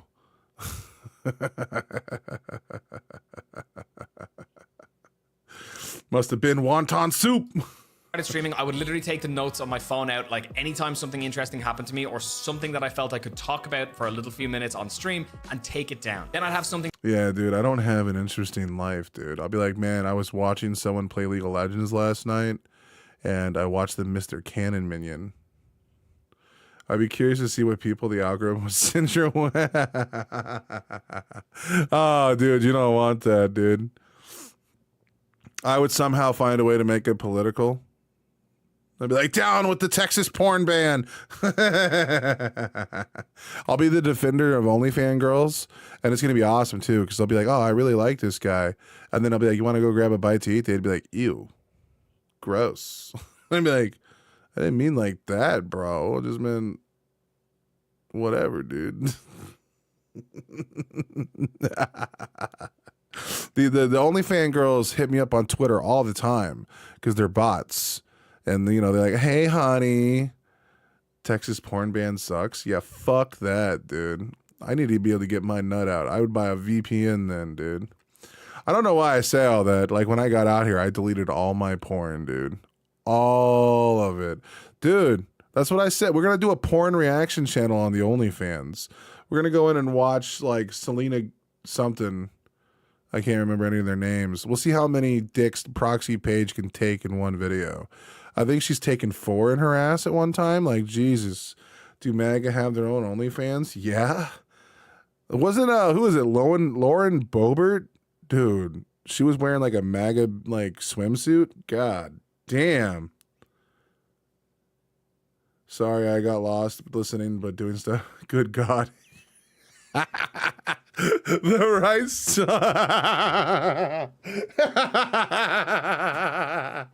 Bro, Proxy Page is a real one. She even got she became a BBW now, dude. She's a big beautiful girl or a woman. She's slaying it, dude. Look, dude, when I was younger, that was my crush, dude. That was my crush. It's called Babe Station over here, so I'm told. Charlie Window is on the right wing. Charlie's Widow is on a right wing dating site. God damn, bro. Dude, you know, I wanted to so bad when I did the Charlie Kirk video. when I was I should have done it. It probably would have gotten really big, and I would have got yelled at and maybe canceled. And I might go back and rename it to this because I think it's a brilliant idea. But I think instead of it being a reaction to Charlie Kirk, whatever, instead of having some formulaic thing, I should have done like Charlie Kirk's first assassination. bro. Charlie Kirk's assassination at Cambridge.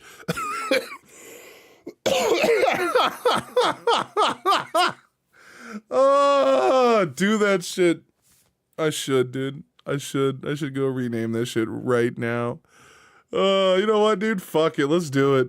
I decided against it because I was like, dude, I don't want to do clickbait fucking titles. All right, let's see. God damn it. Oh, I need to get a new thumbnail, dude. I need to start working on that.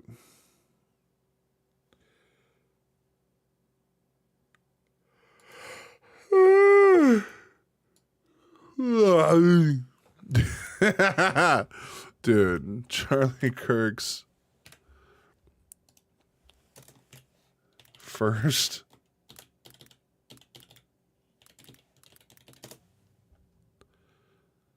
Wait, just to double check, bro.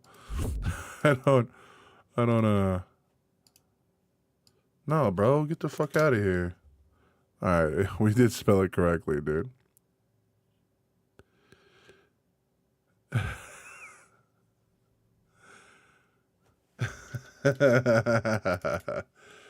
At Cambridge. And then let's get the Patriots fired up. Hashtag Charlie Kirk. Oh. Save. Whoops. Stuart. All right, let's go.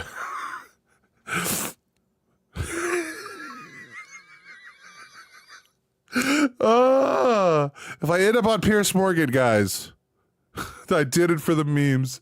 Open up the streams with you, and this is a fantastic exercise into just kind of being able to craft a story about anything at all. I understand that this can be really difficult, but the more you do this, the more that you'll be able to make the most mundane thing. Oh, I actually should say the day that Charlie Kirk got assassinated at Atomic Models at base wish they could own slaves. Exactly, dude. You know what we should do? We should do deep dives in Atomic Donald songs and just rip them apart. Like, I should do like actual critical analysis of his music and lack thereof. I feel like that would do really good. I'm in. The world seem remotely interesting. The topic association game. I use this all the time. This is my go-to thing if I have nothing to talk about. It's basically an elongated version of the word association game, right? You know, phone, iPhone, Steve Jobs, Apple, fruit, orange. You get the picture. Word association, except we're gonna do it with topics. Let's say you're talking about a video game that's coming out that you're super excited for. You then those would be reactions I might actually watch. I generally just skip them though. They all sound the same. Yeah, it's doing. Oh man, I feel like we could have fun with that shit. And on that topic into talking about something like maybe your favorite game of all time that you used to play as a kid. Now you're talking about your past. Now that you're in your past, you then almost move to dropped maybe that a funny container story with about something that eggshells on happened the to you as floor. a kid. Maybe one time you got kicked out of I would have been mad as fuck at myself. Phone, can you charge? I need to pay the internet bill, man. Why are we being lame? Hello? Hello, sir. Hello.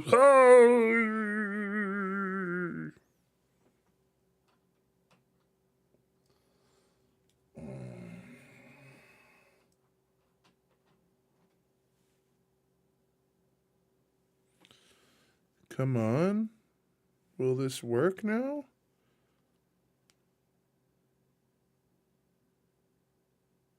Okay. My cell phone is not charging now. Lame.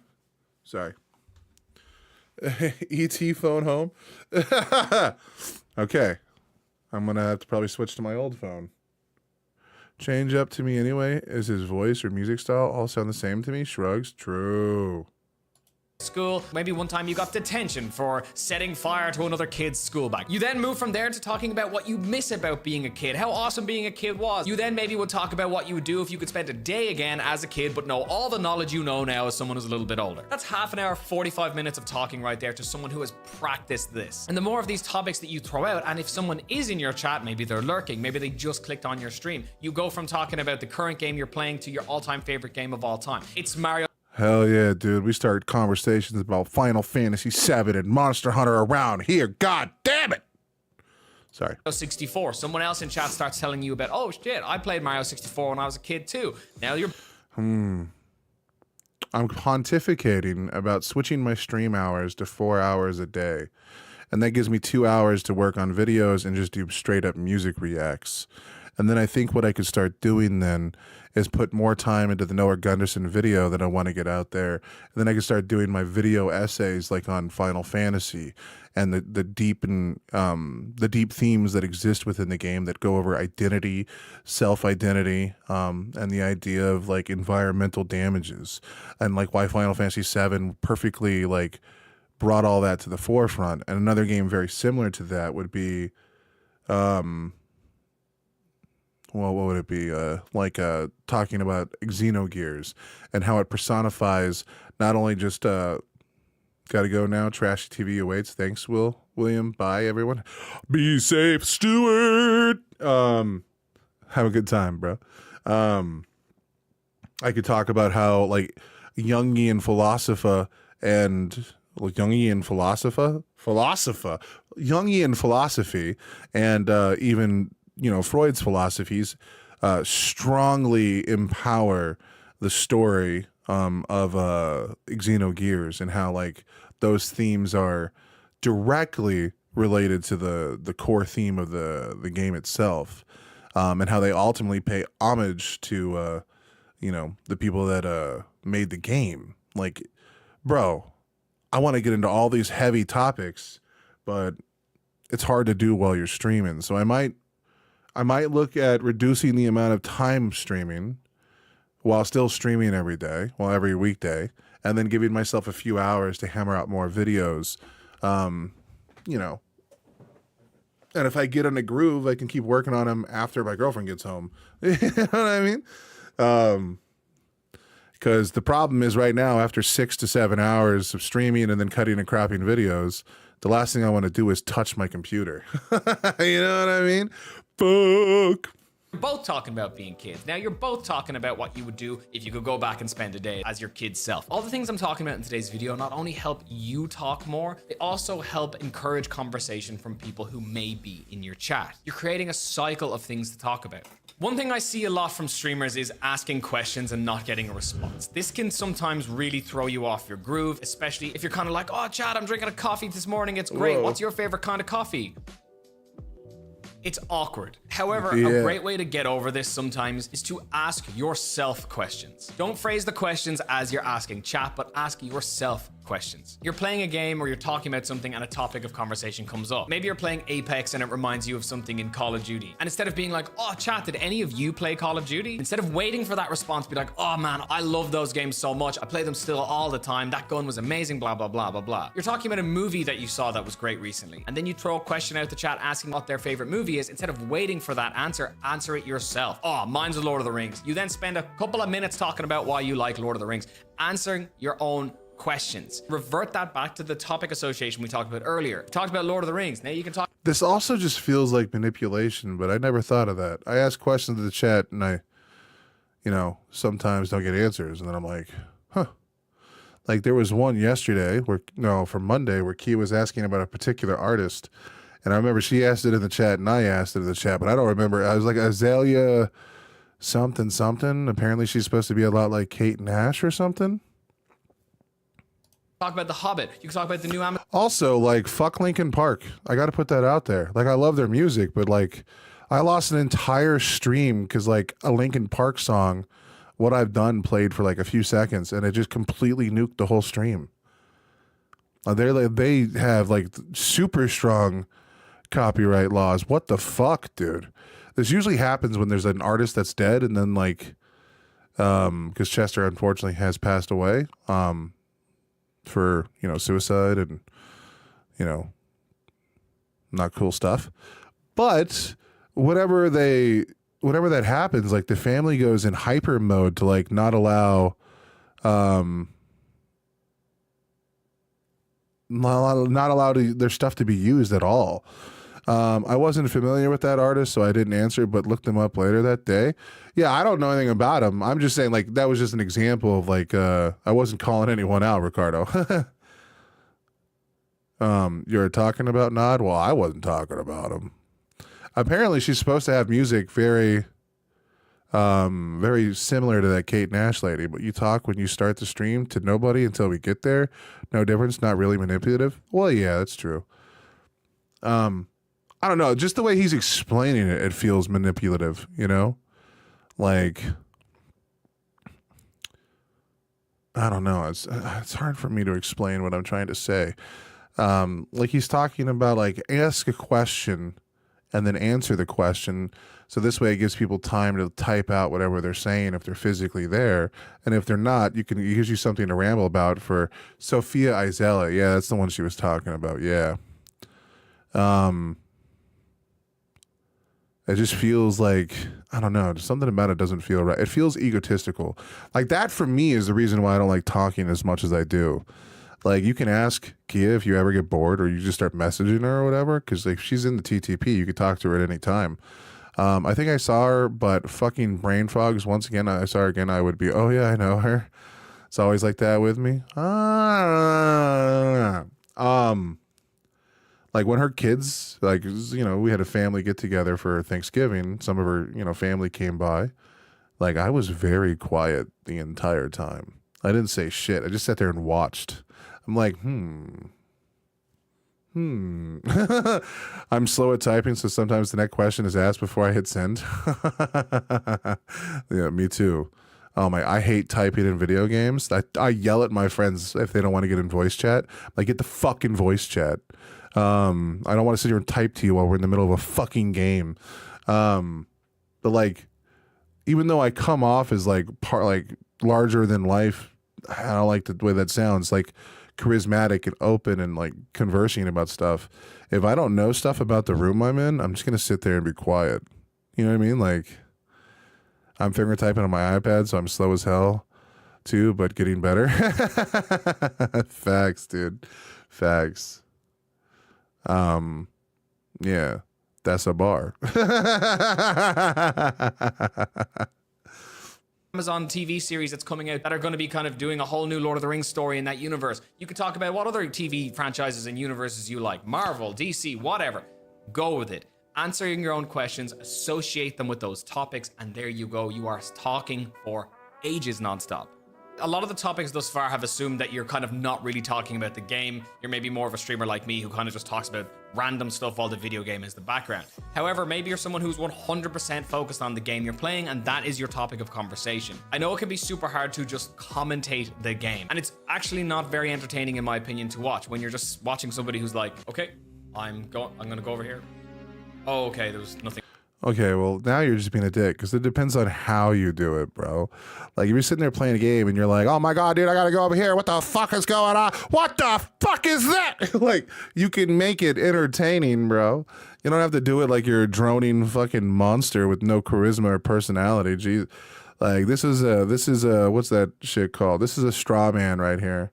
This is a straw man, dude. Thing behind that door. Okay. Yeah, no, that didn't work. Sometimes not a great thing to watch. Not to say that you just can't talk about what you're doing, but maybe there's some more stuff you could talk about that's happening in the game. Oh, I also stick to crude jokes a lot. A lot of my early streams were just a bunch of edgy jokes about myself. Did I ever tell you guys the story about my first like YouTube beef? and if I see autocorrect has changed something before I hit send, I have to fix it. I do not do that, and people get some weird fucking message, and like, bro, I'll be like, "What up, dog? How that dick be?" And then it'll change my shit to like so many different things. If I know I'm going to have a lot to say on something, I'll open a second stream on my computer and mute it and just use my keyboard. Ah.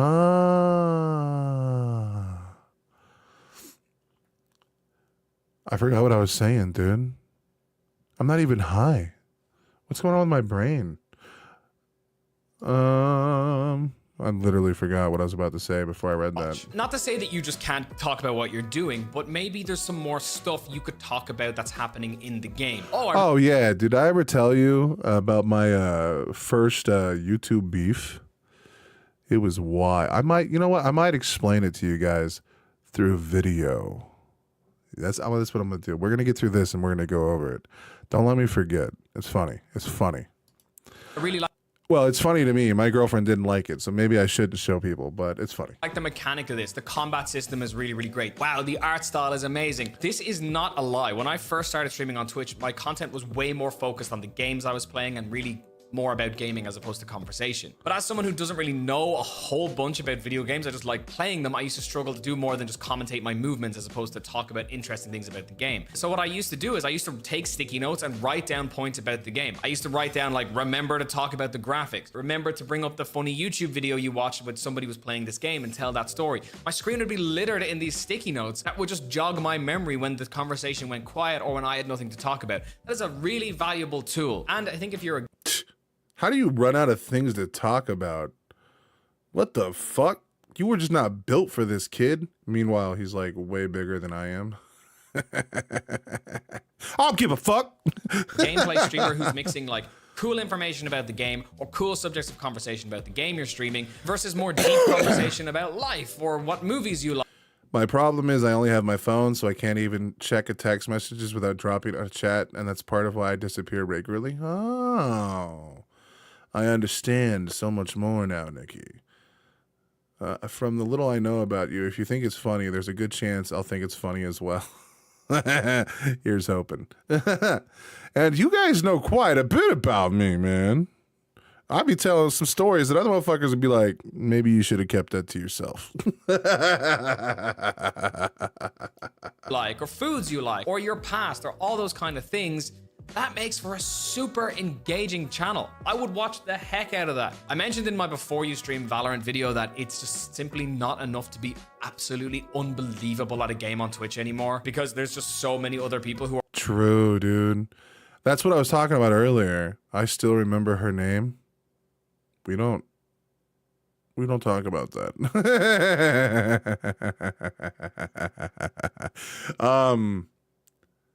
Dude, it's so weird to me now that I'll see like really good players at a game not have anyone watching their content at all. Like people in Masters and League of Legends. And I'm like, what the fuck is happening? Why is no one watching this man like play in one of the highest ranks he can be in? And then he'll have 5 viewers. And I'm like, this is what I used to get back in the day. What is happening to League of Legends, man? Like, let's fuck it. Let's go see what's going on over here. Dashboard. Well, we lost a subscriber. Boo! Boo!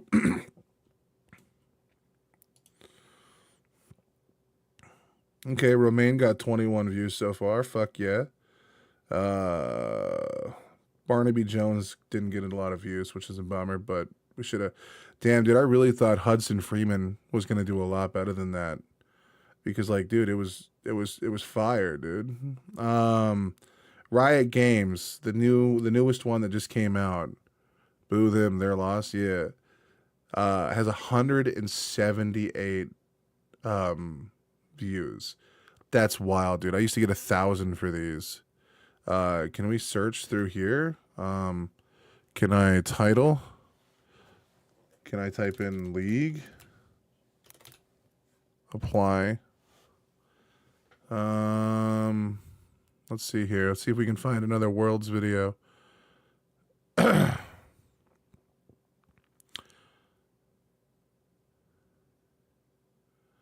Dean got a view from me even though I watched it live. Yeah, you guys are fucking super soldiers, bro. Okay, it's not, that one didn't work.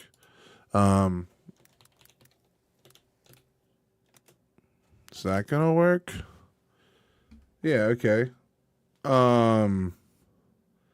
Yeah, dude, the orchestral theme has more views than fucking the newest one. That's crazy. This one only got 300. This one got 3,000. Look at those dislikes, dude. I can't even remember what the comments were, bro. I bet you they're fucking hilarious. Responded. Hell yeah, dude, a positive one. Huge W, an actual reaction. Hope you would get famous.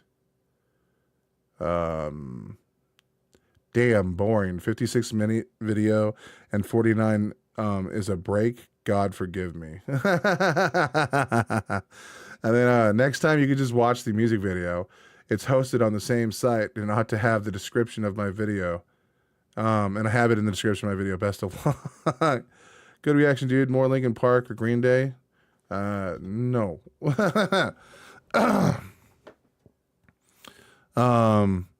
That's an actual reaction, not like the others on the platforms you get for eye details. Keep it up, man.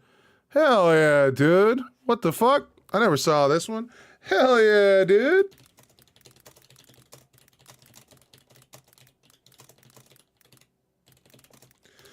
I'm just saying, like, League of Legends back in the day, all of these, like, Worlds videos got fucking so many views. And, like, this one, nothing, dude. It's crazy how my channel, where still about half of my subscribers are supposed to be League of Legends guys, none of them care about League of Legends anymore. It's so crazy.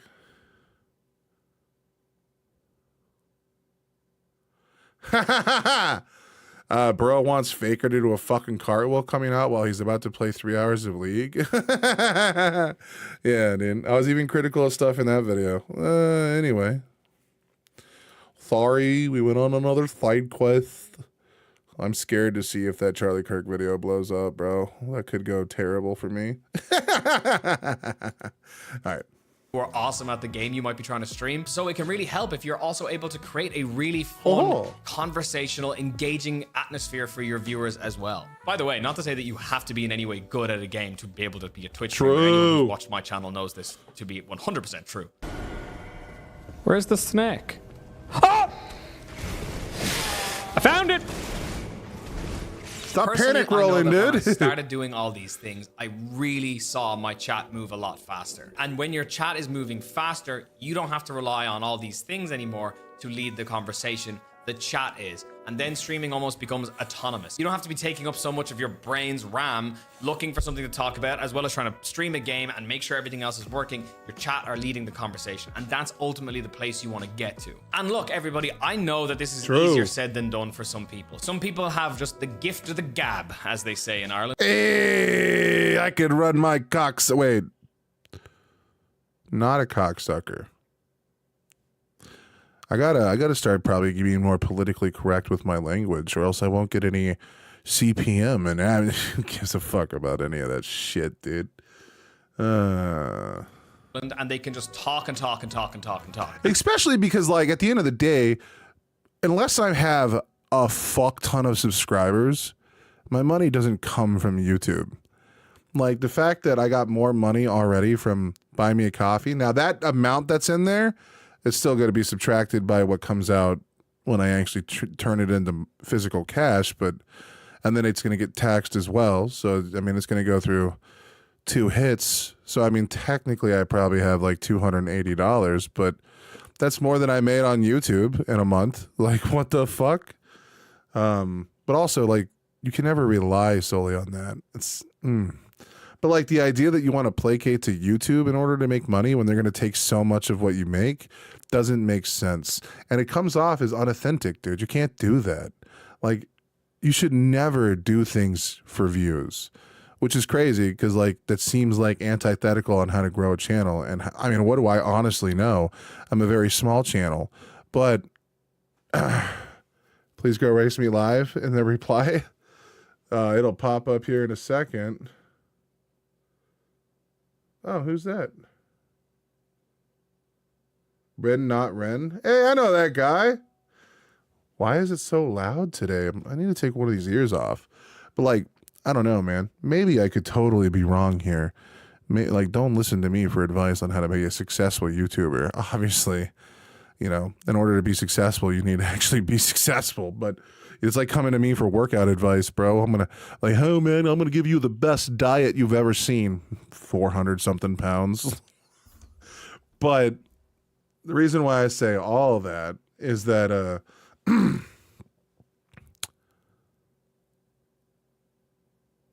I feel like you have to do something that's just authentic to you as a person. I think that's all you can do, really.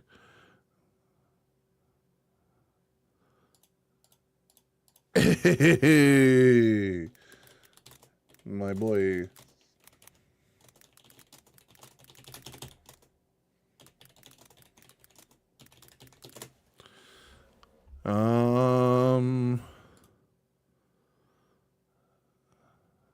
I'm afraid to hit that one. Sorry again, everyone. Mom stuff. Oh, okay. Hell yeah, dude. Magi Brat is the one that was like, hey man, you should do the potato challenge. I've actually seen this person, this warmed individual, defend me in a comment, and it made my heart swell. I was like, damn. Lena's awesome too, dude. I'm not seeing the comment yet, bro. You said you put it in.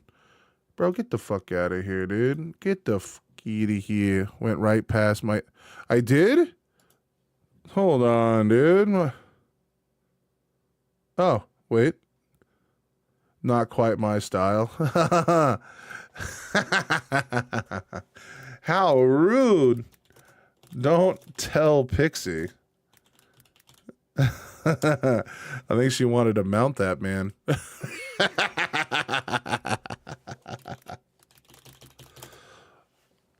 You did tell me to do the potato challenge, and so did Tracy. 3 of you did. But Magi Brat was the camel that broke the straw that broke the camel's back. I had 3 of you guys beating on me. Tracy was dropping elbows every day. She came in here and be like, hey, fuck face, do the potato challenge. What did I miss? Whoa. Remember that song from Hudson Freeman, the little stoner boy with the long hair? Because now I know Pixie likes dudes with long hair. I know. I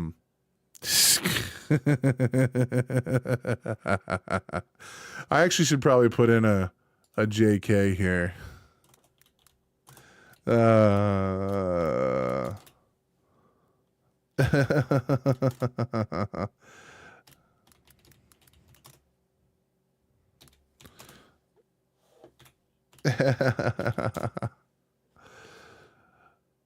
I'm a hair farm. Exactly, dude.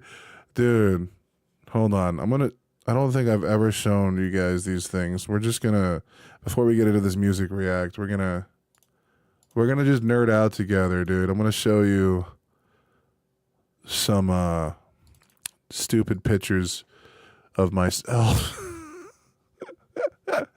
So the one that I have over on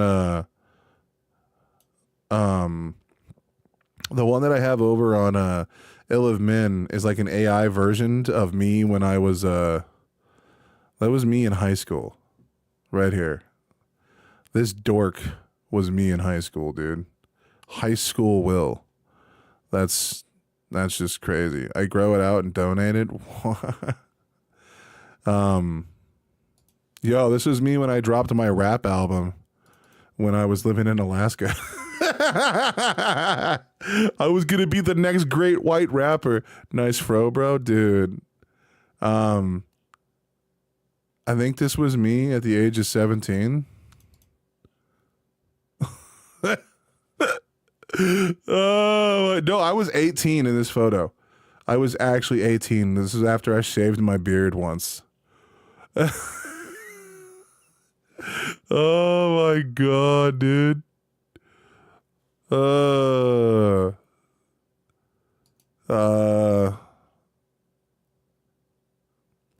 Me and my best friend who is the man whose ass I slapped in the video or the PSA I did way back in the day. The picture that no one says is me. Those bastards. Fucking Fuggo. And then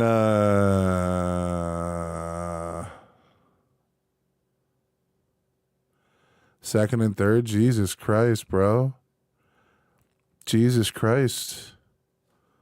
Oh, and then my favorite picture that I took.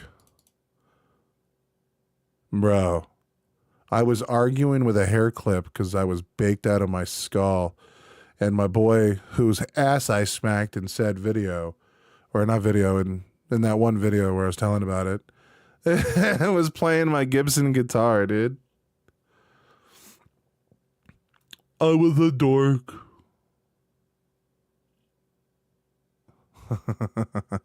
God damn it, dude.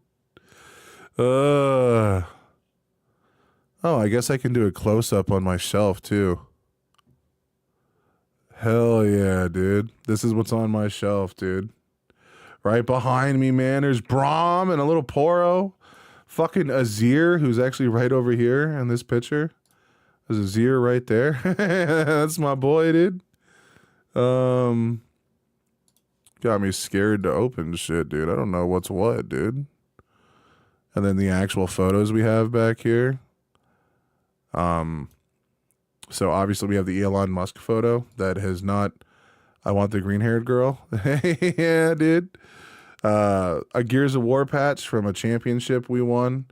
The article for my buddy Danny, who was killed, who I've talked about in a video before.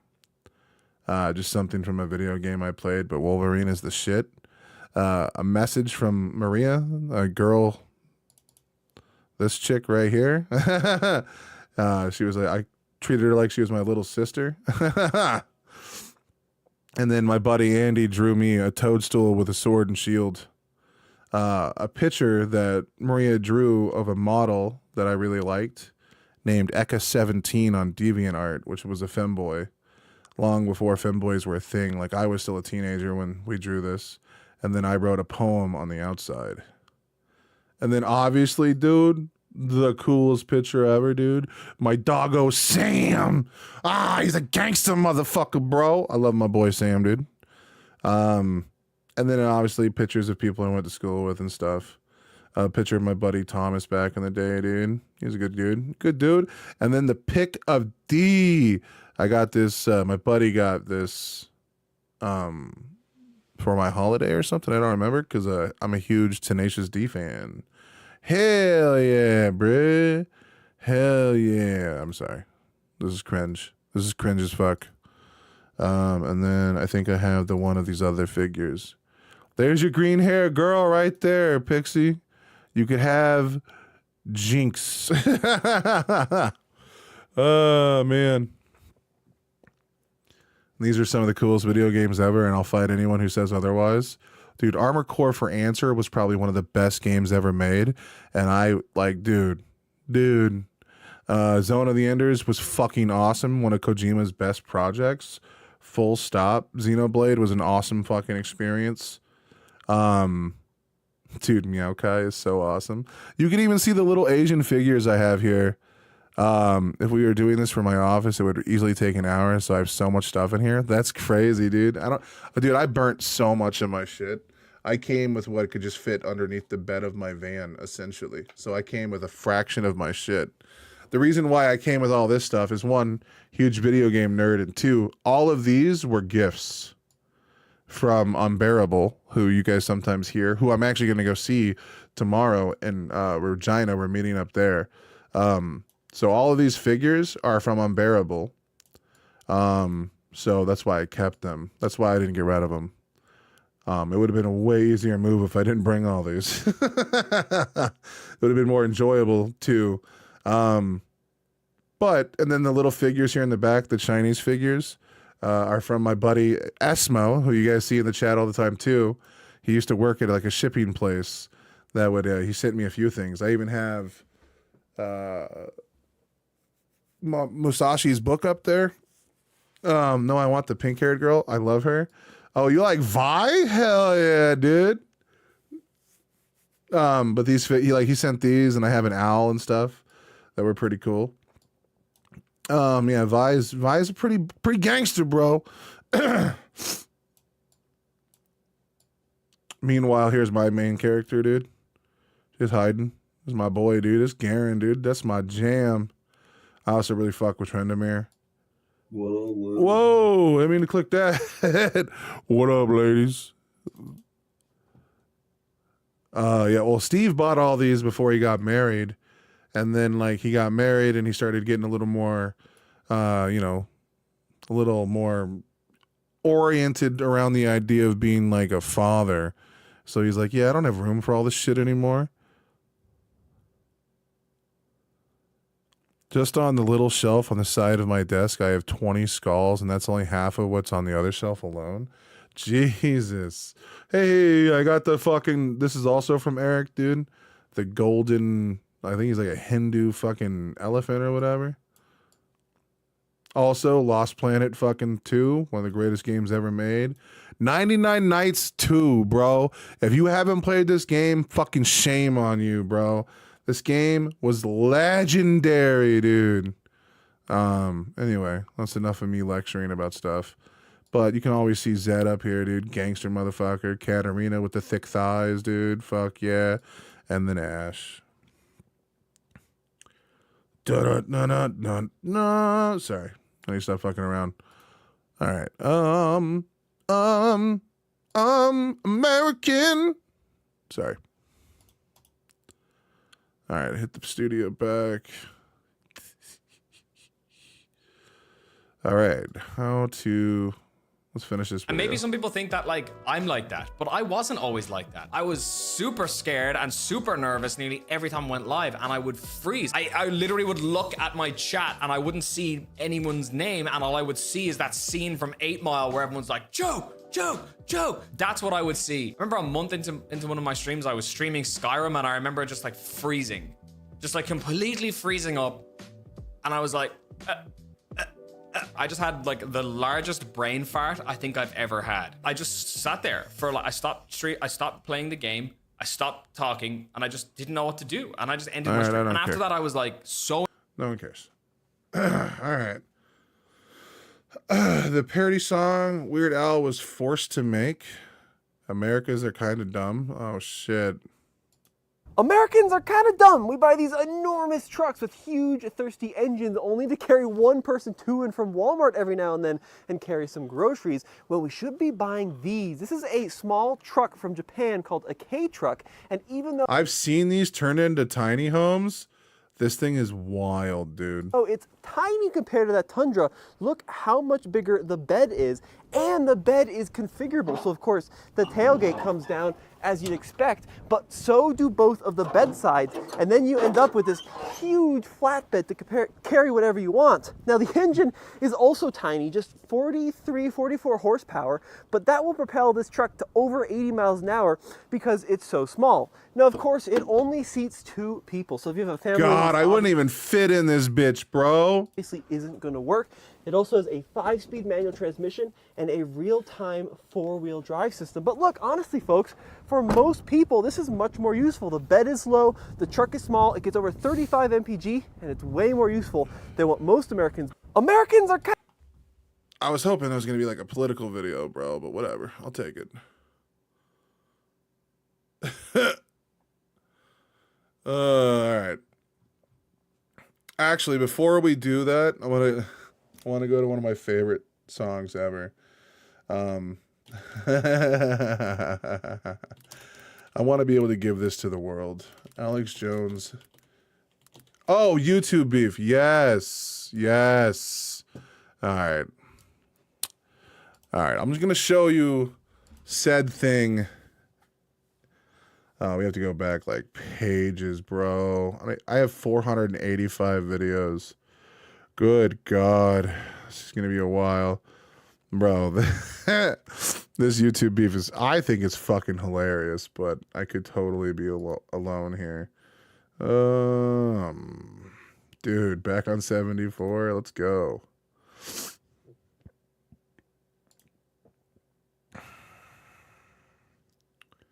All right. Oh, fuck, dude. I've done so much content now that it's hard to remember all these videos. I used to be able to remember this by heart.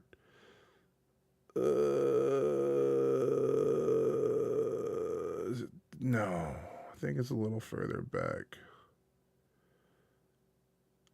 Dude.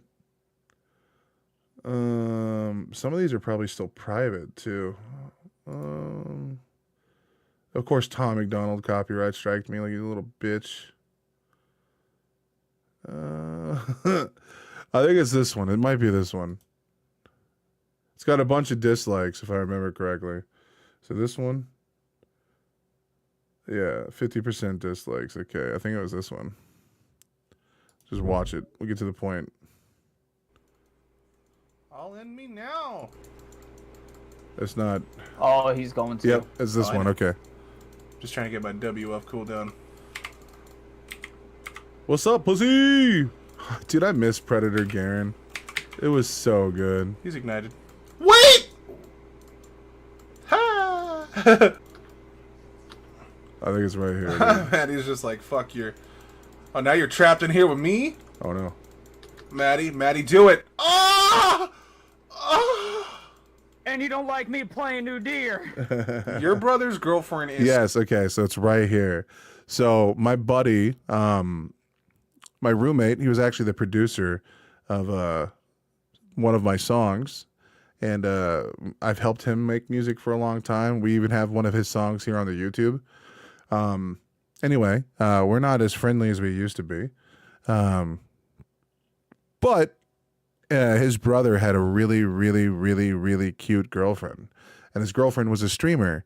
And, you know, I didn't know that his family watched my content. So anyway, I was just passionately making a joke. I was like, dude, your brother's girlfriend is so hot. And then I make a joke at my own expense.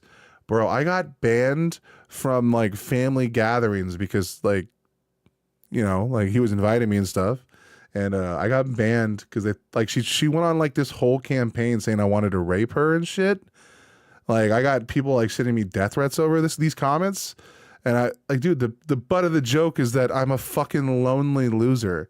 But anyway, let's just get to it. So fucking hot.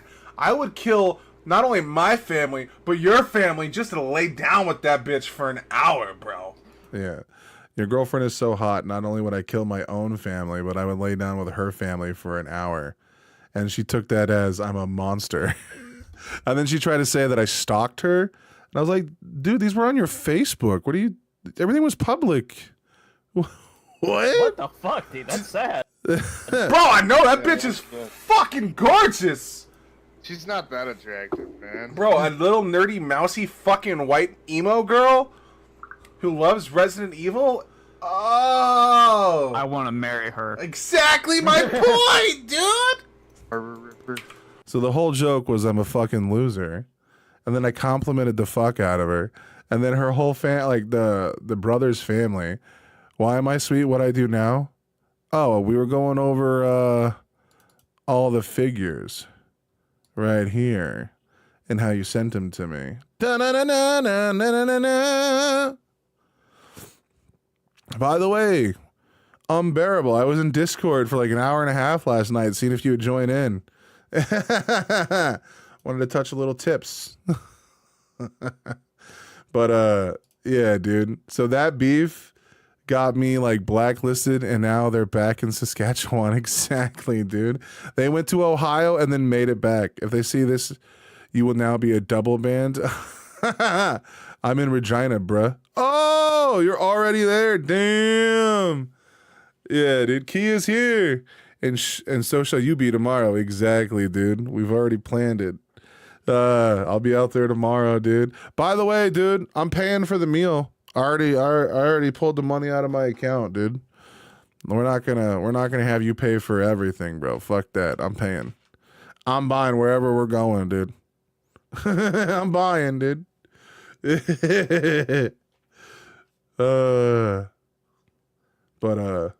Yeah. So I got myself in a little trouble there. And then like Prior Donaire is literally across the street from our hotel.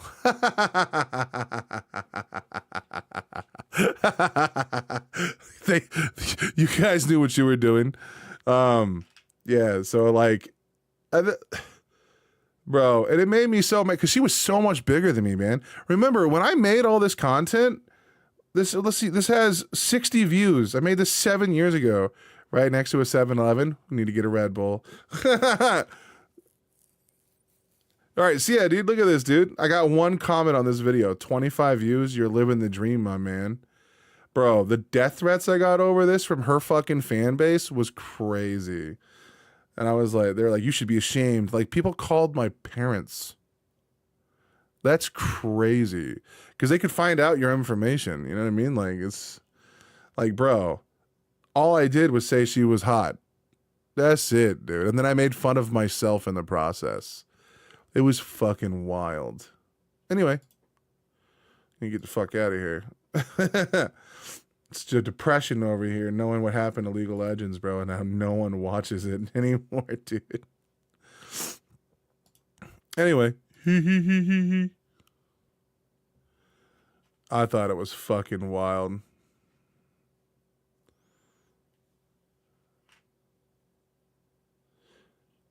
Candace Owens bans leaked texts expose young Republicans. The Voting Rights Act seems doomed. All right, so what was that artist you were talking about? Tommy Mac or what was it? I don't remember. Oh, Harry Mac. That's the one. Harry Big Mac. All right. Omegle Bars 1.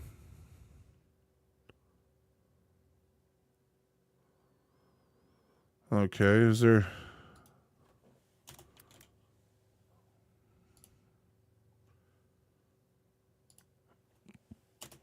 He's on like 100?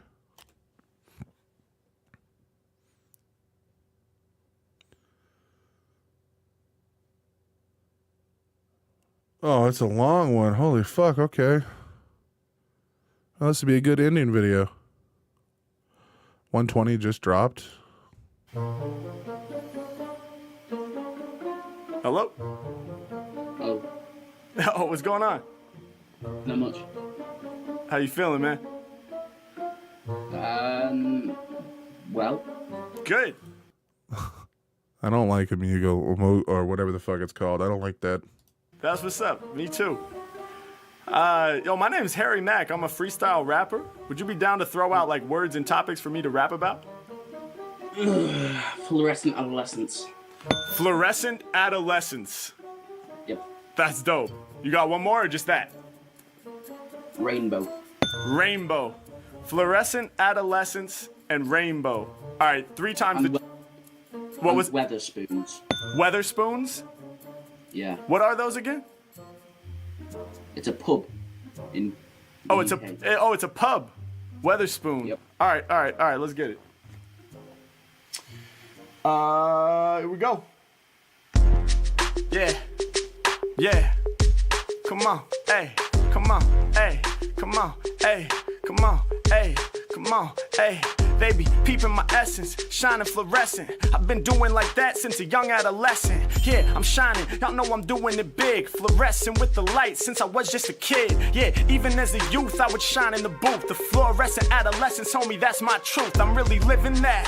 Fluorescent like an HD screen. I'ma show you all just what I mean. I said I'm tripping, y'all, I'm crazy. I deliver insane flows. I'm spitting more colors than a motherfucking rainbow. Yeah, I rip the MIC and rock your soul. Go to the end of the rainbow Go and cop the pot of gold, I'm getting shine now. From here to Lebanon, I cop the pot to gold like a leprechaun. Do what I feel, y'all know that I'm ready to spark. And like a rainbow, I'ma make a whole back arc. H-Mac all up in it, y'all know I'm a better dude. Sipping beers all up at the pub called Weatherspoons. Yeah, say the word a little louder so I can hear it, I'ma make you prouder. They love me. Harry Mack celebrating with the bubbly. You wanna know the greatest rapper? Hold up, let's see. I'm classic like Coke and I bubble like Pepsi. Damn. Yeah, all right, that was good, dude. God damn, bro. What the fuck?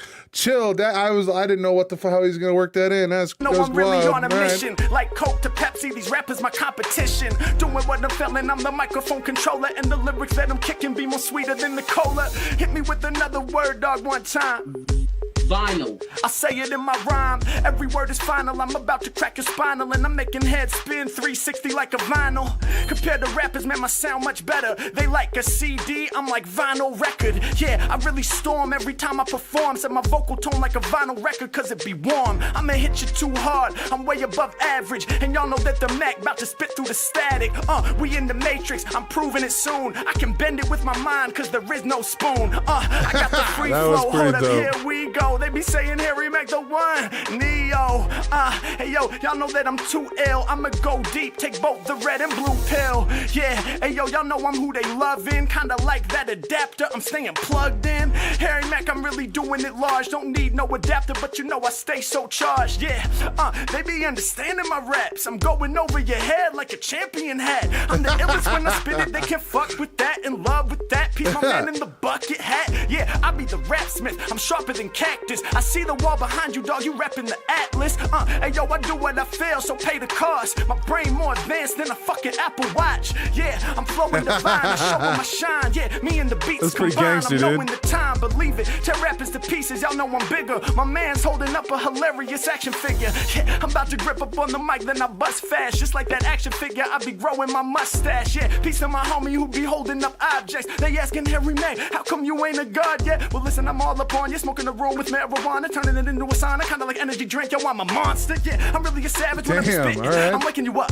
A lot of these rappers that be stepping, they faking the fuck. So peace of my man, you know I'm about to rip it. He be nodding his head, cause my flow is so exquisite. Yeah, hey yo, I bring y'all back to the essence. Yo, that wine glass is full circle, cause it's fluorescent. It's Harry Mack, y'all know I'm like none other. That's a Fluorescent, bar, because dude. it got the rainbow colors. Yeah, it's Matt getting busy in the booth. Yo, shouts out to my man, thanks so much for getting loose like that. Yo, I'm Fly Holmes, plugged in like an iPhone. I'ma let them all know, hard to find like Waldo. I'ma see direct to the horizon, shine like rainbows that All right, connected that was just like pretty a gangster, rising. dude. Matt. That was pretty Fucking gangster. hell. Fucking hell. I tell you what, that was crazy. I thought you were just gonna be I thought you were just gonna be shit. Yo, man. Dude, like when I show up, dude, I start rapping, bro. People are like, "Can you stop, please? I will pay you to shut the fuck up." We're actually making a video for my YouTube channel. Would you be okay with me using this clip? Hell yeah. Fuck yeah. Fuck yeah. Let's get it. Little dork. I love it, dude. Hey, what's up? How you doing?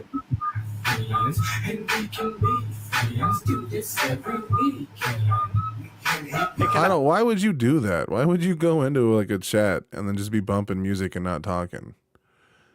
I'm so confused. I should start doing weird shit, bro. But again, mine's gonna be me reading erotica, dude. Can I interest you in a story of where I hid the plum? I don't know, dude. You gotta come up with some weird shit, bro. Just make the most unhinged erotica shit that is like not even really erotica, but it just sounds weird as fuck. Be like,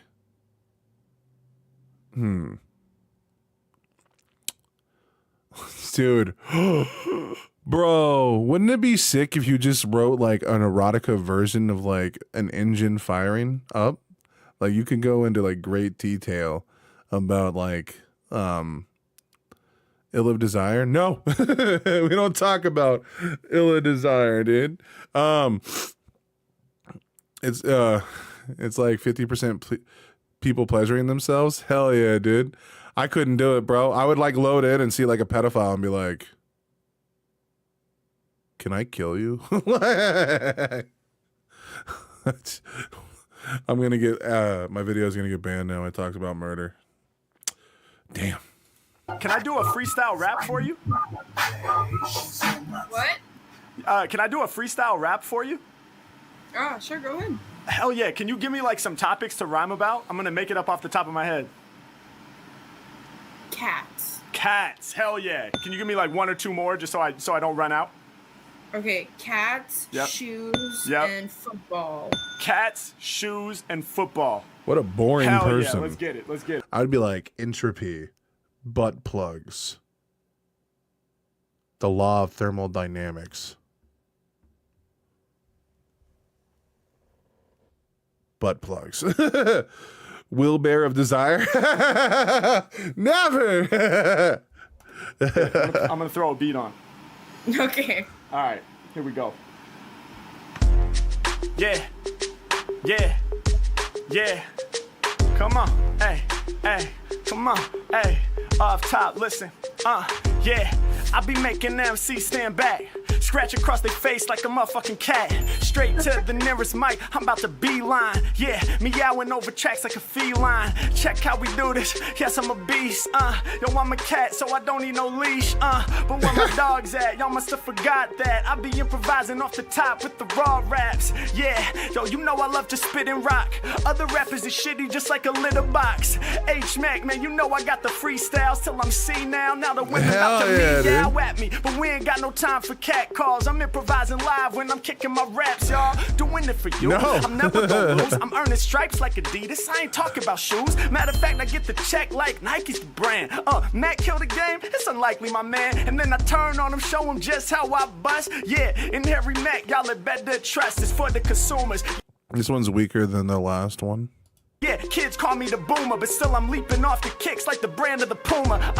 Next level movement, I'ma bring a strong verse. It's cool that he does like a triple on the word though. That's kind of crazy, dude. He finds a way to like rhyme the word 3 different times and then sticks with the motif of that the entire time. And then he usually cycles back to the first, well, so far. Like it's only like he might even do it here, dude. He's gonna probably cycle back to cats and shoes while going into football, bro. He's gonna carry that shit. Harry is good, but like there are mad better people and his fans are a cult. I mean, dude, you're literally in a cult. KRS-One is like your god. Like you pray to hip hop, Blue Maga. Like the irony here, dude. All-star like some motherfucking Converse. Yeah, hey yo, you gon' die. Rappers really tripping, kinda like they shoes untied. Yeah, the way I do it, I'm too dope with flows. From here to Kosovo, don't rock no open toes. Nah, I rock the steel toes, kicking it hard. I'm ripping the bars for certain, I don't need no facade. I'm really out here, yeah, y'all know I'm absurd. Okay, I did the first and the second, what's the last word? I kinda forgot, I'm gonna have to bring that back. What was the third word that you wanted in my raps?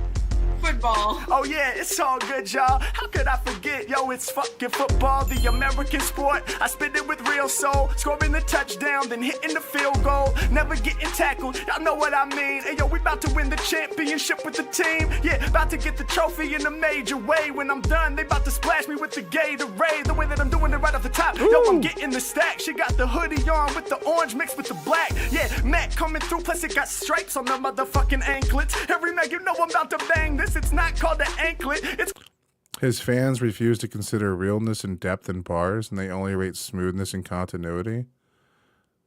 It sounds like you just value different things. Does it make them bad? What? Juice WRLD eats them alive? Juice WRLD's dead, bro. So, like, impossible. It's called a cuff, but now she's fucking with it. She threw her hood up. Hey yo, I be getting down. This MC strong. I dig the hoodie with the orange and the neon. Yeah, I'm about to freak 'em with the rhymes. I shine just like the light that's steady peeking through your blinds. Let's go. Damn! Oh my god! You need to go on like Americans Got Talent or some shit. Like seriously. Yo, appreciate that. Hell yeah. Oh my god, amazing. Thank you so much. I want to be nice, but I also want to call them ugly. Hi. Hey, how are you? Yo.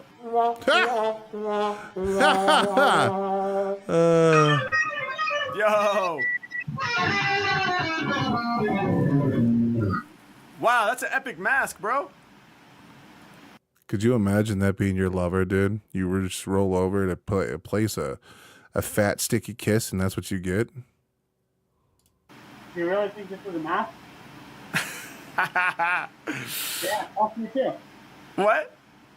Damn, fuck you too. Oh, what? No, man. What's with the hate? You said my face was a mask. Oh, yeah, well, it's, I mean, I'm sorry. Oh, my God. Lupe prefers writing, but yeah, when he goes off the top, it's way deep. Bro, the third Ernest does nothing but suck that guy's dick.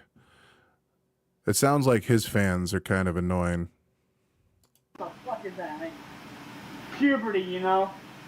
Puberty. Yeah, I hear you, man. I hear you. Can you give me a couple topics to freestyle about? I honestly have fucking no clue. You have fucking no clue? Just give me, anything. The first thing you think of. Fine, clowns, guitars. Me, I don't go a fuck. I don't know.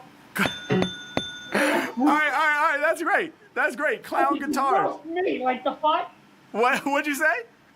Just fucking roast me. There you go. Oh, roast. Oh, he likes to be roasted. Oh, he likes to have his nuts a little toasty. Roast me. All right. Let's go. Yo. And plus, dude, I still think Little Dicky's probably one of the best freestylists around, bro. Full send, no cap, bro. Yeah, alright, listen, okay, listen. Freestyle lyrics, I'm up for this task. I hopped in the room, then I said, do night mask.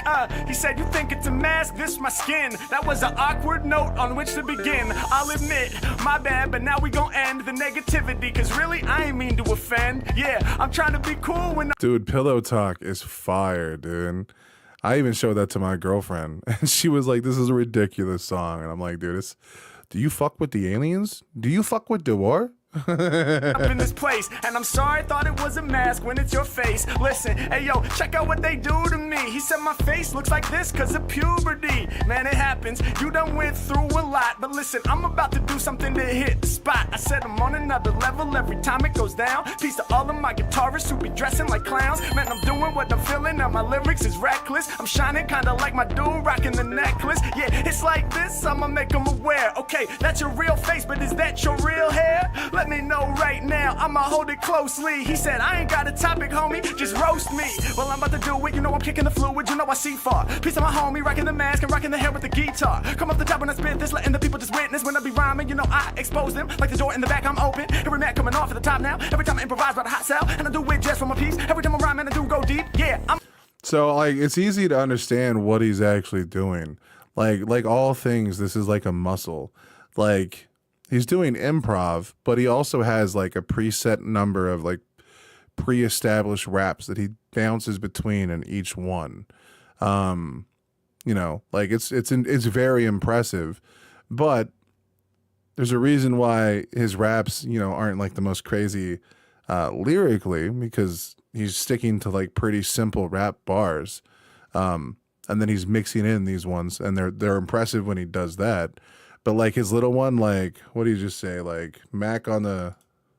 Because I'm even noticing these things like in Norm San. Norm San has a lot of filler lines where he just brags about how dope he is.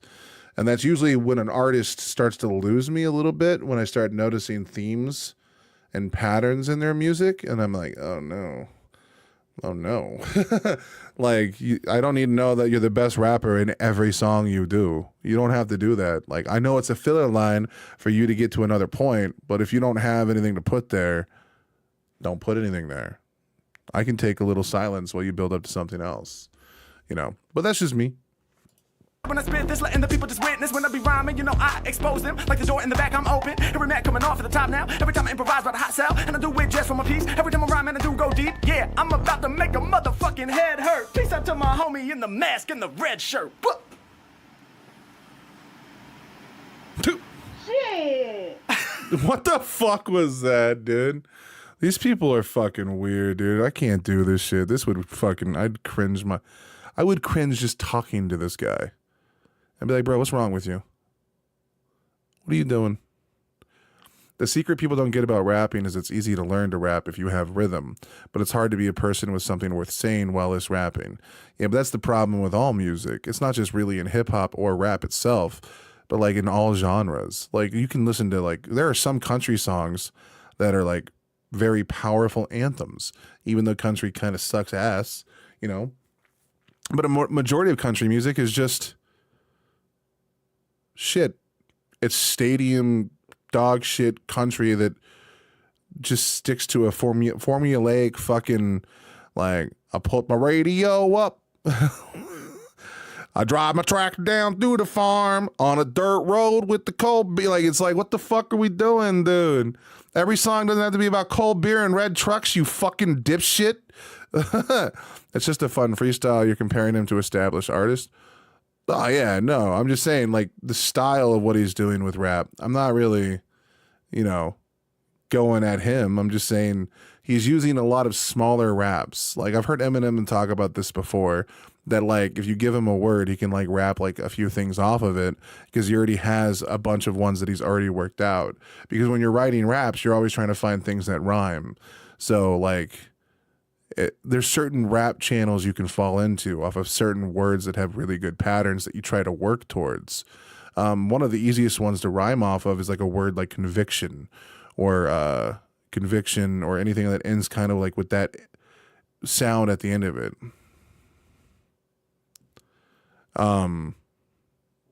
There's nothing really wrong with that. It's just that he's playing, oh, that was directed at Ethopie. Oh, my apologies. My apologies. But, you know, so he's using these small little rap ones that he fills in between getting to like the big core thing that he's working towards. In rap, you can usually have like essentially filler sentences that you use in a lot of songs that don't stand out because they're not the crux of the rhyme. That's why a lot of a lot of people who rap, the fact that he's doing it in real time is the magic. Exactly, 100%. And it's also impressive because he's doing it on the fly. But also you can see like when he's doing it, like he's like, hey, yo, hey, yo. He's planning out the processes of which he's going, and then he probably sets like an area where he wants to get to this point. So he does like a bunch of little small raps, gets to that one, and then he plans the next one. Like to do that in real time, like in a quick succession, is very impressive. But he's using a lot of pattern recognition to do it while staying on beat and stuff like that. So everything this guy's doing is super impressive.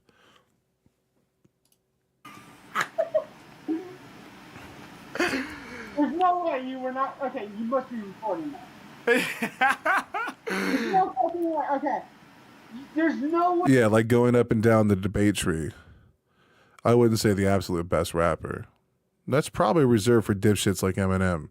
Eminem, talent-wise, is probably up there in the top 5 talented rappers. I just fucking hate him and his overall message and the things he represents in the rap industry. The history of hip-hop includes amazing freestyles, but most of them were unrecorded in the 90s, and the artist stopped practicing or died. Yeah, but then there's no way to verify that they exist, and it's just gospel and word of mouth. And that's no different from religious dogma. Eminem is number 1 and 2. Like, it's always best to just stick with verifiables. Way that you didn't just do that, you know, like you did it, but not just for fun. Come on. Yeah. It would have been really gangster if he started playing guitar with him. That would have been gangster as fuck. Man, we're making content for my YouTube channel, bro. Are you cool with me using this clip on my video? I mean, I'm good with it.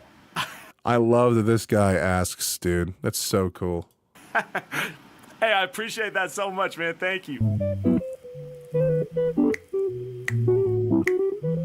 Okay.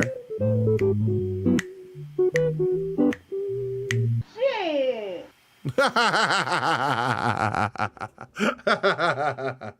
Shit. I like it.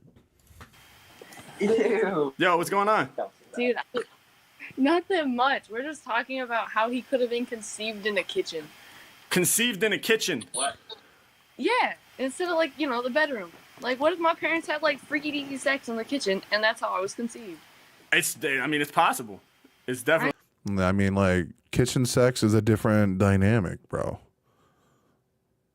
But I mean, as a rule, you need to fuck in every room of the house. That's a rule, dude. Your house is not claimed until you've done that. I know, right? It's definitely possible. Like, I did the calculations, and I should have been, like, you know, made in, like, October. Halloween, baby. There you go. Never know. There you It's okay for you to be wrong, bro. I do that shit all the time.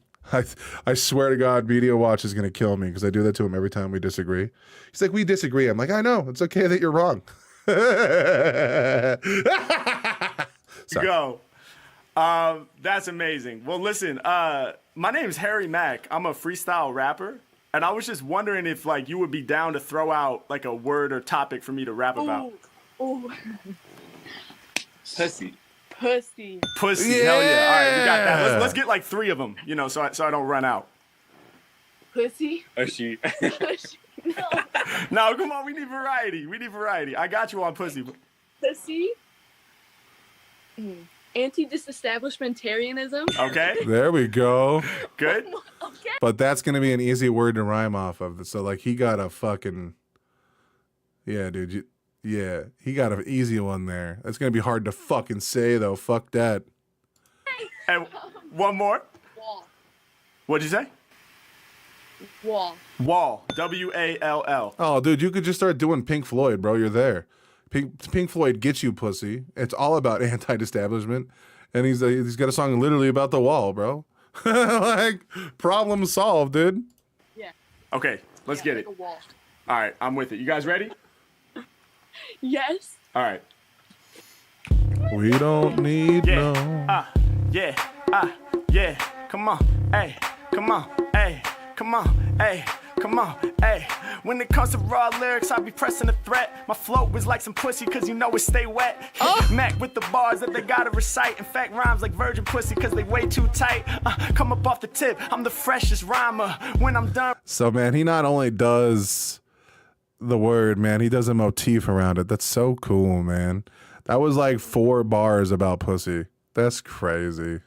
Rapping, hop up in some vagina. Mac up all up on it, I'ma make it aware. They never calling me a pussy, cause I never been scared. 5, No 6. fear, I'ma spit the rhymes that you can hear. Every time I drop my bars, man, they sounded too clear. Yeah, Mac the type of rapper that'll bury your vision. Anti-disestablishment. Yeah, so as soon as he hit vision, he started going and yeah.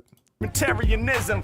Y'all know I'm lyrically the strongest nerd. It ain't hard for me to use the longest word. Hey, yo, y'all just don't get it. I rap.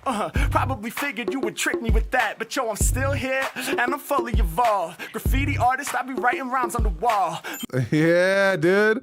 Look at this, dude. Our boy did the classic Trumpian move. He proves that Jay Zizzle, I'm sorry, not Jay Zizzle, that he has no idea what he's talking about. I know the most about hip-hop if I had to bet. Like, if you haven't bumped Jeru, the Damja, and Jay Electronica, I don't really care about your opinion anyway. Yeah, then why would anyone in the world ever talk to you? You're a closed-off, standoff prick that thinks he knows everything about everything, and you're an insignificant individual. I mean, I'm just spitting facts, you know. Luckily, I don't care about your opinion anyway. I'd bet KRS-One and Jay-Z both would admit Eminem is more talented. Probably. 100%. Oh, I don't even like Eminem, and I'll admit that. You sound like a good time. Hell yeah, he does, dude. Hell yeah. Dude, I bet you he's really fun to be around in public places. He thinks that his own understanding of the world is a matter of fact. Yes. Matter of fact, I'm on some amazing shit. They couldn't stop me with the wall that was made of bricks. Let's get it. Harry Mack, higher sober for y'all. Lyrically, I'm hopping over the wall. Yeah, I be saying peace to all my supporters. They trying to build a wall at the motherfucking border. Fuck. He didn't stay on anti-establishmentarianism as long as I thought he would have, bro. Because you could have rhymed that with feminism, minimism. I would have gone fucking on that shit for a minute, dude. I feel like you could do an entire song off of that one word, dude. Fascism. You know, I would have brought up I would have turned into a political song, bro. I would have made a fucking... So he kind of got off that one a little quicker than I thought he would. What the fuck? I thought you could have a lot with that, dude. Fuck that, I'm not with it. We about to pass through. If you out of line, step to. Yes, dude, he's doing the thing. I respect actual opinions. Actual opinions to him are the ones that he agrees with. He's proving every day that he's the blue MAGA. This is so awesome, man. Just, again, if you ever want to find out who someone is, let them talk. To Mac, I'ma smash you. Yeah, I got the bars that sure to enrich them. Wondering if they were conceived in the kitchen. Yeah, it could have happened, y'all. I'm on the wildest scene. I think my parents got freaky on Halloween. Yeah, hey yo, you know I'm about to rip the beat. They were in the sheets together yelling out trick or treat. Harry Mac, yo, I'm on another level. When it comes to bars, dog, I'm never gonna settle. Freestyle lyrics, I'ma bust it, my man. Yeah, I do my rhymes, do it just for the fans. It's like that. That was pretty cool. And then like the way he used silence there at the end, cut out the track just to finish on the line, adds a little extra fucking zest to it. That was amazing. I was expecting like some shitty white boy sound. So good. Thank you. Thank you. My face hurts. Yeah, dude. Yeah. Hell yeah. I love it. Hey, thank you. I love you. Oh, man, come on. No, you brought that energy. I don't know who's off screen, but you're bringing the energy too. Appreciate it. Hey, how you doing? I might use this in a video if you guys are cool with it, and we'll get a lot of love. Yeah, I bet. You're way better than like the 7-year-old telling me I look like a man. A man. Lots of people disagree with me who I respect, like anarchist. That's such a stupid statement. Why would you respect anyone who wants to completely shut down all trade? I'm even polite to MAGA folk in person because I try to convert them to socialism by trashing. But you're not a socialist, dude. You believe in communism. M can do like 6 syllables, but that's written. Harry can do 3 off the top. Exactly, dude. Bro. Dude, when I rhyme, dude, I stick it to like 1 syllable. I like had 1 line or like 2 lines that I really liked in a song I wrote called Winter Ice, which is ironic because I'm a California kid, but I was actually in Alaska at the time when I wrote the song. And the song is pretty subpar all the way through, but there was like 1 line or 2 lines I really liked. And it was talking about when the walls of the abode begin to corrode, shiver and shake, quiver and quake. I was trying to say the same thing for 2 times with 2 different words that also started with the same letter. And I don't know why shiver and shake, quiver and quake came to me, bro. But I was like, fuck, dude. I'm like really proud of, and it's such a simple line. It's not even that good. But like, I was like, yeah, that feels kind of up there. I like that. And I've never been able to do that shit on anything else, bro. Oh, what? No. You're nicer to look at than a penis. Yeah, that. You're nice. Oh my God. I know. That's. Could you imagine just clicking, like going, like, I don't ever use this shit, dude. And then you just click onto the next person and it's just some fucking fat, old, hairy, 82-year-old fucking racist asshole. And he's like, you look like a man while he's jerking off. Like, what the fuck, bro? Jesus Christ, dude. Our poor women and young youths that use this website have been completely decimated. See, if you knew anything, you would know Marxism is a spectrum from socialism to communism, and basically every Marxist disagrees with every other Marxist about exactly how the left to go. I know about Marx, and I also know that Marx views socialism as a transitory system to communism. Marx literally wrote that. He believes that socialism is a pathway to communism. Who's trash talking Obama, bro? Bro. Yeah. That's the problem with Omega. We're all gonna have PTSD afterwards from all the unsolicited nudity. Oh, I get it. He's saying that even by trash talking Obama's a sellout and a fascist. Yeah, dude. Obama was a damn good president. He had a few blemishes here or there, but like there's no hope for you. Okay. But look, I really appreciate your positivity. You guys are fucking awesome, and I hope you have a great day. All right. You too. Okay, you too. Bye. All right. Okay. Peace.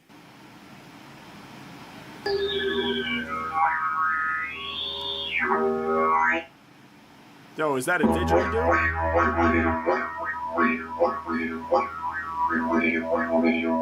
That's sick.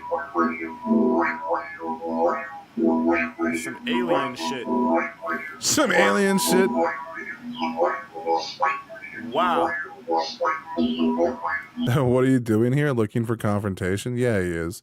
He's coming in here so he can spout his evil bullshit and we can respond to him. He can clip it and add it to his little Facebook wall so he can go show people how he's fighting the good fight in his digital graffiti. I came here to shit on Harry Mack fans. Seems like it. Obama ain't fascist. Because they annoy me. I'm pretty sure you annoy quite a few people, buddy. I got love for you, man, but you're a lost soul and you need to like reevaluate your life. Are you circular breathing right now? Epic. Epic. Yo, you sound good, man. Thank you, man. Where are you at? I'm in France. France, dude. All right. All liberals are fascists. Jesus Christ, dude. You need a new talking point, bro. Like, how is it you can say the same thing every time you come in this chat and you feel like you're okay with that? Like, this isn't even good content for your wall. Their goal isn't to enable capitalism. Like, I just love this guy, dude. He proves all of my arguments for me. You're so fun. Please never change. Nice. Yeah. Hell yeah, man. I'm in Los Angeles. Hell US. yeah. Okay. That was some nice didgeridooing, man. Yeah, thank you, man. How long you been doing that? I don't know, 2 months. Nice. Well, look, man, I'm a freestyle rapper, so would you be down to like throw out some topics for me to rap about real quick? Man, you need to use the horn while he raps, bro. Let's get some fucking crazy shit here. I don't know, man. Oh, he's baked as fuck. Okay, I tell you my day. Oh yeah, perfect. Tell me your day. Okay, wake up early, smoke a joint. Yeah. Hard work in the kitchen. Yeah. Smoke a joint. Yeah. Hard work again in the kitchen. Smoke a joint and drink some lots of beers. Nice, man. And then practice. Harry's house burned down during the Cali fires. Yeah, dude. That's some bullshit. Was it the most recent ones where Trump was like talking shit the whole time? I don't use any of this on my meme page. This is just digital graffiti for future data scientists after we're all dead. Yeah, they're gonna see that in every like small chat there was like one dipshit talking about how capitalism is evil. Like, you know, Hassan has a massive channel. If you want to go dick suck somebody, you can just go sit in his chat. And they'll all agree with you. It's going to be beautiful. And you can just talk so much about how capitalism is bad and everyone will love you for it. People 100 years from now will laugh at y'all when they find this. Sure thing, buddy. Sure thing. In 100 years, people probably won't even exist anymore. Trump's probably going to end the human race in about 4. Just didgeridoo, right? Exactly. That's crazy. What's the hard work in the kitchen? Well, man, I work in the kitchen, so it's hard, you know. Oh, nice. Like at a restaurant? I work like 14 hours a day. So. Damn. What do you do? I'm a sous chef. Sous chef. That's dope. Yeah. Fuck, dude. I would never want to be a chef. The amount of work that goes into cook. Like, dude, even watching my girlfriend cook dinner, It could be on a beautiful inbred fuckfest. Watching my girlfriend cook dinner in the morning, or in the morning. Actually, sometimes she does cook Brenner. It's been twice. Motherfuckers, I get Brenner sometimes. You guys need to be a little jealous. That is my first brag here on YouTube. Brenner. Watching my girlfriend cook dinner makes me feel like shit, dude. She works all day and then she comes home and cooks, and I'm like, what are you doing? Let me cook something. And she's like, no. Like, God damn it. But like the weird thing is she also enjoys cooking sometimes. So like she enjoys it, but like I just feel like such an asshole. Nah, the revolution is coming. Y'all are just making it happen slower. Good. If we can slow down your dog shit revolution, fuck yeah. Because when the day comes and I have to start fucking wringing necks of communists, like, man, I'm gonna have to be a bad man, and I don't want to do that. But yeah, I would. I'd rip a communist heart right out of their chest, dude. Once war starts, it's like I get to be a whole different person. Like I get to just embrace my id and all the evil thoughts that exist in my mind that bounce around nonstop. Like, bro, I have 20 years of pure fucking rage that I would love to release into the world, and I don't get to. I have to be nice and fragile and walk on eggshells everywhere I go. I'm afraid that I'm going to break something with every step. But when war breaks out and I don't have to worry about any of that shit and I get to be an inhuman monster, like the thing that humans are supposed to be, and we're not masquerading behind ideas of fucking bullshit like peace and love and happiness and all the things that we ought to do that we just can't do because humans fucking suck. Like the day that I finally get to be the subhuman piece of shit and I can start snapping the necks of communists, that'd be so fucking awesome. But until then, I have to play nice with you. You know what I mean? I gotta pretend like your opinion matters on any point whatsoever. But like, I've said it once and I'll say it again, dude. I would vote Donald Trump over Hassan Piker any day of the week. Like, I will never support a communist. Ever. And, brother, I cannot. It will be violent. It will be. You want liberals to be fascists, start trying to take away rights. We'll show you what fascism is, bitch.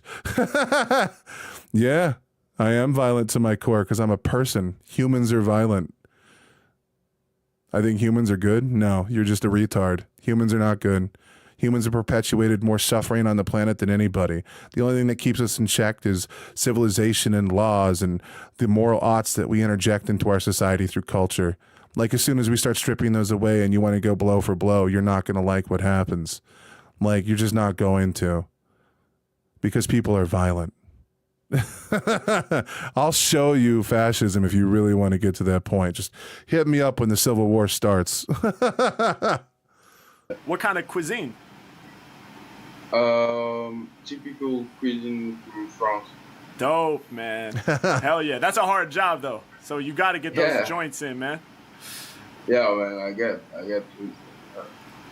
No, you don't. You don't want to give me more rights. You want to take what little rights I have. No. All right, well, let me do a freestyle for you, man. Is that cool? Yeah, man, go for it. All right. So you are a liberal. Yes. I've openly admitted to being a liberal the entire time. Yes. I believe in capitalism. Yes. Dope. Yeah. Yeah. Yeah. Yes. Yeah. Check. Peace to my homie who's starting to dance. Asked him where he's at, he said out in France. I just be out here, I work in the kitchen. Every time I flow, you know I'm enriching your whole vibe. Check on silent. When I start kicking bars, he starts smiling. Everything that I do on point. Peace to my homie who be blazing the joint. Yeah, you know that I'm dope with it, fuck. Treat the mic like a joint, then I'm smoking it up. Matter of fact, I perfume the whole room. Every mag about to get you high like the boom. I be holy like an apostle. He's breathing in the joint, blowing smoke through his nostril. Yeah, all of my lyrics are colossal. You know that I'm about to go and grab it when I'm on it. I'ma edit, I be puffing on the reefer. I'm about to turn the skeptic to to a believer. Yeah, you know that I really go hard. Grab on the mic and I'm leaving them scarred. Yeah, you know I spit to your ears. Now with the joint, he be gripping his beer. When I be rhyming, I'm going for throttle. He just be sipping the beer out the bottle. I'm about to spit it for you. Making weird sounds like a didgeridoo. Harry Mack, hocking crazy flamish. Like an instrument from an alien. Yeah, check out the flow I'm achieving. I should just practice some circular breathing. That shit would really be pain relieving. Yeah, I'm about to squeeze all my steez in. Squeezing my stilo into the track when I rhyme like this. Shout out to my man, cause it's rolling the joint, now he's about to get lit. Check out the way that I grab it, I'm steady performing. I said, what's up with your average day? He said I wake early in morning, then I be pumping my joint. I wake and I bake, and then I go. I actually thought he was gonna miss that one, dude. Also, I like that there's 3 smoking joints in here. Cause wait, no, fuck, it's supposed to be 4. Never mind. To work, I don't make mistakes. I'm all in the kitchen, you know what I do, yes. I'm getting down as a sous chef. I asked him, what's the cuisine? He looked at me like, the fuck do you mean? It's just the standard cuisine out in France. I'm like, alright, cool, dog, I see your stance. Then on his break, smokes another one. Harry Mack, flowing undercover, son. Yeah, you know that I likely rap, and I might just snap for my homie who be rocking the Nike hat while he's blowing out smoke. Tried to tell him with the lyrics, man, I never been a joker. Just be doing what I'm feeling, representing for my people. And you know my flow is lethal while I'm rocking on Omegle. And I do it on the internet, you know I'll be a bigger threat. I'm about to kill ya, like your lungs from the cigarettes. Every Mac they standing there. Now my man throwing his hands in the air. Matter of fact, when I rap with these, he gets so excited that he slaps his knees. You know there's no replacing me, man. Now we got his face in his hand, saying, oh man, they really can't believe it. I do my freestyle. They asked me what's the secrets. I told them it ain't nothing. No love for those that's judging. Shouts out to my man. I feel connected like we cousins. What's That's fucking gangster, bro. All right, dude. I can see why. And so Harry Mack didn't know anything about Ren when he did his shit. It's just random statements. That's crazy. Good.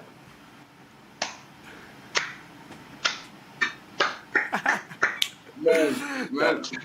Yo. Whoa. Whoa. I love stoners, man. Bro, stoners have the best way of talking. Yeah, dude, his music genuinely makes people happy, bro. Like, this is a good thing for the internet. Yep, just a few notes from Ricochet. That's crazy. Whoa. What do you think, man? Really, man? Fully you erect. You need to ask me the question? Man, that's fucking dope. Alright. Let's hit him with a subscribe, bro. That was awesome. Ugh, I hate subscribing to big YouTube channels, but he earned it. Him and Ren earned it, dude. God damn.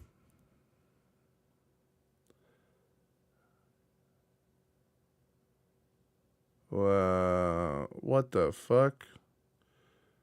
Where is this from? America does have a lot of new trade deals We with have countries. none. Well, actually, it has a lot that Zero. is signed. No, that's not true. It's true. We have not zero. true. It's absolutely true. Well, the UK, you're sitting in the United Kingdom. We have a trade deal. You do not have a trade deal. Yes, you have, we do. No, there is no trade deal. These things are not one page signed and posted on Twitter. They're extensive things that encompass entire markets and have tons of writing for it. Like, there's no trade deal. We have agreed a 10% tariff on UK products to the United States. That is a trade That's deal. not a trade deal. That's What an is entry it? on an Excel spreadsheet. A trade deal is a comprehensive market encompassing thing that actually dictates terms that you can rely on for, decades to come. It's not a thing that can change on a whim. But do you dispute that Trump has managed to negotiate a series of deals with countries which are, in terms of tariffs, But that's not a trade deal, dipshit. more advantageous now to America than they were in January? No, our prices on everything are going up. That wasn't my question. No, they're not advantageous. They're hurting the economy in every measurable way. America does have a... Is he doing an actual full-blown Pierce Morgan show? Hold on, dude. I gotta check to see this, dude. There's no way. Did someone nut hang this guy when he was little? Yeah, dude, I believe so. It's all right. We still love him. He's a weird guy, but no, okay, so whatever that video is, it hasn't come out yet. I would absolutely abuse my power. Never. No, dude. The only time you need to get all power hungry is when people start throwing around actual slurs, where that's just not cool in a YouTube. Let's see here. Oh yeah, Pierce Morgan. Let's just take a look and see if this is something, because this might be something I react to on Friday. Oh my God, dude, it's a day old? Fuck. Person who actually got the Nobel. Is he like there in the studio? Why is he there in the studio? Yeah, he's in the studio, but they never have like a actual full-blown conversation one-on-one. And what's the point of, like, how come Andrew Tate got a full-blown conversation one-on-one and Destiny just has to come in here and fight 5 fucking retards? That's not cool. Okay, well, we'll watch it Friday, I guess. All right, guys. I understand that, Will. I just feel like the power would go to my head. Dude, I already know I would abuse power. Which is why I can't have power. If I was a cop, dude, I would be chasing people, or I would abuse. See, I would abuse my power, at least in a funny way. Like I would pull over my friends, dude. If I was a cop, dude, I would track my friends daily. I'd track my girlfriend, you know what I mean? Like whenever she drives the car, I'd pull up behind her, and then like walk out of the car. I'd be like, "Do you know how fast you were going?" And then she'll be like, "Tell me the speed limit." I was like, "That's bullshit.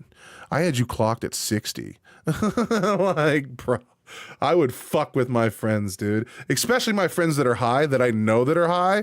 Oh my God, dude. I would follow around my homie, just waiting for him to buy drugs, and then know that he just started doing drugs, and then I'd pull him over when he drove home. And then I'd be like, why are your eyes red, dude? Get out of the car, Keith. Come over here. I need to talk to you. This sounds like the beginning of a porno. Never, dude. Never. That's only for the OnlyFans, dude. You know what I mean? Like, I'll tell the erotic stories on OnlyFans. I'll be like, you ever given a back rub that turned into a giggle sesh? I have. This one time at band camp. All right, guys. It is 3:30. It is time for me to grab a shower, get things ready, have a little lunch, and take another dab, another tasty, tasty dab. But anyway, I love you guys. That's why hierarchies are evil, and I'm for decentralization. That's ridiculous because everything naturally falls within hierarchies. Hierarchies exist in nature. They exist in every aspect of everything we do.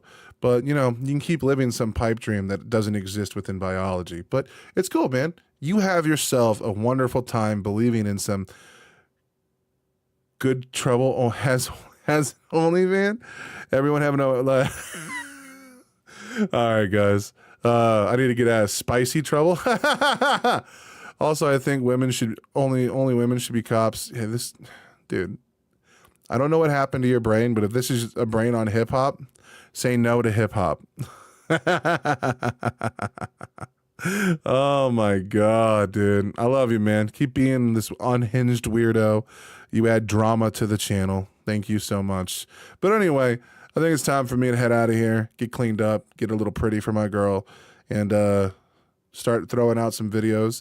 I will upload. I'll set a few videos to upload tomorrow while I'm not here. And I might even do a quick little recording of a particular video tonight because we fucked up that Romaine song. I listened to it at 1.25 instead of 1.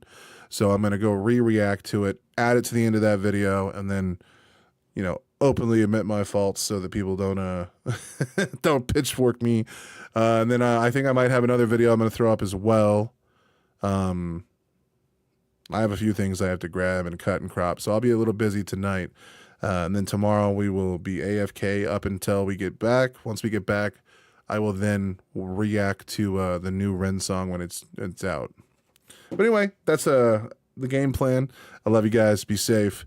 Power on. And don't fuck around, dude. Don't let no one fuck with you, bro. Defend your shit. It's getting crazy out there. Stay informed. Stay safe. Stay warm. And for the love of God, dudes, protect your balls. And now I'm just rambling because I'm trying to build up to the ending segment, the game. Yeah, anyway, have a wonderful day, motherfuckers.